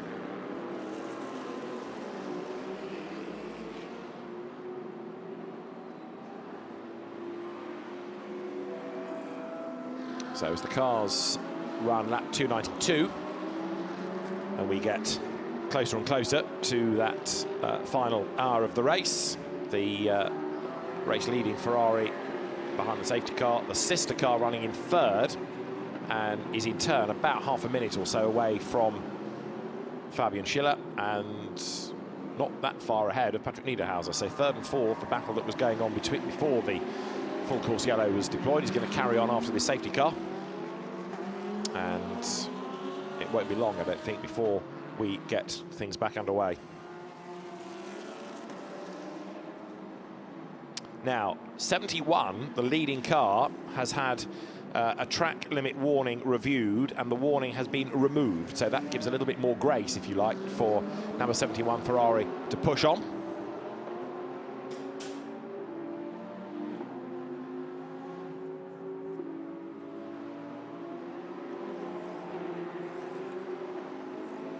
And the safety car brings the field around towards the hotel once more, towards the final sector of the lap, but it'll be a lap or two to get things back up to speed, back up to temperature before the cars are released and we can go racing. The Pro-Am leading car remains Philip Ellis's 75 numbered Mercedes that is in 5th place overall, and the leading Am entry, as it has been for the bulk of the race, it's got to be said, is Konrad Grunewald at the wheel of number 61 Ferrari, another of the AF Corsa cars. So you've got Ferraris taking potentially 2 of the 3 classes, Pro and Am here. But in turn, that is something like 3 laps up on the class opposition. So as long as 61 just goes round and round for a bit longer, then victory is it, because it's not going to be caught on pure pace. It's going to have a problem to really hamper it. So the safety car brings them across the line. That's the end of lap 292. And we have got 1, 2, 3, 4, 5, 6 back markers between the top 2 cars now. So the gap comes down massively, down to 5.8 seconds. But again, Fabian Schiller on the restart is going to have to carve his way through that traffic before he can think about the race leader. And by that stage, the race leading car will have been able to make a break up the road. So 22 minutes we are away from the start of that final hour of the race. And the field then turning out of turn 3 now. Speed building through this section of the circuit. Of course, the pit outline blends into the circuit at that juncture. And then the field accelerates once more down to the hairpin. Alex Arca closing also, I would offer you, onto Martin Kodrich. So 9th and 10th is another battle ready for the restart. And the pair of them not that far behind Eddie Cheever. Pro-Am, although we've been talking about Philip Ellis rather dominating, and yes, they're a lap and a bit up on the McLaren, Eddie Cheever 3rd, Martin Kodrich 4th. Those 2 are still quite close as well. And there's a battle for the last Pro-Am podium place, I think, before the end. So there's still quite a bit to shake out of all this before the checkered flag finally falls. I couldn't agree more. You just look at some of the relative gaps, and you know that some cars still have, as most of them do, an extra pit stop still to do, even in Am as well. You know, whilst I think the Am category has been largely sorted all day, because there's a 3-lap difference between the number 61 Ferrari and the chasing pack, but there's only 23 seconds between 2nd and 3rd in GT3 Am, and at the moment it looks as though AF Corsa are going to clean sweep that Am podium, 1st, 2nd and 3rd at the moment. Their Ferraris have been for the last hour or so. Yeah, if you're going to come here mob-handed, then you really need the results to go with it, don't you? So it could be a 1-3 overall and a 1-2-3 in Am. Yeah, that's not bad, is it? The safety car's going to be in this time. Amato Ferrari might have had to order another crate for all the trophies to go home here, because there'll be quite a lot of silverware, potentially. But are things going to stay as they are for another hour and 20 minutes? Not convinced. With what we've seen in the first, the first 10 hours and 40 minutes, I very much doubt it. Safety car in this time then, as the leaders work their way out of the hairpin. So that's up at turn 9, and the safety car quickening its pace. The lights then go out now. That's the indication that it's going to peel in this time. So if you look in the traffic, you'll find the 2nd place Mercedes something like, as I say, 6 cars back from the leader. 3rd, Nicholas Nielsen there. 4th, there, the blue Audi, Patrick Niederhauser. That is the other battle, of course, as we get set for the restart. Alessandro Pierguidi has slowed them right down, coming towards the approach to the marina, and when he's happy, he will floor the throttle and try and gain an advantage over everybody else, pull away, while Fabian Schiller has to battle his way through the traffic as they come up to the end of lap 293. But this is a very leisurely lap, this, by Alessandro. And now he accelerates as he comes underneath the W Hotel, accelerates away, and we are back up and running. When the green flag waves, the safety car boards will be withdrawn, but Alessandro Pierguidi aims here to capitalise on this restart, to pull away from the chasing Fabian Schiller, and he's done exactly that, look, because he's already yards clear of the back markers before he gets towards the line, and the margin of 5.8 seconds to Fabian Schiller is 5 seconds. Okay, so he's not gained a huge amount, if any, over that. But what he has now got is clear track space, and he's gone while Schiller has to battle through the traffic. Yeah, and we know how difficult. We've seen how many times over the course of the previous 10 hours and 45 minutes almost, how difficult it is to try and pick your way through and past what are arguably slower cars. But of course, they're all GT3 specification cars, all running to the balance of performance. And when there's so little to choose between the drivers and the cars, it's not the work of a moment to try and thread your way through and past them. And for Fabian Schiller, that's exactly what he's seeing at the moment. He is bottled up behind Eddie Cheever, who is no slouch at all at the wheel of the Garage 59 Sky-backed McLaren. And he's not even really gaining on him, because Eddie Cheever is sitting firmly in the slipstream of the Century Motorsport BMW, which dives up the inside of Stefano Constantini's Ferrari. Through goes Eddie Cheever. Constantini then needs to be careful that he doesn't push Fabian Schiller onto the curbs, but he sees him coming and lets him go. So all three of those charge their way past the Ferrari, but it did get a little bit close there. And that's only down to the good driving and good awareness of Stefano Constantini that there wasn't any trouble there, largely because Constantini can't afford the trouble. He wants to try and scoop up second in GT3 AM, which is what he's running in at the moment. And there, look, Alexander West's McLaren back in the hands of Marvin Kirchhofer, on a mission as well, because he is trying to go after Philip Ellis. He needs to get past anybody else he can in the meantime, so Nicholas Nielsen is the target, and Patrick Niederhauser hoping that if anything happens between those two, he's going to be able to find a way into the mix also, as the cars then swing their way up towards the completion of the lap. But for the moment, number 50 Ferrari hangs onto the place. But Kirchhofer is being delayed slightly, isn't he, by the Ferrari here. That McLaren has been a really quick car around here. It has, in the hands of Kirchhofer in particular. Yeah. It's really come alive, hasn't it? And one has just bailed for the pit lane, just ahead of that little group. I think it might have been a Mercedes, but I don't think it's going to affect life hugely. No, it's one of the 2Cs delayed Mercedes, as over the timing line then. The gap's gone up, 7 seconds, so Pierre Guidi's building that lead again. Yeah, it's a good restart from him. He did the right thing, didn't he? Backed right the way off, let the safety car pull away, so he knows that he could just floor it and won't catch the safety car. The 52 Ferrari comes in as well, which is Gabriele Lancieri. That is Lancieri. That's the car that runs third in GT3 AM at the moment. And that is going to tick off what will be, I think, pit stop number 10 for that one. But whether they all count or not, I'm not sure I know on that car.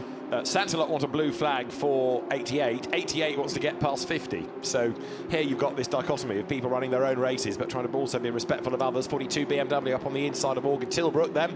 Oops, contact, because that was Fabian Schiller getting involved with number 8, wasn't it? So Morgan Tilbrook getting involuntarily in the way slightly of the second place car, and a little bit of a rub between the two. Yeah, he only wanted to let the one through, and to be fair, Schiller did come from a fair way back and tried to hope that the door was open when he got there, but Morgan Tilbrook at some point has to turn into the corner, so just a light rub between the pair of them. Morgan Tilbrook then allows Fabian Schiller to squeeze through down the next straight and down towards turn number 9, but let's just have a quick look at how tight that was. Door is open, to be fair, but Morgan Tilbrook then lets one car through. Didn't really, I don't think, either see Fabian Schiller or think he was coming, because he was never fully alongside, was he? No, but again, this comes back to that difference between pros and AMs, and a pro will chance anything, especially when you're in a hurry because you're in second place and you're desperately trying not to lose time. And you're trying to win a championship for your other driver. Exactly. Right, that's 51 back down the pit lane then. That car lost a lot of time, didn't it, earlier on? Aaron Walker brought it in. And away goes the Lancieri 52, of course, the Ferrari as well. Aaron Walker being shown as staying behind the wheel of number 51.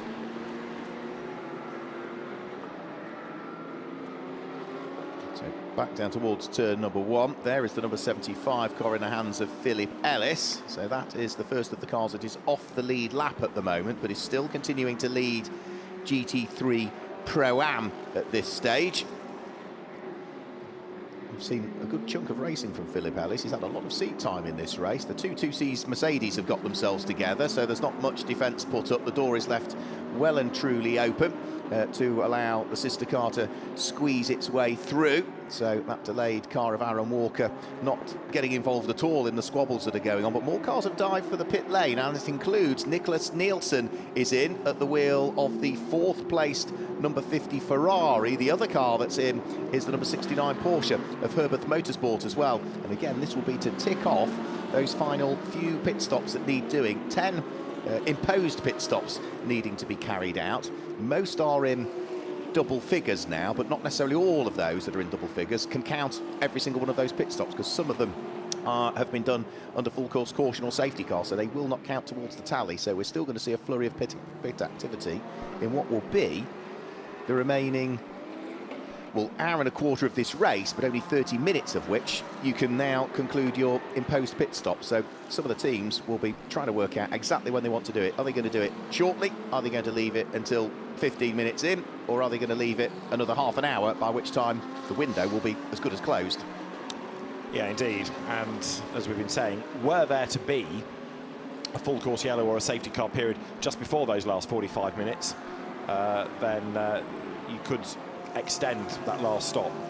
If you can't make it because of the pit lane being closed of those pit stops effectively, then you are given that grace. But they still, on a normal circuit, have to be done with 45 minutes to go. Leader in at the end of lap 296, and that could be the last pit stop for that car. I think it is, yeah. I think that's the last pit stop for the number 71 Ferrari. They might need to run at a moderately conservative pace for a few laps, but they should be able, from what teams were saying pre-race about going an hour and a quarter, hour and 10, hour and 15 minutes, that should be just about enough now to get them to the end. And we're assuming driver change, that's James Collado, surely, that's getting in for the final sim. I would hope so, because he's got to make up the drive time that's available to him. Alan will tell us. Well, he's watching the pit stop at the moment. He's got his overalls sort of undone to the waist, and he's got his cap on, but he's watching the 71 drop down. And so Antonio Fuoco to take the last stint then? Well, let's see. I can just get a quick thought of James Collado, because he's standing next to me. James, so you're not doing the final stint? No. To be honest, the other two are a couple of tenths quicker than me this whole time. So we don't want to take any risks, because now the gap's closed. So yeah, Antonio's going to finish, and fingers crossed we can make it to the end. Thank you, mate. Answers that then. So Antonio Fuoco back behind the wheel, and he will bring the car to the end of the race. An hour and 12 minutes to go. So we are all of a sudden thinking about the last stint now, this final hour and a bit, taking us up towards the checkered flag.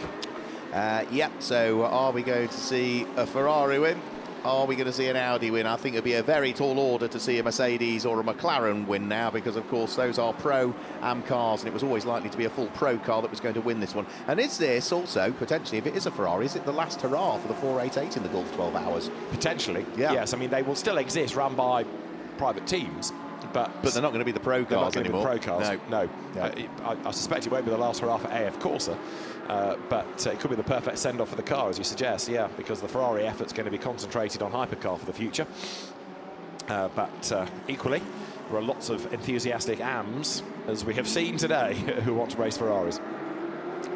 So still battles going on as Jan Magnussen sneaks up the inside of Morgan Tilbrook. Jan Magnussen also needs to watch his mirrors, because you've got the charging Alex Acker trying to draw himself alongside at the wheel of the Audi. And then further back through the track, we've also got what will be Fabian Schiller, who has now taken up the lead of the race, coming under attack from the number 42 Daniel Harper driven BMW. And at the moment Daniel Harper is not leaving anything on the table, is he? The car might be miles off the race lead, but he's pushing hard.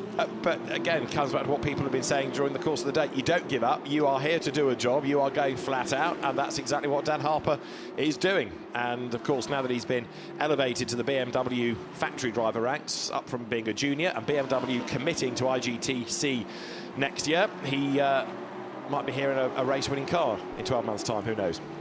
Yeah, he certainly had a solid weekend, really, here in the Gulf. 12-hour for the first time, and he's looking to try and put Fabian Schiller, the race leader, under the cosh. How many laps difference is there between the pair of them? The BMW is on 274 laps. The race leading car that he's trying to hunt down is on 297, so there's 23 laps between the pair of them.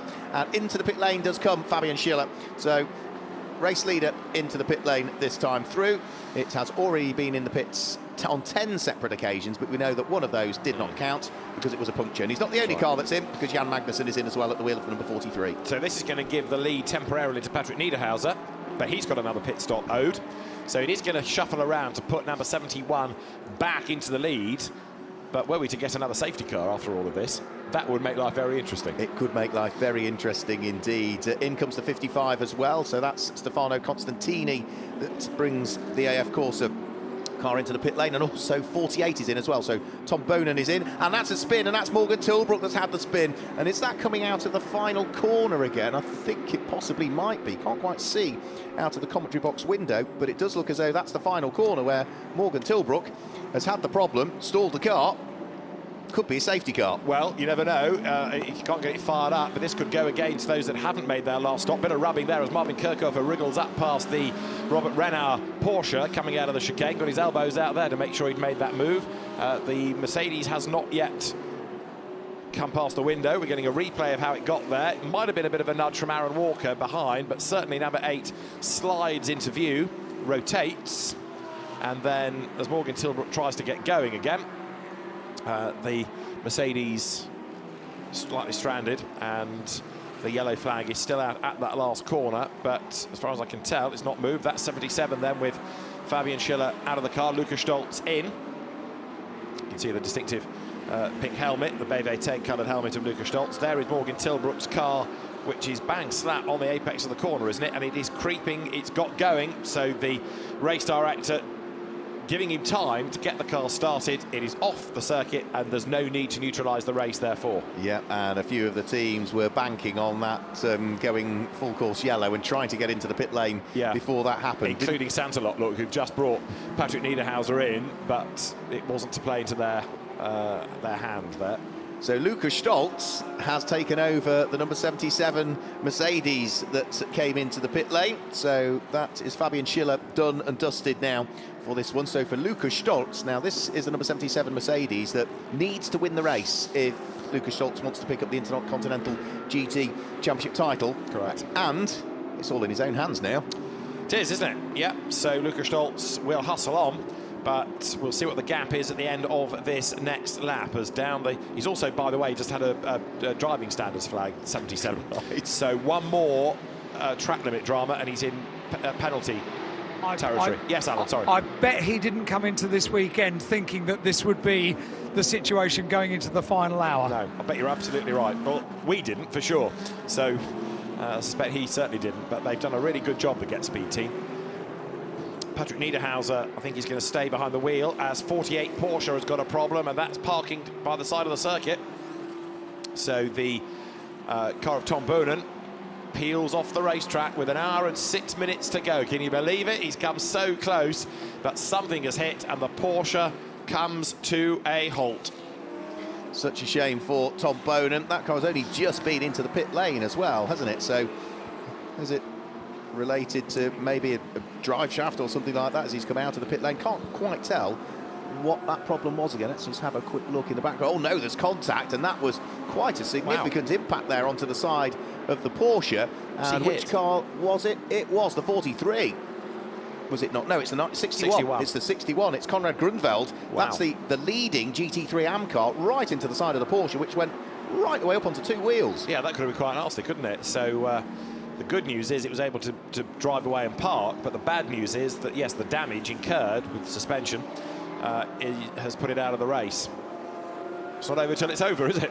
It's not. And what damage might that have inflicted on the GT3 AM class leading Ferrari, which is not coming round still at the moment. It is late on arrival, not surprised, but I think it's just gone over the start-finish line now. So it was a 2-minute lap from that car. Now, you would have thought that if Konrad Grunwald had felt anything following the impact, he'd be in, because it was very early on in the lap it happened, and he still pressed on around it. So maybe all is well after all. Fingers crossed, because it would be cruel for them to lose the class lead. They've dominated the class really all race, haven't they? Patrick Niederhauser has put another lap in the book. The Gossamer Mercedes then comes down the pit lane. The number 52 Ferrari is there, ready to go back out with Giorgio Senagiotto at the wheel of it. And we are 5 minutes away from starting the last hour of the race here. So the fuel has gone into the Ferrari. New tyres go on as well. And car number 91 is being given a penalty. That is the Baron Motorsport Matters Vibo driven AM Ferrari. 10-second penalty is being given to that car. Right, so 52 gets set, ready to go. Everything reset on the dash. You see the little television screen. Although they have the mirrors on the doors, because the rear of the car is all enclosed, there's no need for a rear view mirror because it's only going to show you the back of the car. So what you have now, and you have it on road cars as well, I know, is the camera and the television screen. So your mirror is that TV monitor in the car.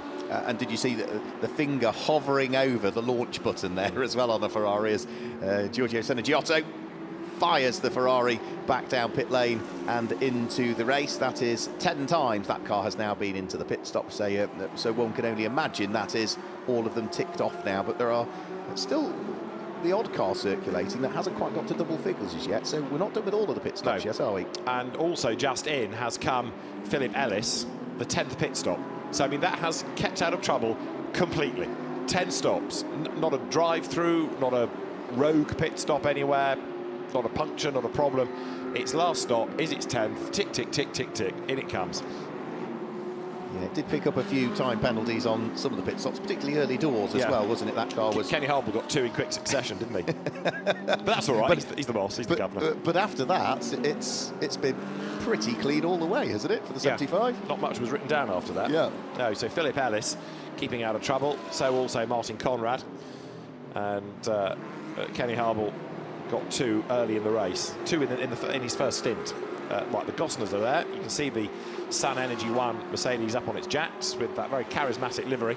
Drops down, and that is number 61, Conrad Groenewald. So it did a lap and has come into the pit lane. Came into the pit lane, but looking at the point that Ferrari would have made contact with the Porsche, no obvious signs of damage, which absolutely amazes me, because maybe it was just car met car at the wrong angle and it was the Porsche that just came off because of the angle that the contact was made. But it was a bit scary for Tom Bonan at the time with the car going up onto 2 wheels at what is a very fast part of the circuit, and you're at the brow as well. So you're on turn 3, you're at the brow of the hill, and it almost goes adverse camber there as well when the contact was made. And the lines of the car mean that the way they met, it almost acted as a ram, didn't it? Yeah. So tipped the car, as you say, up onto 2 wheels, and very lucky that he didn't go over. Right, 95, the Moutran Clan Porsche serving its last stop. Away once more goes 61. I know other people have driven it, but Conrad Groenewald does seem to have been rather lodged in that for the bulk of the race. It just feels that way. I'd agree with you there, albeit now Louis Perret gets the opportunity to take over for the final part of it. So Louis hadn't been in for a while, so I'm not surprised that he's taking up the final part of it. We're over 300 laps now as well. 301 laps completed by our race leader, Antonio Fuoco, who continues to lead the way. There is a 12 3/4 second lead between the number 71 car and the number 50. So at the moment, AF Course, you know, they were on for a 1-3, weren't they? Yes. Well, now, at the moment, it's a 1-2. And 50 doesn't have to make another stop, does it? But don't believe so. But it's I just wonder whether that might be a tad marginal on fuel, because Nicholas Nielsen stopped a little while ago. And I think it'll have to come in again. That might need a splash and dash. Yeah, I think that one will have to come in again. Yeah. And did we see Patrick Niederhauser come in? Yes. Didn't we? He stayed behind the wheel. So that's why the stint time is still ticking away. Yeah. So that car down in 3rd, and actually what this has done is dropped Lukas Stoltz back into 4th place now. So having been 2nd when he came in, that last round of stops has sort of gone against him. The incident between Boonen and Groenewald has been noted. 92. Gosh, finally something has happened other than contact for the number 92 Cup class leading Porsche, because that has got a 5-second penalty on the next round of pit stops, which I think is the first time, possibly, that Ivan Giacoma's Porsche Ticino entry has copped anything other than a whack from an Audi. That's another one that hasn't got a lot written down about it. Oh no, it got 5 seconds in the early part of the race. Apologies. All right. Yeah, over 12 hours, only 2 5-second penalties. That ain't bad going. That is very good going indeed. It's stayed out of trouble, which was exactly what you need to do in racing. You don't need to be the quickest car, but staying out of trouble is absolutely key. Yes. So over 8,000 racing laps now have been completed by all of these cars. 302 by the race leader. It's on 303 laps at the moment, and even through this last set of pit stops, nothing has changed with regards to the class orders either. So it's still 71 that leads GT3 Pro. We've still got the 70. We've got the. Oh no, we have. We've now got the 88, which is Marvin Kirchhofer, has taken over the lead of GT3 Pro-Am at this stage at the wheel of the McLaren. Yeah, but it goes as a pit stop because it's only done 9. It has only done 9, so that would, phony lead. Yep, you've got me there, absolutely. And the number 61 Ferrari still continues to lead GT3 Am. Indeed so. 49 is the next one to be given a 5-second penalty for track limit abuses on its next pit stop. Now, if you're not making another pit stop, you're going to just have to come in and serve that penalty, aren't you? 49 is the race event Porsche. More of Philippa's fascinating facts. You mentioned the 8,000 laps in total of everybody. We've had just over 300 pit stops with a few more to come, and the lead has now changed over 20 different occasions. Not 20 different cars in the lead, but it's been passed from one to another over 20 times. So we're not quite done yet, but I think Ferrari 71 is now pretty stable, isn't it, at the head of the field? Yeah, it's been right at the sharp end since the get-go, really, and it has also stayed out of trouble, has it not? I don't think at any point there's been an issue with that car that I can recall. No, I mean, the only thing is one track limit penalty, and also for 71, that road pit stop that we never got to the 21 seconds in the pits. Yeah, we never got to the second. That sort of self-induced drive-through. Almost as though, because that was under a yellow, wasn't it? Yes, it was. Yeah. Almost as though the car came in and there was a shout on the radio, no, we don't want you in. Yeah. And so just drive through. Drive through. And whether, for example, the driver behind the wheel thought, oh, we've gone yellow, I'd better come into the pits, and then was reminded of the regulation. We might find out post-race, but that's the one query that we still have over this. So if Alan feels like a wander to 71 again, might be able to go and ask James Collado the question. Have I got another task? You have. I do like a task. Right, so 71, yes, which is the leading car. Yes. If you can go find James again, can yes. you ask him what that strange drive-through 21-second pit stop was all about a couple of hours ago? I most certainly can, yes. Good. And then, having done that, I've got another task for you. Oh, yeah, go on, tell me. I can stack them up. OK, we'd like you to give us the answer. So having right. found it, you've got to tell us, all right? Well, I'm going to do it the simple way. I'm going to ask him the question. Right, OK. And you're going to hear the microphone. Right. Yeah. Oh, yeah. You've done this before, haven't you? well, kind of. Yes. If he's still here. Is he still here? I shall. I might have to go backstage at the garage to find him. OK. We'll leave you to your task. The team manager of 52 Ferrari, which is another of the AF Corsa fleet, but it's the Senegiotto Lantieri et al. Car. That is on another track limit penalty. And 71 Ferrari Antonio Fuoca. Now, the task for him is very simple. Keep off curbs. Keep out of trouble. Do not incur any penalties. Do not stress this car. The only problem is that he's still only 13 seconds in the lead. Yes, it's going the right way, so they could probably now also say to him and add to that, just change gear, 500 revs earlier. But who's he 13 seconds ahead of? His teammate. His teammate, yeah. So the call might come. That'll do. Stick where you are. Yeah. And at no point did it really look like, as we get somebody else into the pit lane, that's one of the Porsches, we won't worry about that one. At no point did it really look like the potential of a Ferrari 1-2, and all of a sudden, there they both are. I'm still leaning towards Ferrari 1-3. I still reckon Niederhauser for second before the end because he's catching. Yeah. And I'm still thinking that number 50 Ferrari needs a splash and dash, or if it doesn't need a splash and dash, it's going to have to slacken off its pace to get to the checkered flag. To get to the checkered flag, or he's banking on another late race safety car which would slow the field down, or full course yellow and safety car. So there are too many variables in that for me for that car to be comfortable. The car that's in the pit lane that we saw was the race-spent Johannes Zelda Porsche, and Alan Hyde is also in the pit lane. Yeah, just chat. Remind me of the question again for James Collado. Right, number 71 Ferrari. Yes. About 2 hours ago, had a strange pit stop. It was like a drive-through. It was only in the pits for 21 seconds. Right, it wasn't a penalty. The only penalty they've had was a 5-second track limits penalty. Correct. So what was it? So. Right. Okay. Oh, I see. So you thought it was a drive-through? Well, it looked like a drive-through, but no penalty was offered. So why did it drive through the pit lane? Google Maps. Maybe it took him the wrong direction. Did it definitely happen? It definitely happened. Right, OK, I'll go back to James. He knew nothing about it. Right, he's been a font of knowledge in this race, hasn't he, really? Thanks, Alan. Yes. Mark saw that. Well, actually, I'll say it happened. Mark saw it. It came down the pit lane. The pit time was 21 seconds. Yeah. Yeah. Yeah.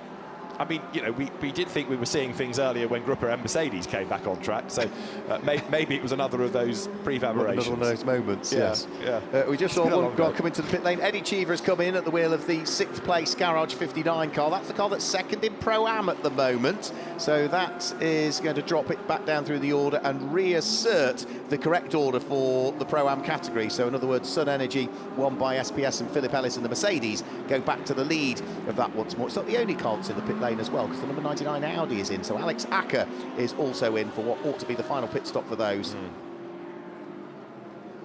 So those are the two cars residing down there in the pit lane at the moment. Driver change going on in the 99 as well. We'll have to wait and see who's going to jump in for the final stint. Alan has the answer. Oh, that 21 seconds, he said. Oh, that 21 seconds. It was to allow the other car to go in front so that when the safety car period came, it didn't lose a lap. Excellent. Right, makes perfect sense now you've said that. Yeah, well does, done, yeah. Alan. Very good. Very good. We thought that, didn't we? Well, that's what I've been saying from the very beginning. Yeah. I don't know why you asked the question, to be honest. No, that makes sense. Thank you, Alan. Well researched. Good man. So now we know, and that helped, therefore, keep the sister car on the lead lap. So sacrifice 21 seconds for the team. And look at what that's done now to the team result, potentially. Yeah, it's put both on the lead lap. They're only 13.5 seconds adrift. And actually, only 2 seconds back, still lapping quicker than the car ahead is Patrick Niederhauser, but it's such a tiny gain, like a tenth a lap. He needs that Ferrari to have a problem, have a pit stop, to really throw him a lifeline. Pit speed has been noted for Mikel Grenier at the wheel of the number 8 Ram Racing Mercedes, which suggests that there might be further investigations as to the way in which he departed it, because that's exactly the same message that came up earlier on, wasn't it, when we had, was it Alex Arca? That's right, when he left his 11s on the pit, a bit too lane. enthusiastically. Yeah. And he's not the only one that's done this. 61 is having a pit stop infringement noted as well. That is the AM AF Corsa car of the Pretz, Jean-Claude Sauder, Conrad Grunewald. Which is the leading car in AM. It is. And there's a driving standards flag also, like we've not had enough of those, for 51, which is another AF Corsa. Two Cs, isn't it? The 2 Cs Mercedes, James Cottingham at the wheel of that car now that lost chunks of time early on when that brake disc exploded. We're into the last hour. Where's it gone? I mean, it does seem a long time since the start of the race, but that's largely because, you know, it is a long race, but at no point has it been boring. There's always been something to talk about, and who could have written the script for what we saw? Well, even from the first lap, you know, the two cars that had qualified on the front row of the grid, both coming in to chalk off one of the pit stops on the very first lap, and then not many more laps later, one of the cars out of the race entirely. Yeah, I mean, that for me, the demise of both Group M cars so early is one of the big surprises, especially when you get used to seeing the cars being bulletproof when run by other teams. I'm not trying to point the finger at Group M here, but, you know, you look at what Curtis ASP have done in Fanatec GT as one example, and it's a real shock to the system. Alan? Engel and Marciello have a proven track record of providing excitement at the start of a race, do they not? Well, absolutely. So that, for me, as I say, has been perhaps the biggest surprise of all, that we lost them so early. You know, we were talking yesterday in qualifying about the IGTC Championship and how unlikely it was that it was going to go the way of Lucas Stoltz. Well, he's coming within a whisker of it. He's not far off. He's not been far away on occasions, but at the moment, whilst the number 77 Lucas Stoltz-driven Mercedes still remains on the lead lap, he is 20 seconds adrift of the car that is ahead of him, and at the moment he's sitting there in 4th place, so potentially just going to finish shy of the podium. Antonio Fuoco still continuing to lead the way. The lead advantage just keeps stretching and stretching and stretching. Came out by another 9/10 of a second between his teammate Nicholas Nielsen last time through, so the lead advantage is now up to 14.4 seconds. We have not seen a win for AF Corsa in the Gulf 12 hours since 2014. It's been a long wait for them, and they're now 50 minutes away still. Anything could still happen, but they've got their cars, both of them, in prime position, 1st and 2nd. has Tom Boonen got 48 circulating again? I think he has, hasn't he? Because that car is not appearing with a question mark like the stranded Gilles Magnus Audi. And it's also got an ETA for when it's next due over the start-finish line. I think exactly. You're right, yeah. So if that is the case, then it means that both the cars with female entrants are going to get to the end, because that, although damaged, is still circulating, and so also badly delayed 58, the Gosners, are still going. So the 2 entries with female drivers are going to get to the end, albeit with 1 or 2 dramas mechanically induced or incident induced along the way. Yeah, you're absolutely right. Yeah, well spotted. Yeah, well done. But that does depend on Tom Boonen's car getting to the end, and I was a bit concerned it wasn't, but it is circulating, I'm sure. They've obviously inspected it, no damage to it, and maybe the reason that it stopped was either Tom thought there was damage, or it might have a sensor with the impact of the car coming back down off the 2 wheels. It might have been a sensor issue that was thrown up. And or to get his heart rate back under control. 44 in the pits, which is then Daniel Alaman in the very, very attractively liveried, sort of plum-coloured Herbert Porsche. It's almost like the old Works TVR purple, isn't it? Tustain purple, that car. But anyway, Daniel Alaman ready to rejoin as the lead car on lap 309 continues to stretch the advantage then over the sister car in second place of Niklas Nielsen. And Patrick Niederhauser tantalisingly close, but not quite able to make any inroads now. If anything, that margin second to third is just creeping up a little bit. 48 minutes on the clock still. So there is the leader. Traffic up the road, which will be sorted out this time.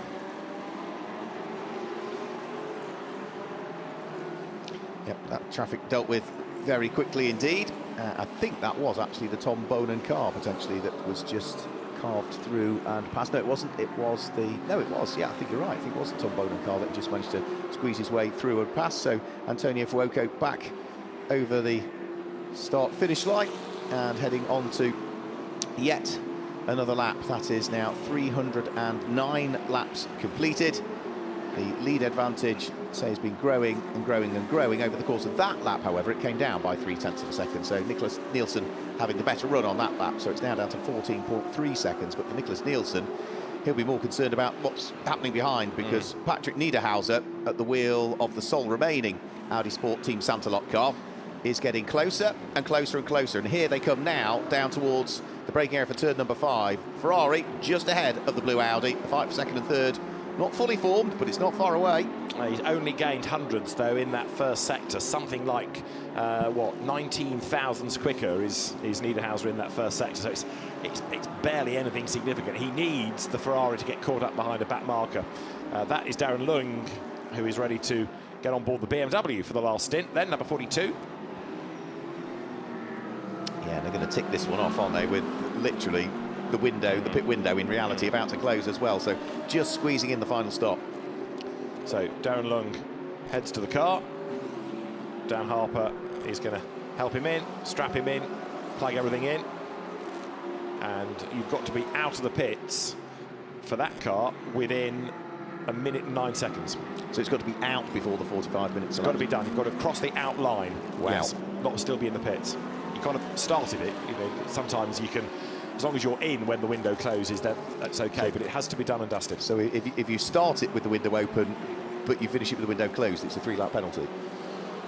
Technically, you have not completed your pit stop before, which would be a 3-lap penalty. Yeah, wow, that's yeah. So it's yeah, you've got to time this right. But it's difficult when you've already had it. It's difficult to argue a case for the defence when you've had 11 hours and 45 minutes to squeeze them all in. Right. Yes. Yes. It's a bit like the 50th anniversary Jaguar E-Type race at Brands Hatch, and there was a non-starter because the car wasn't ready. You've had 50 years, man. What's the matter with you? The door closes, and away now blasts Darren Lung. He's going to be okay. He's got 16 seconds to get down the pit lane as you look at the lead car, and it is pulling away. Now, the last lap for Niklas Nielsen did lose a chunk of time. He lost 7 tenths then to Patrick Niederhauser. So second and third, the gap is down to 0.4 of a second now. Now, is this traffic? Is this Nielsen fuel saving? It's that car going slower, only by tenths, but it's so significant when they're all running at this very, very close pace. It begs the question, and if that's the case, then crumbs, they're going to have to run at a very similar pace. They're clearly doing the math to work out what they need to get to the end, which means that it's not going to up its pace for the rest of it. He did make it out, Darren Young. It was 45 minutes and 5 seconds remaining when he crossed the pit outline. Perfectly timed by Nathan Freak and the team. Absolutely, absolutely. So, race leader in traffic, second and third then are pretty much together now, with the Audi sitting on the shoulder of the second-placed Ferrari. We'll try and pick that fight up in a minute as you look at the lead car then as it wriggles its way up towards the end of the lap, under the hotel. That short straight, making effectively one long corner. And then right up against Alessandro's wall goes Antonio Fuoco. That was the only other little blot for that car, wasn't it, when Pierre Guidi clanged the Armco a little while ago. Up towards the line comes 71, but it's behind them where the interest is for second place. 52 is being given a 10-second penalty. That's not one that's going to affect the lead battle. 61 is being given a 5-second penalty. That's your leading AM. So the penalties are still floating around. The stewards aren't done yet. Right, second and third have just gone across the timing line, and the margin is half a second, that's all. So that lap around, it was slightly slower by Niederhauser, but the second place Ferrari most definitely is under attack now. Yeah, absolutely. So the leading Ferrari heads out of turn number 4, but it'll be a few seconds after that when we see that battle for second and third position coming into the same part of the circuit. Now, is Patrick Niederhauser going to be able to squeeze his way through before we get to the battle, or might we just be able to pick up on exactly what's happening? So it's certainly looking close. Niederhauser has been working hard to close that gap. Race leader down towards the braking area for turn number 6 and turn number 7. That's the chicane. Antonio Fuoco very much on his own, just controlling the pace at the front. No such fears with regards to fuel in that car. So he can just keep pressing on down towards turn number 9. Absolutely flat out. And for second and third place, this is the battle. Nicholas Nielsen hanging on to it, but Patrick Niederhauser has been edging up and edging up and edging up over the course of the last 10 minutes or so. And now the battle is fully formed for second and for third. So down towards the hairpin they come. Niederhauser trying to get a tow. And there are drops of rain falling. Can you believe it? We've had spots of rain starting to fall, we understand, from the camera crews around the circuit as the leaders power their way out of the hairpin. Alan? In fairness, there has been a little bit of moisture in the air for the last half an hour. Pit lane, we don't have spots of rain yet, but it's still just a little bit wet. OK. Well, that's going to be another curveball for the very end, isn't it? As they battle on. Niederhauser taking the fight to the Ferrari here. So Nicholas Nielsen being told, no doubt, what lap times he needs to do to get the car to the end on this tank of fuel. Nose to tail off the last corner. Go on, Al. Yeah, spots of rain in the pit lane now. Right, OK. And the second and third place fight goes through with the margin being 0.4 of a second down towards turn 1. And if the spots are only spots, it's not going to do anything at all. But if we get another deluge, that's going to make life really interesting. It's going to make life very interesting indeed. But whilst they just remain spots, yeah, still a high ambient temperature. So as soon as the plops, as Alan technically called them. These are little pinpricks of rain. Right, OK, right. Thanks to our roving weather reporter for the in-depth weather again from down in the pit lane. But yeah, if it just stays like pin drops, then it will just simply evaporate. So you can see there, though, look at them. If you look towards the sky, look at the drips coming off the floodlights. That looks more like picking them up. Yeah, looks more like plops than pinpricks there, but that's largely because it's all gathering on the floodlights and coming down. And Niederhauser goes off the road under braking for the chicane. He got right onto the tail of the Ferrari, missed his braking point, had to swerve to the right to avoid making contact. He's just hemorrhaged about 3 or 4 cars' lengths, but he's avoided contact. But the gap second to third has suddenly shot up. Alan, sorry, you were going to say? No, it is just very light rain now. OK, well, maybe it was a combination of that and late braking that nearly did for Niederhauser, but that was very, very close to big contact between the two. And that would have been disastrous for both. It would not have gone down well in either camp, would it, that one? But thankfully avoided. We're going to get a quick replay again. Look at how far back he is at the time. Dives onto the brakes, and the Audi starts to squirm around a little bit under braking. Ahead, you can see already that Nicholas Nielsen is starting to lock up, and Patrick Niederhauser, well aware that the amount of daylight was closing rather rapidly, and actually avoided the contact, didn't he? Brought the car off the circuit to avoid the contact, but both of them, I think, almost caught out there, because you could see that Nicholas Nielsen was struggling as well. Indeed. So, right, up towards the end of the lap, the gap has opened up, so that's breathing space then, isn't it, for Nicholas Nielsen? number 69, incidentally, Robert Renauer, Patrick Kolb and Ralph Bowen, Porsche, one of the more unusual penalties, 15 seconds for not doing the full rest period between stints for a driver. Right, so it's minimum of 1 hour, isn't it? Yeah. From getting out of the car to getting back in. Correct. Yeah. And that wasn't adhered to, so 15 seconds are added. The time penalties that we've been talking about here, the two you serve at the next pit stop. Well, now, because you've done all your pit stops, in theory, then they'll just be added on at the end of the race.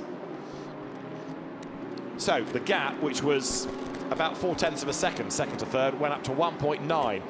So Niederhauser has got quite a slog now to bring down that gap, and he's also having to think about the traffic that's out on the circuit as well, such as that number 92 Porsche, which attracts Audis. It does, but it will stay out of harm's way and allows the car of Patrick Niederhauser to sweep across the nose of it. So Ashish Patel does not want to do anything to get that car in harm's way, because that car has been leading the Cup class for many an hour indeed.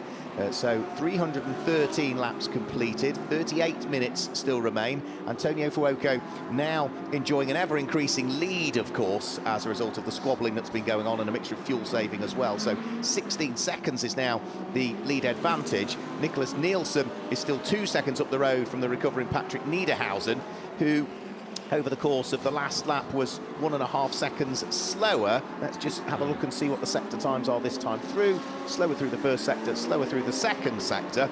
Is he still feeling the ill effects from trying to get that car anchored up and he's trying to get back in the zone? Maybe, but equally the problem is that once you've lost the time, when they're so evenly matched in lap times, it's hard to make it back up, isn't it? So we've got the number 8 Ram Racing Mercedes with a 15-second penalty now for pit lane speeding. You've got Niederhauser going over the line. All of the leading 3, by the way, are being caught by Luca Stolz. So Stolz is lapping faster than the top 3. He's too far back, really, to make any impact. But Luca Stolz also has not given up, and he's still pushing as hard as he can. Yeah, and there's only one car inside the top 8 that is not also scoring points for the Intercontinental GT Challenge, and that continues to be the number 88 Garage 59 McLaren. Into the pit lane we see once more coming in for what is a set of tyres, and is that a driver change going on as well, possibly? The number 58 car, which has spent a fair chunk of time in the car, so that is the Gosner family that's back in. It is, so that car very badly delayed earlier on, but the real family affair here, trying to get everybody through, give everybody as much track time as can be. And the MP racing team, which has worked hard just to keep that car in the race, is hopefully going to be rewarded by getting the car to the checkered flag, and that is only 37 minutes away, less than that now, in fact. They have shown just fantastic spirit during this race. There's always a few cars, isn't there, during a long race. I remember many years ago a number of stories that emerge over the course of a Le Mans 24-hour race, but there's always some real stories of stickability and making sure that they can get the car back out for the end. Of this race, that car has been the one. Yeah, they're a bit like Rasputin, aren't they? Whatever happens, they just will not expire. They will not die. They keep going. Absolutely right, yeah. And there's an example. And we thank them for it. Absolutely, yes. And especially when it's a real AM effort like that. You know, they're not here for points, they're not here for trophies, they're not here to make names for themselves. They're here to enjoy the race, enjoy the event with a capital E, enjoy the experience. And it looks so it's Thomas Gosner, it looks so it's Dad that's going to get the opportunity to bring the car towards the checkered flag. Right. Now, because they've spent so much time in the pit lane, they're not going to get through all of their pit stops. No, so they'll get a 3-lap penalty. So they'll get a 3-lap penalty. Right. So. And they may not even be classified as finishers, because they will have done potentially not enough of the 12 hours. But after what they've been through, they'll feel like they're winners. Absolutely. I guess and they've thoroughly enjoyed the process, yeah. Yes, and they've met you, so, you know, every silver lining. There always has to be a downside. Exactly right, yes. How was your 12 hours in Abu Dhabi? Well, we had a few problems with the car. We met this funny little man Strange in the pit English lane. man, Kept coming back. Nice shoes, though. Yes. I'm going back there now. Oh, got new friends, have you? Right. I don't give up. I don't give up. He invited himself for Christmas, you know. Exactly. Yeah. Yes. Yes. Next time you're ever nearby, you must pop in. Yes. Right, back to Patrick Niederhauser, who is always worth getting revved up about. After that drama, I wonder if he's also flat-spotted a tyre, because he's not been able to recover the time, and the lap times are going up. All of a sudden, the car's lost the pace that it had, and it's all since he had that big moment trying to avoid the back of the Ferrari. By the way, I haven't updated you. You don't need to worry about rain anymore. Right. It's not doing it. OK, your spots have cleared, have they? They have, yes, thank you very much indeed. It's good, I'm so pleased. Thank you, Alan. When I was around 18. Right, that was in 1943. Yeah, right. Yeah, careful. Yeah. Fuoco goes through then, onto another lap, lap 317. Got just over half an hour to go. Number 49, incidentally, is the race event Porsche, which is another one that's, well, they had an accident early on and did damage. It's another one that's largely kept out of strife until now, and it's under investigation for going over the pit exit line. So, you know, you're almost within sight of the flag, and then something like that crops up. Out of the hairpin goes Antonio Fuoco. Apart from, like I say, that one track limit penalty, as a bit of debris lies on the road, that car has been absolutely faultless through this race. That's quite a big chunk of something on the outside of the hairpin. That is... Yeah, now where is that? That is coming... It's down towards the hotel, turn 12, isn't it? Yeah, it's turn 12, I think, is where that is, or turn 12, turn 13. It's quite a way offline, actually, so will they leave that there? You'd already be in trouble if you were running on that piece of tarmac, would you not? But, yeah, but if somebody tried to go around the outside and found it, well... Now, one thing I have also noticed is that now all of a sudden Nicholas Nielsen isn't under the same pressure of getting caught by Patrick Niederhauser. All of a sudden his pace seems to have come back down again. Yeah. So maybe he's hit the deltas that he needed to do, or hit those lap times that he needed to do by the team. They've re-evaluated the amount of fuel left in it, and now they've told him you can push a bit more. You've done what you needed to do, change the map on the car or whatever he's needed to do, or change it earlier and get the car towards the finish with a bit more enthusiasm now. Back into the pit lane, Alan's favourite car. I was about to say that. I'm just at the right spot as well. So the team come over. Do you think they're trying to do the minimum number of pit stops? Begs the question, isn't it? Conversations going on, though. I think they are. No, they haven't changed tyres, and they've sent him on his way. OK. Yeah, so that wasn't a regulation pit stop. No, maybe that was is the car OK? Bring back some data. Do you want to carry on kind of a pit stop? So Antonio Fuoco then, who is not only looking to win this last round, but also in a sense avenge the Indianapolis round of IGTC, where he was oh so close to beating Raffaele Marciello in the last stint. It'd be a sort of good comeback for him. And also, don't forget, it goes some way to making up for the disappointment of not winning the Endurance Cup in Fanatec GT, which unravelled really in the penultimate round, where Antonio Fuoco was taken out by James Collado. The two Ferraris made contact with the Iron Lynx cars coming into the stadium, and that was certainly not the result expected. But then the car they were fighting in the championship, the Mercedes, retired. So had they taken some points, it could have been a very different outcome in the end anyway. Alan, yeah. Manuela Gosner, this is a story of never giving up, isn't it? No, that's the right saying. I have to say my guys have been so fantastic. Of the car, and lots of hours of work, and at the end they find the problem, they could solve it, and then now we can enjoy the last hour of the Abu Dhabi race. So have we now got the last driver in the car, or are you all going to get a go? No, it's not the last driver. All of us drive half an hour because we have 1 hour and a half, so we share. And now my dad is inside, but David, my brother, is going to take the jacket flag. OK, and the final question. We all rather like your top, your Pelican. It makes me happy. It's very colourful. He's very happy. And positive. And, it is. And that has been really pretty much the story of your team today. Exactly. That spirit of the team, of my family, and all the guys who are working in this crew. It's a feel-good story, Manuela. Thank you very much indeed. It's a happy Pelican. That's the story. It's a happy Pelican. Is it called Alan? That's the next question. That's a very good question, yeah. or if not, can we name it? Absolutely. Alan the Pelican. Right, Alan, well done. Thank you very much.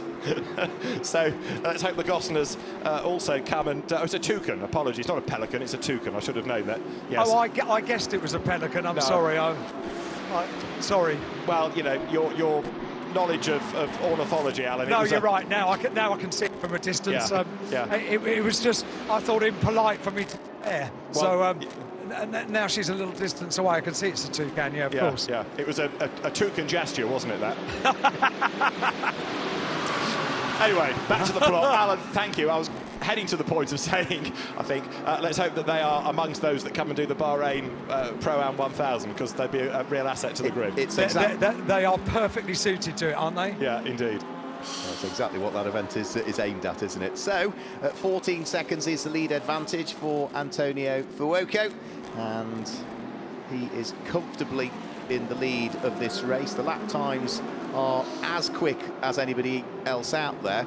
You could argue probably the quickest driver out there on the previous lap was Eddie Cheever at the wheel of the number 93 McLaren. He managed a 53.1, but there's several cars that are in the 1 minute 53 second bracket at this stage, so there might be a little bit of ebbing and flowing in terms of the gaps, but nobody's really close enough to anybody else to mount a challenge. The closest gap that we've got at the sharp end is between second and third still. Nicholas Nielsen is 3 seconds up the road now from the Audi of Patrick Niederhauser. But further down through the order, there is a squabble that's going on, and it is an inter-class battle at this stage, because the number 92 Century Porsche Ticino car of Ashish Patel is only 1.3 seconds ahead of the Century Motorsport Audi in the hands of Darren Young. Now, Darren Young is in a GT3 car, not a Cup car, so he should close and get past without too much difficulty. But that is another battle that would be for position. Yeah. And another one for position is Hunter Abbott in the 2Cs Motorsport Mercedes, the number 1 car.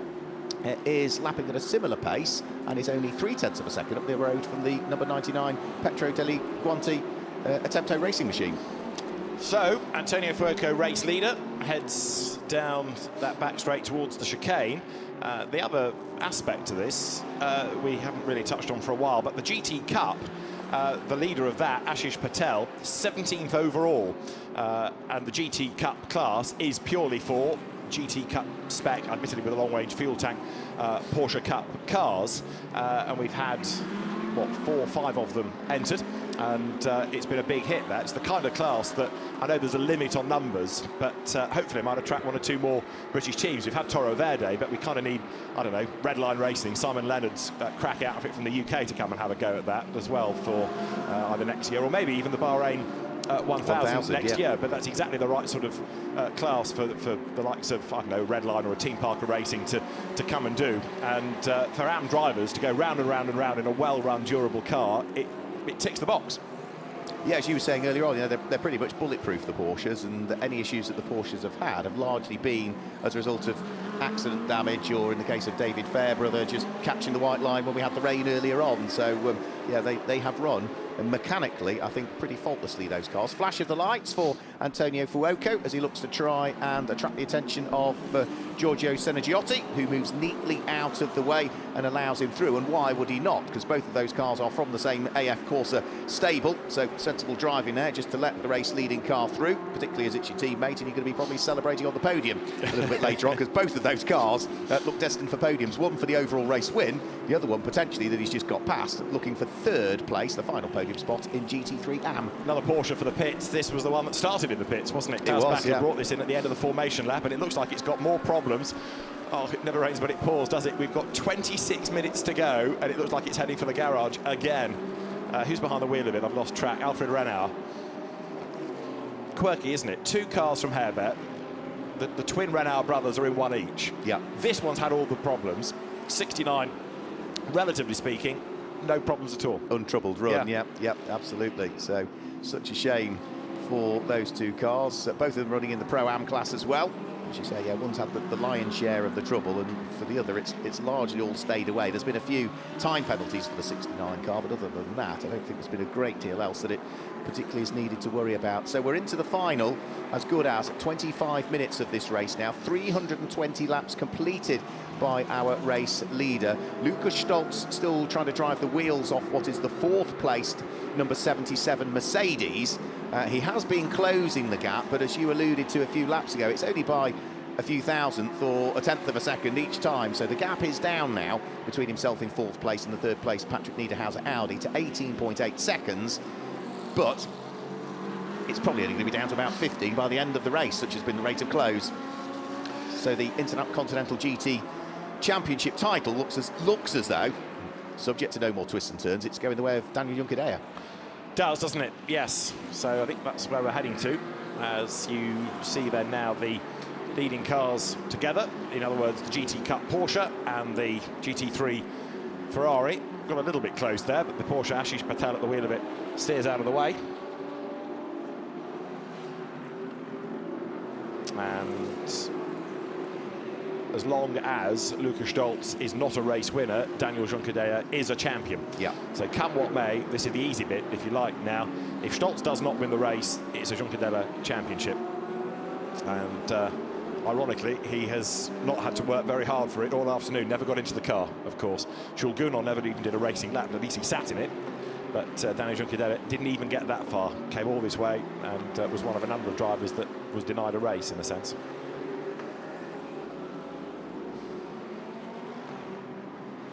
Now for Antonio Fuoco, still, of course, whilst he may be comfortably in the lead of the race, still traffic to deal with. And on that occasion, it was the Nabil Moutran dual racing by Toro Verde Cup class Porsche that he squeezed his way through and past. That Porsche running in second position in the Cup class. That will also be destined for the podiums, which we will be bringing you live still, all of our podiums here in the Gulf 12 Hour. But for Antonio Fuoco, looking to press on and see if he can scoop up a win for AF Corsa, who have had 3 wins in the past here at the Gulf 12 Hour. Most of those Ferrari wins in the past have always had Davide Rigon behind the wheel of it, but of course he has been in the sister car, which at the moment is running 15 seconds adrift in second position. And remember, whilst we've had 3 wins for AF Corsa in terms of Ferrari wins, Kessel have been the most successful Ferrari team we've seen over the years here in the Gulf 12 Hours, because they've notched up 4 race wins, and those are all the last 4 wins in Ferraris here in the Gulf 12 Hours. So that's the likes of 2015, 16, 17 and 18. Ferrari took the win in each one of those, and it was a Kessel racing car on each occasion. The first one was the last win for the 458. The last 3 have been for the 488.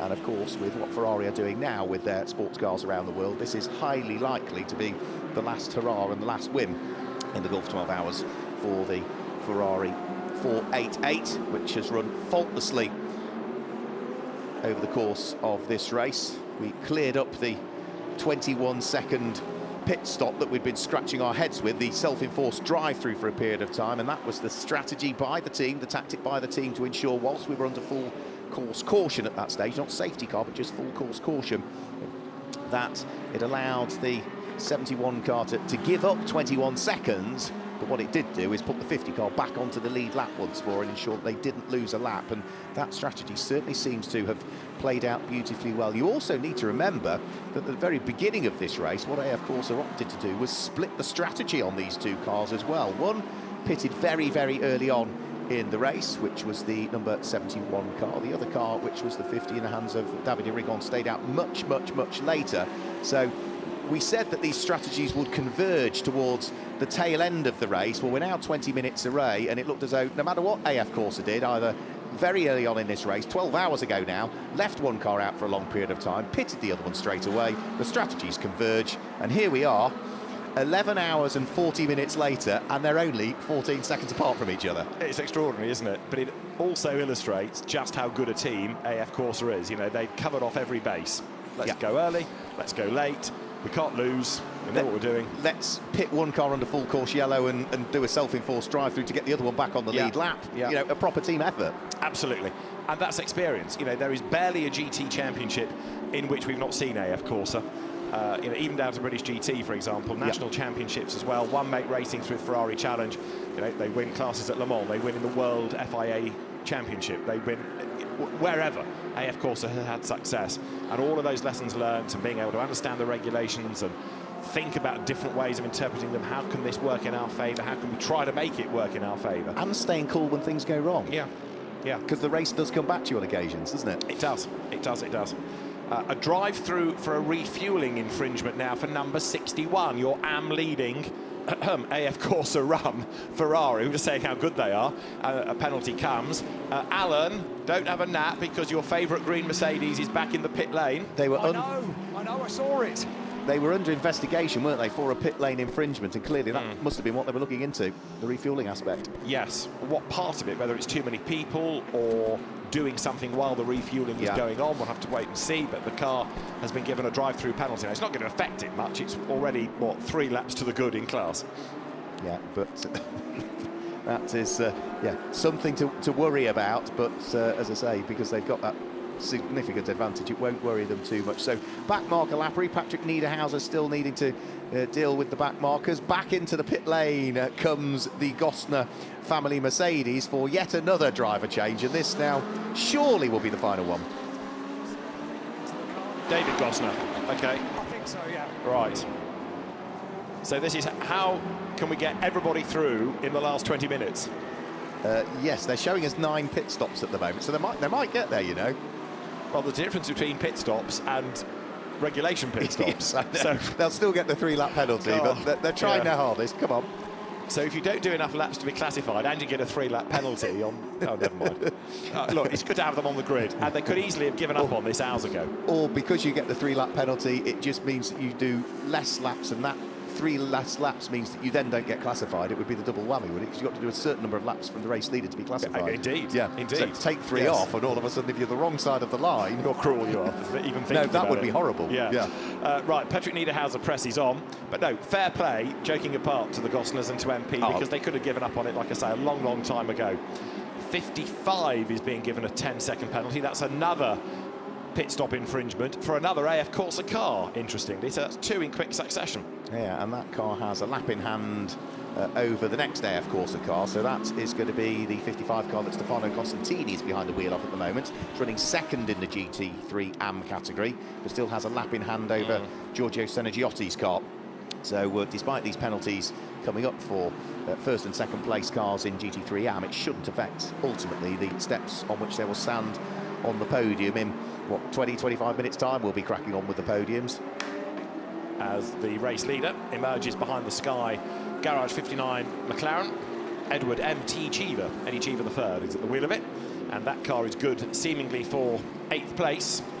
Pro-Am honours, and Mark's been keeping you well abreast of this. Philip Ellis, who is still a lap up on 88 McLaren, and we've got the drive-through just being served, by the way, by number 61, the AM class leading Ferrari.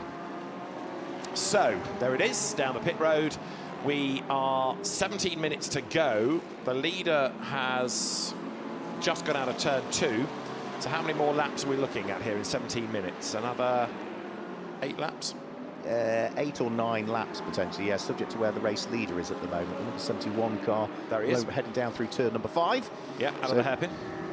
So he is, not even halfway around this lap. So yeah, I think you're right. Probably another 7, 8 laps is an absolute maximum.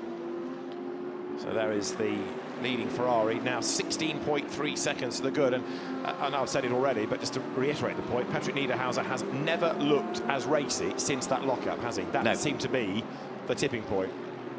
I also wonder whether it was more than just a slight error, as in maybe there was some sort of issue which suddenly meant that the car didn't slow down in the way that he expected it to, and he's having to nurse it now. Well, we had the sprinkles of rain, didn't we, down at that part of the circuit at the time, which might have affected it, but I don't think a great deal. Maybe he was a little bit distracted by the fact that the car ahead was locking up. Nicholas Nielsen was late on the brakes, and you could see the puff of smoke coming from the tail end of his car, and the fact they were just both pushing so hard. But either way, the one good thing is the contact was avoided, and it does look as though at the beginning of the weekend, when we thought that this was Audi's race to, Mercedes' race to lose, all of a sudden it's going to be Ferrari from Audi, the way things are looking, and then outside of the overall podium places, it is going to be Mercedes, McLaren. So all of the manufacturers will be represented inside the top 6, barring Porsche. Yeah, which never came here with, did it, a pro entry? No. But Pro-Am cars still doing well, 11th. So, if you like, best of the rest outside your top 10 will be the better of the 2 Hairback cars. Over the line has now gone Antonio Fuoco once more. 326 laps are now done with a quarter of an hour of the race to go. Driving standards flag heading the way of number 48, as you look at the second-placed Ferrari there, Nicholas Nielsen with Patrick Niederhauser a little bit further back. Is he? Yeah, he's lost another tenth, a second and a half adrift now. So it does look as though the top three are stabilised. That said, you can rest assured each of them are going as quickly as they possibly can, but there's just no one car that is able to suddenly affect its pace against another. No, as you were suggesting, the best bet is always to put the quick gun in late on, and they're ever more evenly matched. Alan, down in the pit lane. It's beginning to be more full backstage at AF Corsa, the nerve centre where all the computer screens are and the drivers generally go to just after they've completed a stint in the car just to get their breath back, is now standing room only. And I look forward to potentially a cheer in about 14 minutes' time, because there are plenty of people to cheer now. Well, indeed, because it's going to be a 1-2 overall. It is going to be an AM 1-2-3, and have we got any Ferraris lurking in Pro-Am? No, we haven't outside the top three, no. Okay, so 5 out of 9 podiums isn't bad, is it?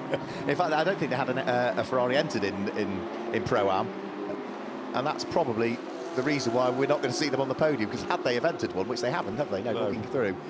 Yes. They might have gone their way. They might have gone their way as well, yeah.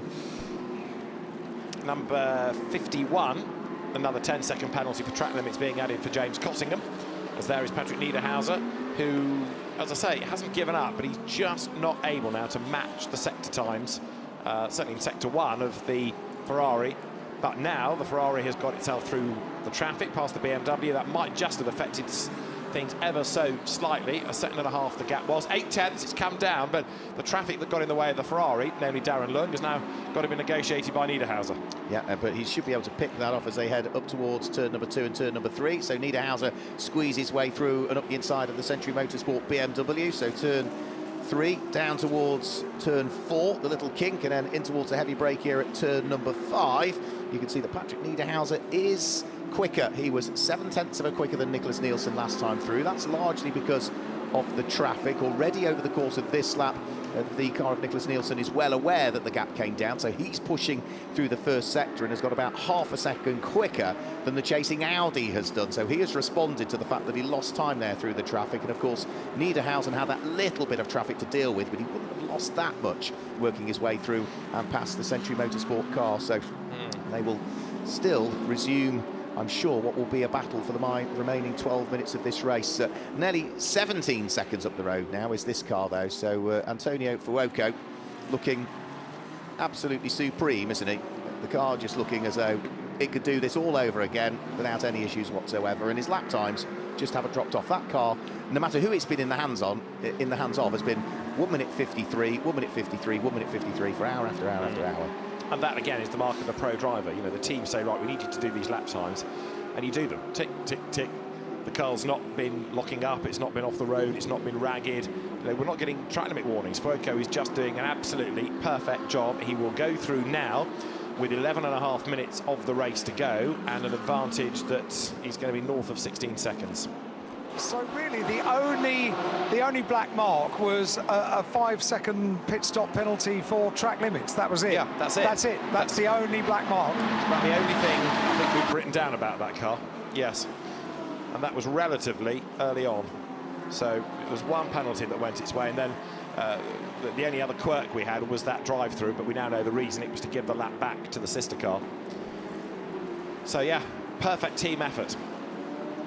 And this is what you were saying again about, you know, these cars run like metronomes. We haven't seen it from all of the teams and all of the drivers, but when it happens, this is the upshot, isn't it? This is what it should be like. Yeah, yes. It's what it should be like, and yes. It is easier said than done, clearly. Again, you know, for many of them, this is the first time they've run a car at this level here, and so perhaps one or two, I don't know, misjudged, underestimated the challenges of the circuit, the nature of the circuit, the stresses and strains that goes through the car. AF Corsa will know all about it. They've been here before. Gripper perhaps less experienced in Yas Marina terms, and therefore will have learnt some lessons this weekend. Still work to do, though, because the next of the cars that needs dealing with is going to be the 2C's Motorsport James Cottingham-driven Mercedes. That car is another car that has had strife over the course of the preceding 12 hours. It is at the moment about 50 laps off the lead. Yeah. So with the trouble that it's had, it was never quite there in terms of pace. It was certainly going well in the hands of Lewis Williamson, I was going to say. And it's just, yeah, the problems that it's had that have befallen it have just dropped it down through the order, and now it's just sort of struggling to say where it was. Aaron Walker's been quite impressive in that car as well, I've got to say.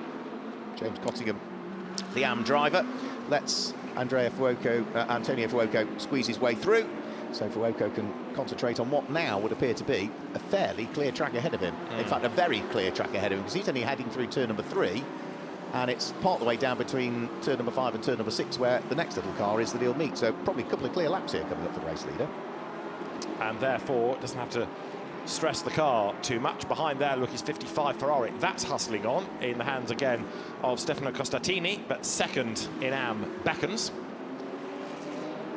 And there is your second and third place fight. The gap is down a little bit last time, in fact, by 0.3. Patrick Niederhauser still pushing, but it does look as though Nicholas Nielsen here is being able to maintain a pace that's not going to need another pit stop, doesn't it? Yeah, it looks as though he's hit the marks. Yeah, as we said a while ago, question marks over whether he'd got enough fuel to get to the end of the race. And certainly at the moment, the fact that the car isn't having to drop its pace once more suggests that it is there or thereabouts. And certainly, considering that that car lost, what, 3 minutes and 19 seconds was one of its pit stops to change the brakes. They've worked hard. The team have helped them with that assistance of the drive-through, but yeah, it could have been far, far worse for them. And certainly, I think they're good to go now. I do think, yeah, they should make it to the end without having to save any fuel with 8 minutes remaining. And Niederhauser, of course, has not given up. He's still chipping away. Oh, so close before he had that drama under braking. But equally, the problems are now that having gone off the road, maybe got a bit of tar pickup, and it's taken a while for that to clear or to drive around that vibration. But Niederhauser will be striving as best he can to stay on the tail of Nicholas Nielsen and maybe pounce if an opportunity presents. In the first sector of this lap, he was quicker. Sorry, he was fractionally slower, I should say, but in the second, he was quicker. And over the course of a lap, let us see the circuit that's certainly been friendly for an aero-shaped car like the Ferrari. Sees a 1-2, over the line they go, second and third, and the gap is 9/10. Well, I thought it might be down to about 0.6, but it's the final sector again where the car of Nicholas Nielsen was just that little bit quicker than Patrick Niederhauser. So net gain, but only by 1/10 of a second over the course of that lap, as he looks to see what he might be able to squeeze out of the Audi with 7 minutes remaining now.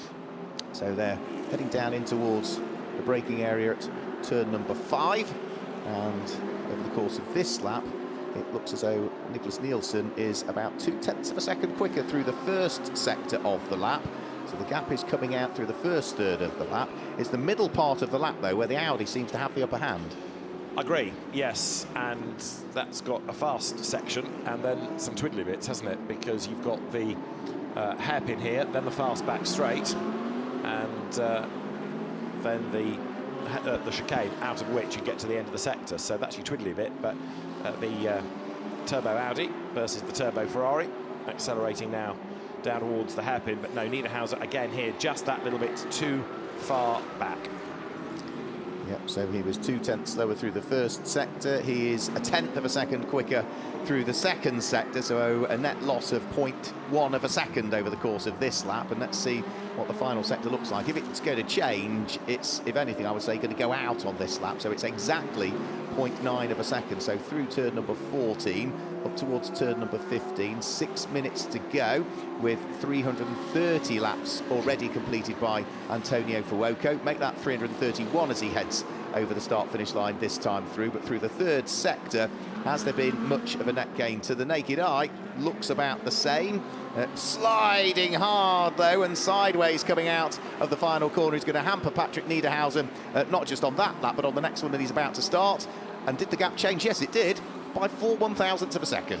So it is 0.904 between the two, and we've got 5 minutes and change on the clock. We've done, as you say, 331 laps. Where does this put us in terms of distance covered? I know it's slightly different because it's a continuous 12 hours as you look at the sliding Ferrari and the even more sliding Audi, but the way that things are going at the moment, 331 2 laps are going to be boxed off this time. We're going to get to 3:34, certainly, aren't we? And we'll go for 3:34 as being the final amount. Well, the record distance that we have ever had was set last year when we did 359 laps in total, which was 1,239 miles. But it's those extended full course cautions that have cost us over the course of this one. So the total distance, if we go for 334 laps, then that will mean that the race leader will come home with a total of just under 1,100 miles having been raced over the 12 hours. Interesting. Okay, that's your answer. As there, Patrick Niederhauser goes through the traffic on the outside, but the gap has widened again as he had to get past Stefano Costatini in an AF Corsa run Ferrari, don't forget. So just temporarily getting in the way of the Audi and allowing Nicholas Nielsen a little bit more breathing space. As under the floodlights they come then down now towards the approach to the hotel. You can sit at the bar and watch the cars go past at that corner, and then they disappear underneath the hotel. Many of the rooms, of course, have got great views of the circuit. It's a spectacularly designed hotel, that is for sure. And there goes then the number 50, second-placed Ferrari. And Nicholas Nielsen, barring any fuel dramas, is going to be good for that second place. And Antonio Fuoco has backed off even more now because he last time lapped in the 54s. And so the pace of the car just starting to go up, therefore the lap times are that little bit slower. Into the pit lane comes the car that's leading the Cup class at this stage. So Ashish Patel is in at the wheel of the number 92 Porsche. Now that's rather late to be coming in, and he is heading to the pit box as well. And what is the problem? Because this is the car that has been leading the Cup class for many an hour. It's a stop. It's a puncture, I think. It is one tyre, and it is the left rear. So again, so late. That was the corner that was hit by the Audi, but it'll have had another set of tyres put on since then. That's just coincidence, I think. But yeah, he's run over something or touched something, and therefore a new tyre. So go. You don't have to worry about a pit stop time for this. Just get gone, get back in the race. Yeah, and it should still be enough for them to secure the Cup class because they've got a couple of laps in hand. And more problems, I'm afraid, for the Gosner family. That is a spin for the 58 Audi in the hands of David Gosner, pointing the wrong way. Now, is that at turn number 13 again, potentially? Because I'm looking at how close the barriers are to the circuit. I think it might be the entrance into that area of turn 13. Please get going. Don't tell me we're going to end under a full course yellow. I think the car is moving. It looked like it was moving, yeah. Right, so the good news is that the car is back and circulating, except it's only got itself across the road and has now virtually blocked the racetrack, and all of a sudden cars have to scatter left and right. More palpitations in race control. And the last thing we need is for anybody now to suddenly clobber that car. So the yellow flags or the yellow lights will be showing, but this with, can you believe it, 2 minutes to go, we've now got a track blockage. And it couldn't be any more slap bang in the middle of the circuit. Now, if there's any opportunity to get that car fired up, of course, the driver would be doing it. Heat soak won't help, but that car has had a few problems throughout the course of the day. But the other problem is he's got no lock to get the car turned around. It's going to have to be a three-point turn, isn't it? He's going to have to go backwards, yeah. Yes. Which means that the cars that have already been past it once will probably think it's in the same position, and it might not be. So they'll need to have their wits about them. 1 minute and 30 seconds to go. Antonio Fuoco leads the way by 15.5 seconds, but are we going to finish under green flag, or might there be a final twist in the tail?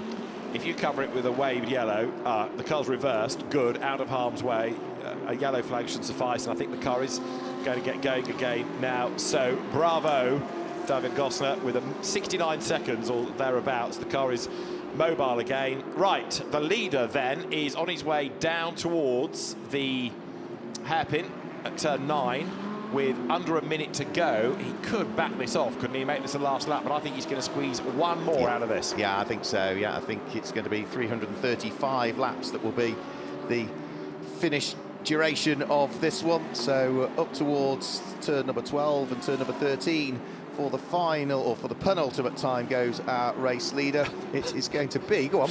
On the penultimate lap, Lukas Stoltz has done the absolute best first sector time of anybody in the race. He's gone purple in sector 1 on lap 333 with one more lap to go, just because by about 10 seconds, Antonio Fuoco is going to squeeze another lap out of the race, look. Yeah, here he comes over the start-finish line and crosses it now with 12 seconds remaining on it, onto into what will be the 335th and final lap of the 11th running of the Gulf 12 Hours, which means 335 laps will be completed. That is just going to be shy of 1,100 miles. It's going to be 1,099 miles will be the completed distance by the race winner. Well, there you go. I hate to be really picky about this, because you know it's not in my nature. But of course, the Yas Marina circuit is like many, where your start and finish line are in a different place. So your first lap is slightly shorter because you started further down the pit straight. But well, I've not accounted for the 0.135. I'll leave that in abeyance. Yeah.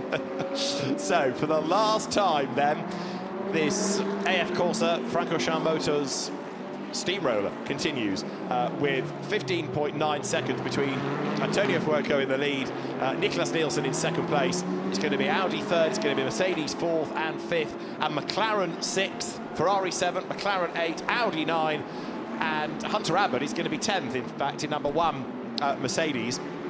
But a race that we were anticipating was going to be dominated by the Gripper M Racing Run cars has turned out very different, Alan. And so mission control from AF Corsa is emptying onto the pit wall. OK, keep that microphone open if you are nearby, because I absolutely am. They're about 3 corners away then. The Gulf 12 Hours is going to be won by the Ferrari, number 71 then, Antonio Fuoco at the wheel, Alessandro Pierguidi, James Collado have done an outstanding job. The car comes into the last couple of corners, and the Gulf 12 Hours, the last round of the Intercontinental GT Challenge, is going to go the way of Ferrari. It is. It's going to be 8 wins for Ferrari. It's 4 for AF Corsa. Their last win here was in 2014, and it's now a 4th win for the Ferrari 488 in this event. It's been a proper team result for that one, because it's not just a win for AF Corsa. They are also going to pick up 2nd overall as Nicholas Nielsen comes over the start-finish line, chased all of the way by Patrick Niederhauser. And the gap between the two of them was 7/10 of a second at flagfall for 2nd place. Patrick Niederhauser threw everything at that in that last hour and a bit. For 4th place, it should be Luca Stoltz, who, you never know, might be off the fastest lap if he really tries at the very end, the way that he's going. The championship goes away from him. The championship in IGTC won by Dani Junqueira, but Luca Stoltz takes 4th with Al-Faisal Al-Zubair and with Fabian Schiller. And then the Pro-Am winning Mercedes is going to be 5th. And that's going to be the car of Philip Ellis, Kenny Harble, Martin Conrad. Very, very happy AMS as Lauren De Beers, as... They're celebrating down here, David. James Collado, well done. Absolutely brilliant team effort. Yeah, no, that was amazing. I mean, it's a tricky race. I mean, it's very competitive. There's a lot of, great drivers in this race. And yeah, to win with all these cars on the grid is obviously a great achievement, and to go out on the end of the year with a win is also really nice. So yeah, over the moon for the team, and yeah, we'll keep pushing for next year. Well done, James. Thank you very much indeed. I was wondering if I was going to get a word with Alessandro as well, but he's away celebrating with the rest of the team. The podium will come up in due course, but great scenes down here, great scenes. And a very, very happy Jamie Stanley, Lauren De Beers, and the pseudonym Alex Fox. They're on the radio to Stefano Costatini to say well done, because they've won, they've come 2nd, I should say, in the AM contest. But everywhere you look at the moment, there's a happy AF Corsa face. I'm going to get one more quick chat, and it's going to be with Jan Magnussen, because he's down here. What a team, eh? Thanks. It's been a fantastic experience. I'm so happy that, MDK made this opportunity for Kevin and I to do this again and again. So no, super happy. It's been a tough race. We had some issues, but no, I've enjoyed all of it. It's been fantastic. I'm glad I got to see you before the end of the race. Thank you, Jan. Thank you very much. There we go. And I saw him about 5 minutes ago, and he came over and he said, "I remember you." Cool. I was very pleased about it. To be fair, David Addison has always said that you have a face that is never forgotten. Yes, exactly right. Yep. Alan, thank you so much. Sterling work in the pits, well done. And well done particularly to Antonio Fuoco, to James Collado and Alessandro Pierguidi, to Amato Ferrari's AF Corsa team. Amato himself, if you go back a long, long time to the late 1980s, early 1990s, was no mean racing driver himself. did race, remember, in the British Touring Car Championship oh so briefly, but he has made an absolute name as the top Ferrari team, and AF Corsa and its satellite operations that has run, where you can only have a finite number of cars entered by one team by name, has always done an outstanding job, and another class act to win in Pro, and a 1-2 there, and then a 1-2-3 in the AM competition. Yeah, I mean, they arrived in force, and they have certainly dominated the podium in force as well, with, as you say, a 1-2 in the race overall and a 1-2-3 in the amateur category. You can see Laurent Demise there also clapping in everybody else. So not only has it been a good team effort from AF Corsa, but they're also appreciative of the efforts of all of the other teams as well. And you look at Laurent Demise, and he's, again, absolutely typical of what this event is aimed at and what the Bahrain Pro-Am 1000 is going to be aimed at the end of January. A very likeable guy, very smiley guy, lots of experience. He's been under the tutorage of Jamie Stanley for a good few years, but he is the ultimate gent, isn't he? Gentleman racer. And every time we've seen him, he's been happy, he's been enjoying himself. He's chatted to us continually when he's seen us, At the end of the weekend, there you go, he's on the podium in class. Stefan Rattal is on hand to say well done to James Collado, to Alessandro Pierguidi, and with the crash helmet still on, Antonio Fuoco. The championship officials arrived with the Pirelli Victor's caps, the photographs being taken, and we'll get the drivers to the podiums, plural, in due course, because we've got, of course, race and class podiums. Alan, oh no, not quite. So Alan will head from pits to podium, and as soon as we can, we'll get the drivers up there for the final element, if you like, of the weekend. Antonio Fuoco looks happy. Look at the smile on that face. That is a very, very happy man there, Antonio Fuoco.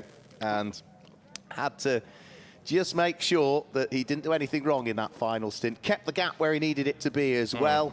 And for AF Corsa, for Antonio Fuoco, for Nicholas Nielsen, for Patrick Niederhauser, their relative co-drivers as well that they shared the car with over the course of this iteration of the Gulf 12 Hours. They will be the top three that will be heading up towards the podium very shortly. And where did they all start on the grid? Well, the number 71 Ferrari that won the race, Antonio Fuoco, James Collado and Alessandro Pierguidi, started fourth. The number 50 car started in fifth place of Davide Rigon, Alessio Rivara and Nicholas Nielsen. And the car that completes the podium came from the furthest back on the grid, Christopher Haaser, Patrick Niederhauser and Erwin Bastar. What a result it is for him in his debut in a GT3 car on the podium. That came from eighth on the grid. So drivers being rounded up, taken to the podium very, very shortly. And the happy second place AMS, the winning cup car, arrives on the scene. Now, Alan, if you're trying to tell us things or talk to people from the pits, wherever you are, your radio mic doesn't like live at the moment. But I'm not. I'm on the podium and getting briefed for the podium. So excellent. Okay. I will be with you very, very shortly. No problem. We will go in due course to the podium, and Alan will conduct the ceremony and conclude our coverage of this Gulf 12 Hours, a race that had so much going on. And that last gasp battle right to the very end between the Nicholas Nielsen Ferrari and the Santalok Audi. Another great fight. And Patrick Niederhauser just missing out. But one or two drivers can't quite believe that they've taken a podium result. Out of the 92 Porsche gets Ashish Patel, having taken a class victory. And although there are going to be one or two cars with penalties to be added post-race, I love the overalls as well that they've got for the 92 team, with the sort of desert at the bottom for the legs and the blue sky at the top. So a great effort put in. You know, don't just bring a car here, you have a special livery for it, special overalls done for the occasion as well. There's Alex Fontana. And I'm not sure, other than through maybe one of the very early pit cycles, that they didn't lead that class. No, exactly. I think it was pretty much from the get-go, wasn't it? And other than a pit cycle was probably the only time they lost it. And even when the car was assaulted, they managed to keep going and not lose too much time. Yeah, you can just see the light damage to the left rear of that car still where it was, as we say, assaulted by the car of Martial, which ultimately resulted in the retirement of that particular Audi. But again, you know, 11 times now we've done the Gulf 12 Hours, and every single time it is a thoroughly enjoyable race. And I think this year, David, with the size of the field that we've had, getting back to the pre-COVID levels that we had in the Gulf 12 Hours, with the addition of it being part of the Intercontinental GT Challenge, which as a result brings about a real strength in depth over the course of the entry list, that things are in a good place for 2023. Absolutely, and we look forward to the continued strength of the event. So Antonio Fuoco, James Collado, Alessandro Pierguidi win the Gulf 12 Hours from Davide Rigon, Alessio Rivera and Nicholas Nielsen. And then third goes the way of Patrick Niederhauser, Erwin Bastard and Christopher Hauser. The winning Pro-Am entry, Philip Ellis, Martin Conrad, Kenny Harbaugh taking fifth, ahead of the Benjamin Goethe, Alexander West, Marvin Kirchhoff and McLaren, and then Eddie Cheever, Kevin Say, Jonathan Hui and Chris Froggatt third in class. The winning AMs, Louis and Philippe Pret, with Jean-Claude Sarda and Conrad Gronewald, ahead of the Stefano Costatini, Alex Fox, Laurent De Meus and Jamie Stanley. Ferrari, Giorgio Senna, Giotto, Gabriele Lantieri amongst the drivers for third in Pro-Am. And although we started with 34, we're looking at probably only around about mid-20s as confirmed classified finishers. Of course, there are still one or two post-race penalties to be applied, which are going to shuffle that order as well. So, the victorious drivers being rounded up, brought to the podium, and that will be the final element of the Gulf 12 Hours, presided over by Alan Hyde. And he will be there in a moment or two with the Cup Cars drivers making their way.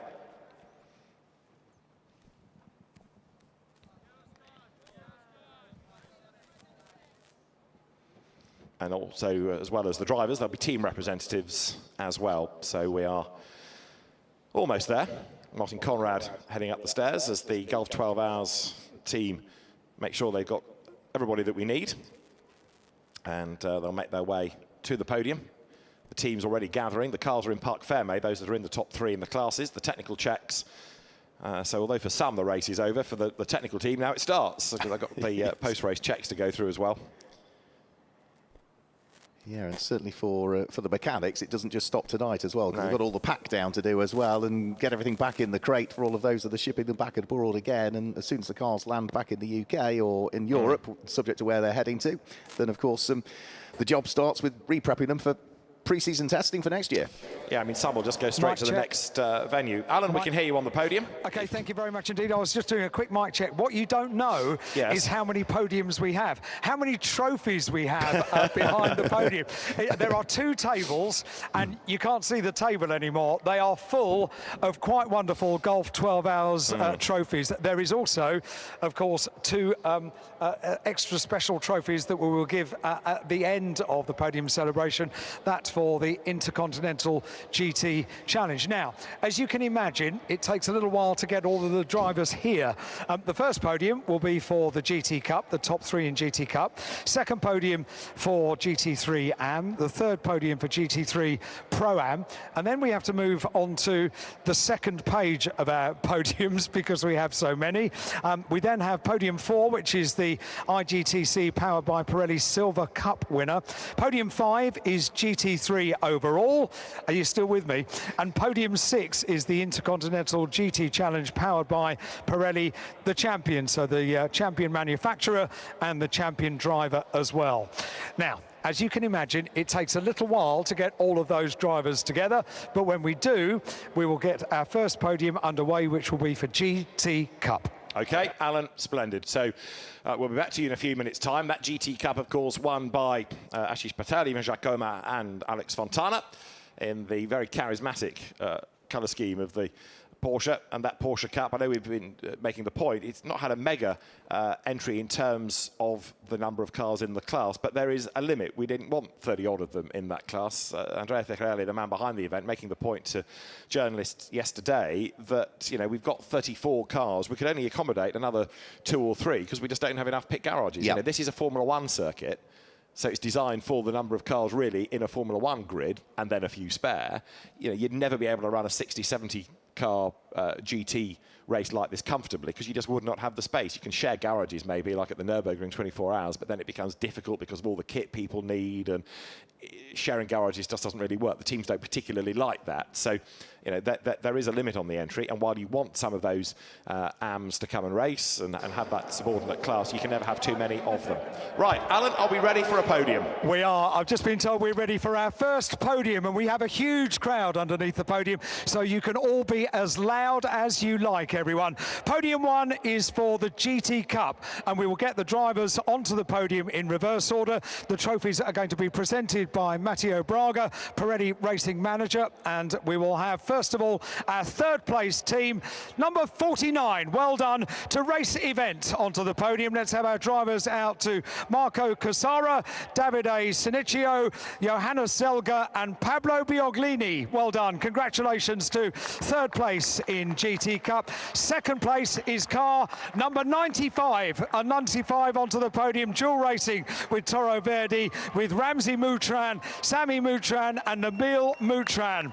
And on the top step of the GT Cup podium, car number 92, Century Porsche Ticino with Alex Fontana, Ashish Patel, and well done to Ivan Giacomo. Well done to all of them. They make their way onto the top step of the podium to a huge cheer from the crowd, and Pirelli Racing Manager Matteo Braga will make his way onto the podium to present the trophies. First of all to our third place team, to Marco, to Davide, Johannes and to Pablo. And then at this end of the podium to our second place drivers, to Ramzi, Sami and Nabil. The Moutrans about to get their silver trophies in GT Cup. Well done to them. And then on to our golden trophies on the top step of the podium. Car number 92 to Alex, to Ashish and to Ivan, and they get their awards. Thank you to Matteo Braga, Pirelli Racing Manager, for making the presentation, and a photograph of all of you, if you please. And Matteo, you can stay on the podium for the photograph, if you please. That's it. Let's have them all there. Oh, need our winners' trophies. Well done. The golden trophies are now in the hands of Alex, Ashish and Ivan, and with all of the trophies now handed out, congratulations to all, and a group photo for everybody at GT Cup podium. And a lovely reception for the crews on the GT Cup podium, and once they're finished with their presentation and their photographs, they can make their way off the podium to get ready for our second podium, which will be for GT3 AMS. And again, we'll get those drivers onto the podium in reverse order. Well done, GT Cup podium. What do they need to do now? They exit stage left to make way for our next podium. And are we ready with our GT3 AMs? I think we probably are. I think they're all here. Let's get the GT3 AMs to backstage. Very good. And once they're all in place, there'll be a brief traffic queue as our GT Cup drivers make their way off the podium, and our GT3 AM drivers make their way to the back of the podium. Very happy for the Moutrans. Just give us the thumbs up as they make their way to the back of the podium. And I think we're ready with our second podium for GT3 AM. And once again, we'll get the drivers onto the podium in reverse order. And if you'd like to come onto the podium when we call out the number of your car, please. So we'll get them out in reverse order. And this is all about AF Corsa. What a day it has been. In third place, car number 52. Well done. Congratulations to Giorgio Semigiotto, Alessandro Cozzi, Tani Hanna and Gabriele Lancieri. In second place, driving for AF Corsa, car number 55. Well done to Jamie Stanley, to Alex Fox, to Laurent Demuse and to Stefano Constantini. And onto the top step of the podium again, representing AF Corsa, car number 61. Well done to Louis Pret, Philippe Pret, Jean-Claude Sada and Conrad Grunewald. Well done to all of them. Andrea Ficcarelli from the Golf 12 Hours will make the presentation. And as we get all of the trophies for third place onto the podium, Andrea, who puts in so much work to make this event the event that it is throughout the year. It's been involved since the inception of this wonderful race at Yas Marina Circuit. Our third place drivers are presented, Giorgio, Alessandro, Tani and Gabrielli. Second place, also representing AF Corsa, Jamie, Alex, Laurent and Stefano receive their silver awards from Andrea. And then we'll move on to the golden shields, the golden trophies for our winners, for Louis, Philippe, Jean-Claude and Conrad on the top step of the podium. They will get congratulated by a smiling Andrea Ficcarelli. And what a lovely scene as the final two golden trophies come out. Andrea to present the final two drivers of our winning AF Corsa number 61 team. They all get their trophies, smiles all around, and that is our GT3 AM podium, and it is entirely AF Corsa drivers. Are we ready for Pro-Am? Can I bring them outside?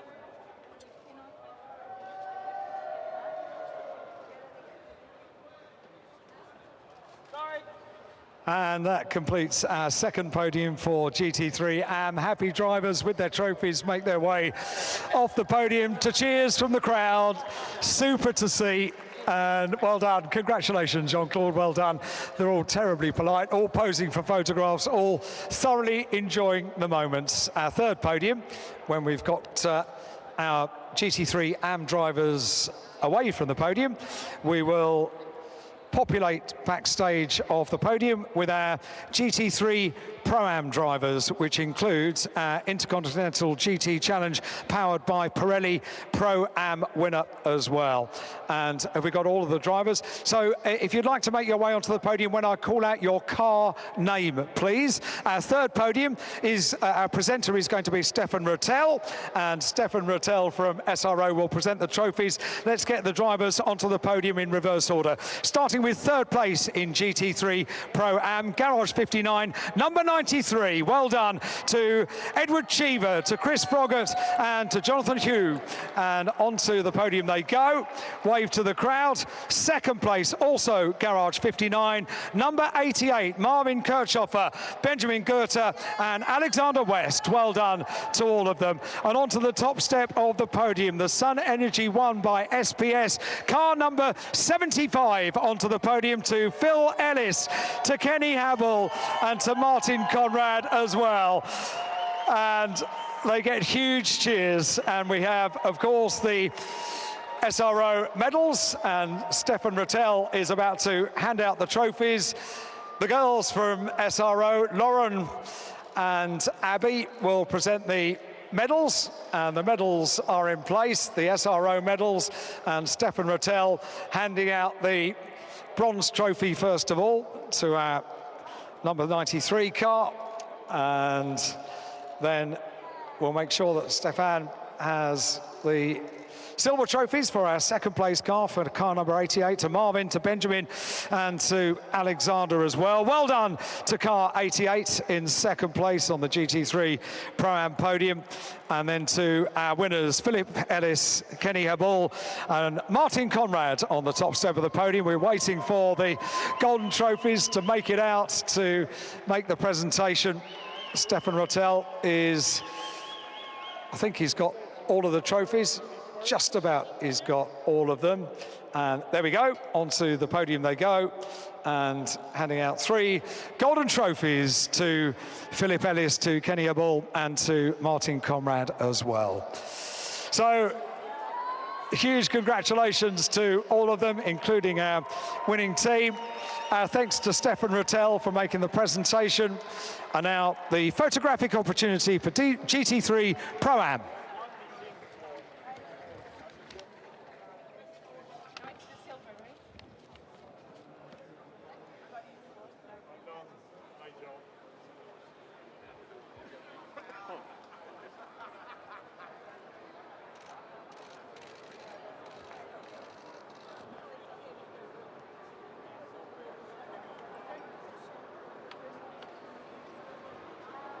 And I think photographs still taking place with their trophies.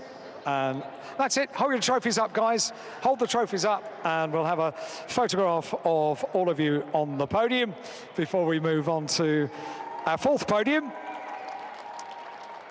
And I think that's it. Well done to all of them. They can make their way off the podium now. I think we're complete with the photographs, and as soon as they make their way off, we'll be presenting the IGTC Powered by Pirelli Silver Cup winner.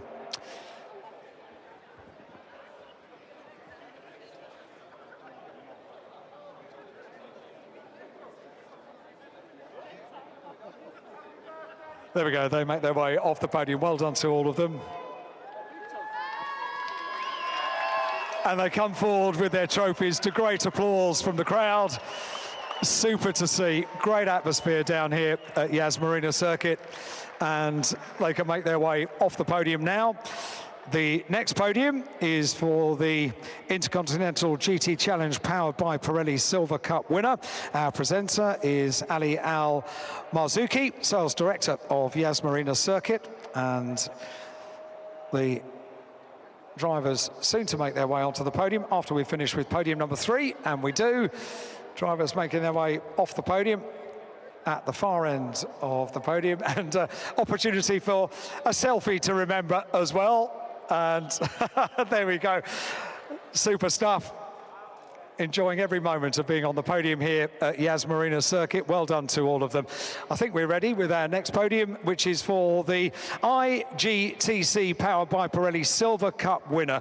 And the winners, car number 99 onto the podium. Well done to Trezor Attempter Racing, to Alex Acker, to Finley Hutchinson, and to Pietro Deli Gonti.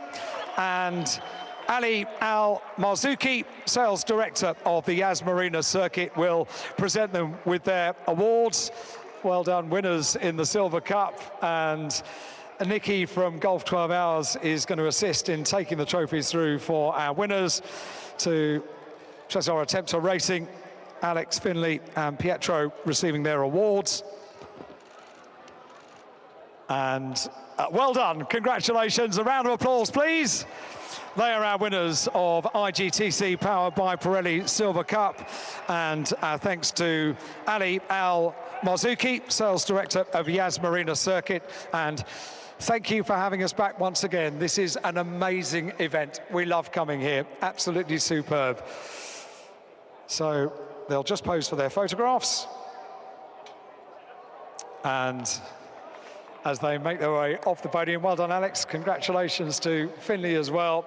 And they all three make their way off the podium to make way for podium number 5, which is GT3 overall. And as we get drivers off the podium, at the back of the podium, we will populate the back of the podium with our drivers that will be on our 5th podium, our penultimate podium for this presentation, GT3 overall. And I'll say it once again, gentlemen, please go onto the podium when I call out the number of your car. So when you hear the number of your car, make it onto the podium, please. Ali Al Marzouki, Sales Director of Yas Marina Circuit, will once again make the presentations. 3rd place, car number 25 onto the podium, Audi Sport Team Santa Lock, car 25, Christopher Hauser, Patrick Niederhauser and Erwin Bastar onto the 3rd step of the podium. And they will get from Abby Hay from SRO their medals. And once we've done that, we'll get 2nd place out onto the podium. Car number 50 onto the podium. Well done to AF Corsa, Francorchamps Motors, to Davide Rigon, to Alessio Rivera, and to Niklas Nilsson. Well done. Congratulations onto the 2nd step of the GT3 overall podium. They're about to receive their silver medals. And Lauren from SRO is doing the honours with those. And then to our winners, it has run like clockwork. The only thing we could find wrong with the whole of the 12 hours was a 5-second penalty for track limits. That's not bad, is it? The winners, car number 71, AF Corsa, Francorchamps Motors, drivers onto the podium, Antonio Fiocchi, James Collado, Alessandro Pierre Guidi onto the top step of the podium. Antonio, James and Alessandro, and a representative of the team as well. They're about to receive their golden medals, and they pop those around the neck thanks to Abby and Lauren. And then I'm delighted to say that Ali Al-Mazuki, Sales Director of Yas Marina Circuit, will present the bronze trophies on the third step of the podium. And then we have the sparkling rosewater, the traditional sparkling rosewater here at Yas Marina Circuit, onto the third step of the podium. And our second place drivers, Davide, Alessio and Nicola, receiving their silver trophies, and the sparkling rosewater as well. And then to our winners, the golden trophies go to Antonio, to James and to Alessandro on the top step of the podium. What a race it was for the number 71 Ferrari, are back as winners at Yas Marina.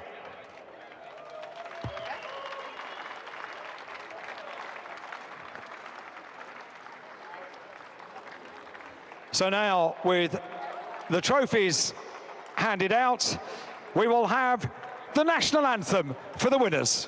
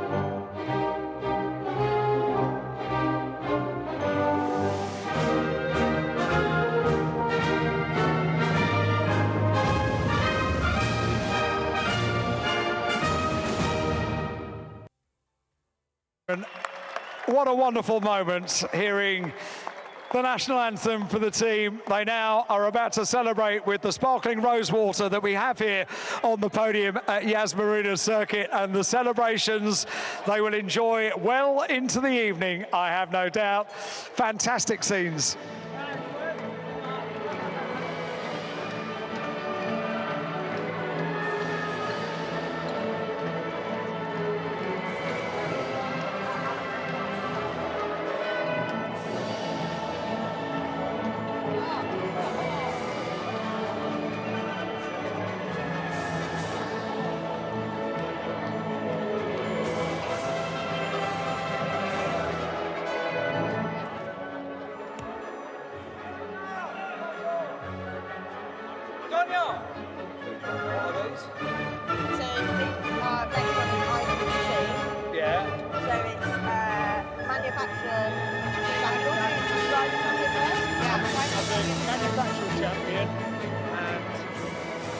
IGTC driver champion and IGTC Pro-Am champion. I haven't got that written down.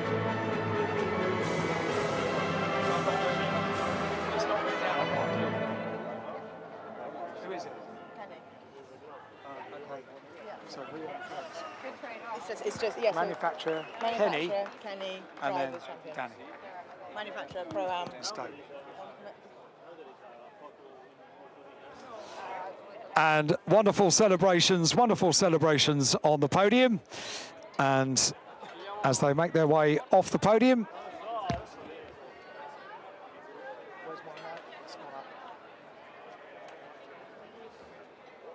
So great celebrations on the podium, and we have one final podium to conduct. It's not. Can I have my mic back, please? Mic not coming out. Mic, please.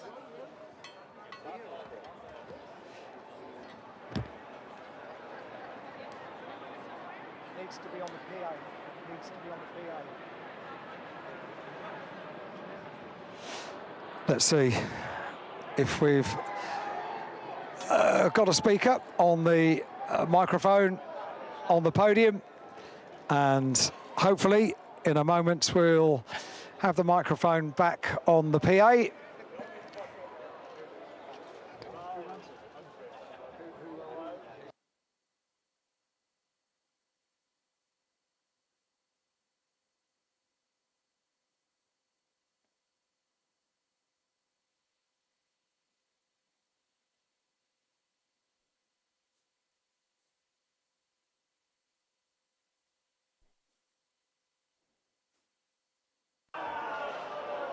So let's see if we can get the microphone working up on the podium for our final podium presentation.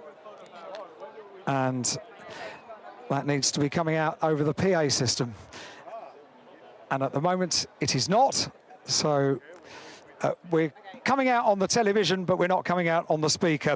So podium 6 is for the Intercontinental GT Challenge powered by Pirelli champions. We have 3 awards to give out. The first is for the IGTC manufacturer champion, and to collect the award for the Intercontinental GT Challenge powered by Pirelli manufacturer champion, Christoph Sagermuller, head of Motorsport Mercedes AMG, onto the podium. Well done, congratulations, and the SRO team are going to present the winners, the manufacturer champion for the IGTC. Well done to Mercedes AMG. The next is our Pro-Am award for IGTC, and the winner onto the podium is Kenya Bull. Well done, congratulations, onto the podium. And Martin Conrad as well to join on the podium. And 2 drivers receive the award and pose with their Pro-Am Challenge champion board powered by Pirelli. And we have a globe for our champion. And I would imagine he's been quite nervous for the last 12 hours because the IGTC driver champion for 2022 is Danny Giancadella. Well done, Danny. Congratulations. And he takes the cheers from the team down in pit lane. And Stefan Rattel will present the intact globe, which has made it from London to Yas Marina. Don't shake it too hard. And gets the award from Stefan Rattel. Thank you, Stefan.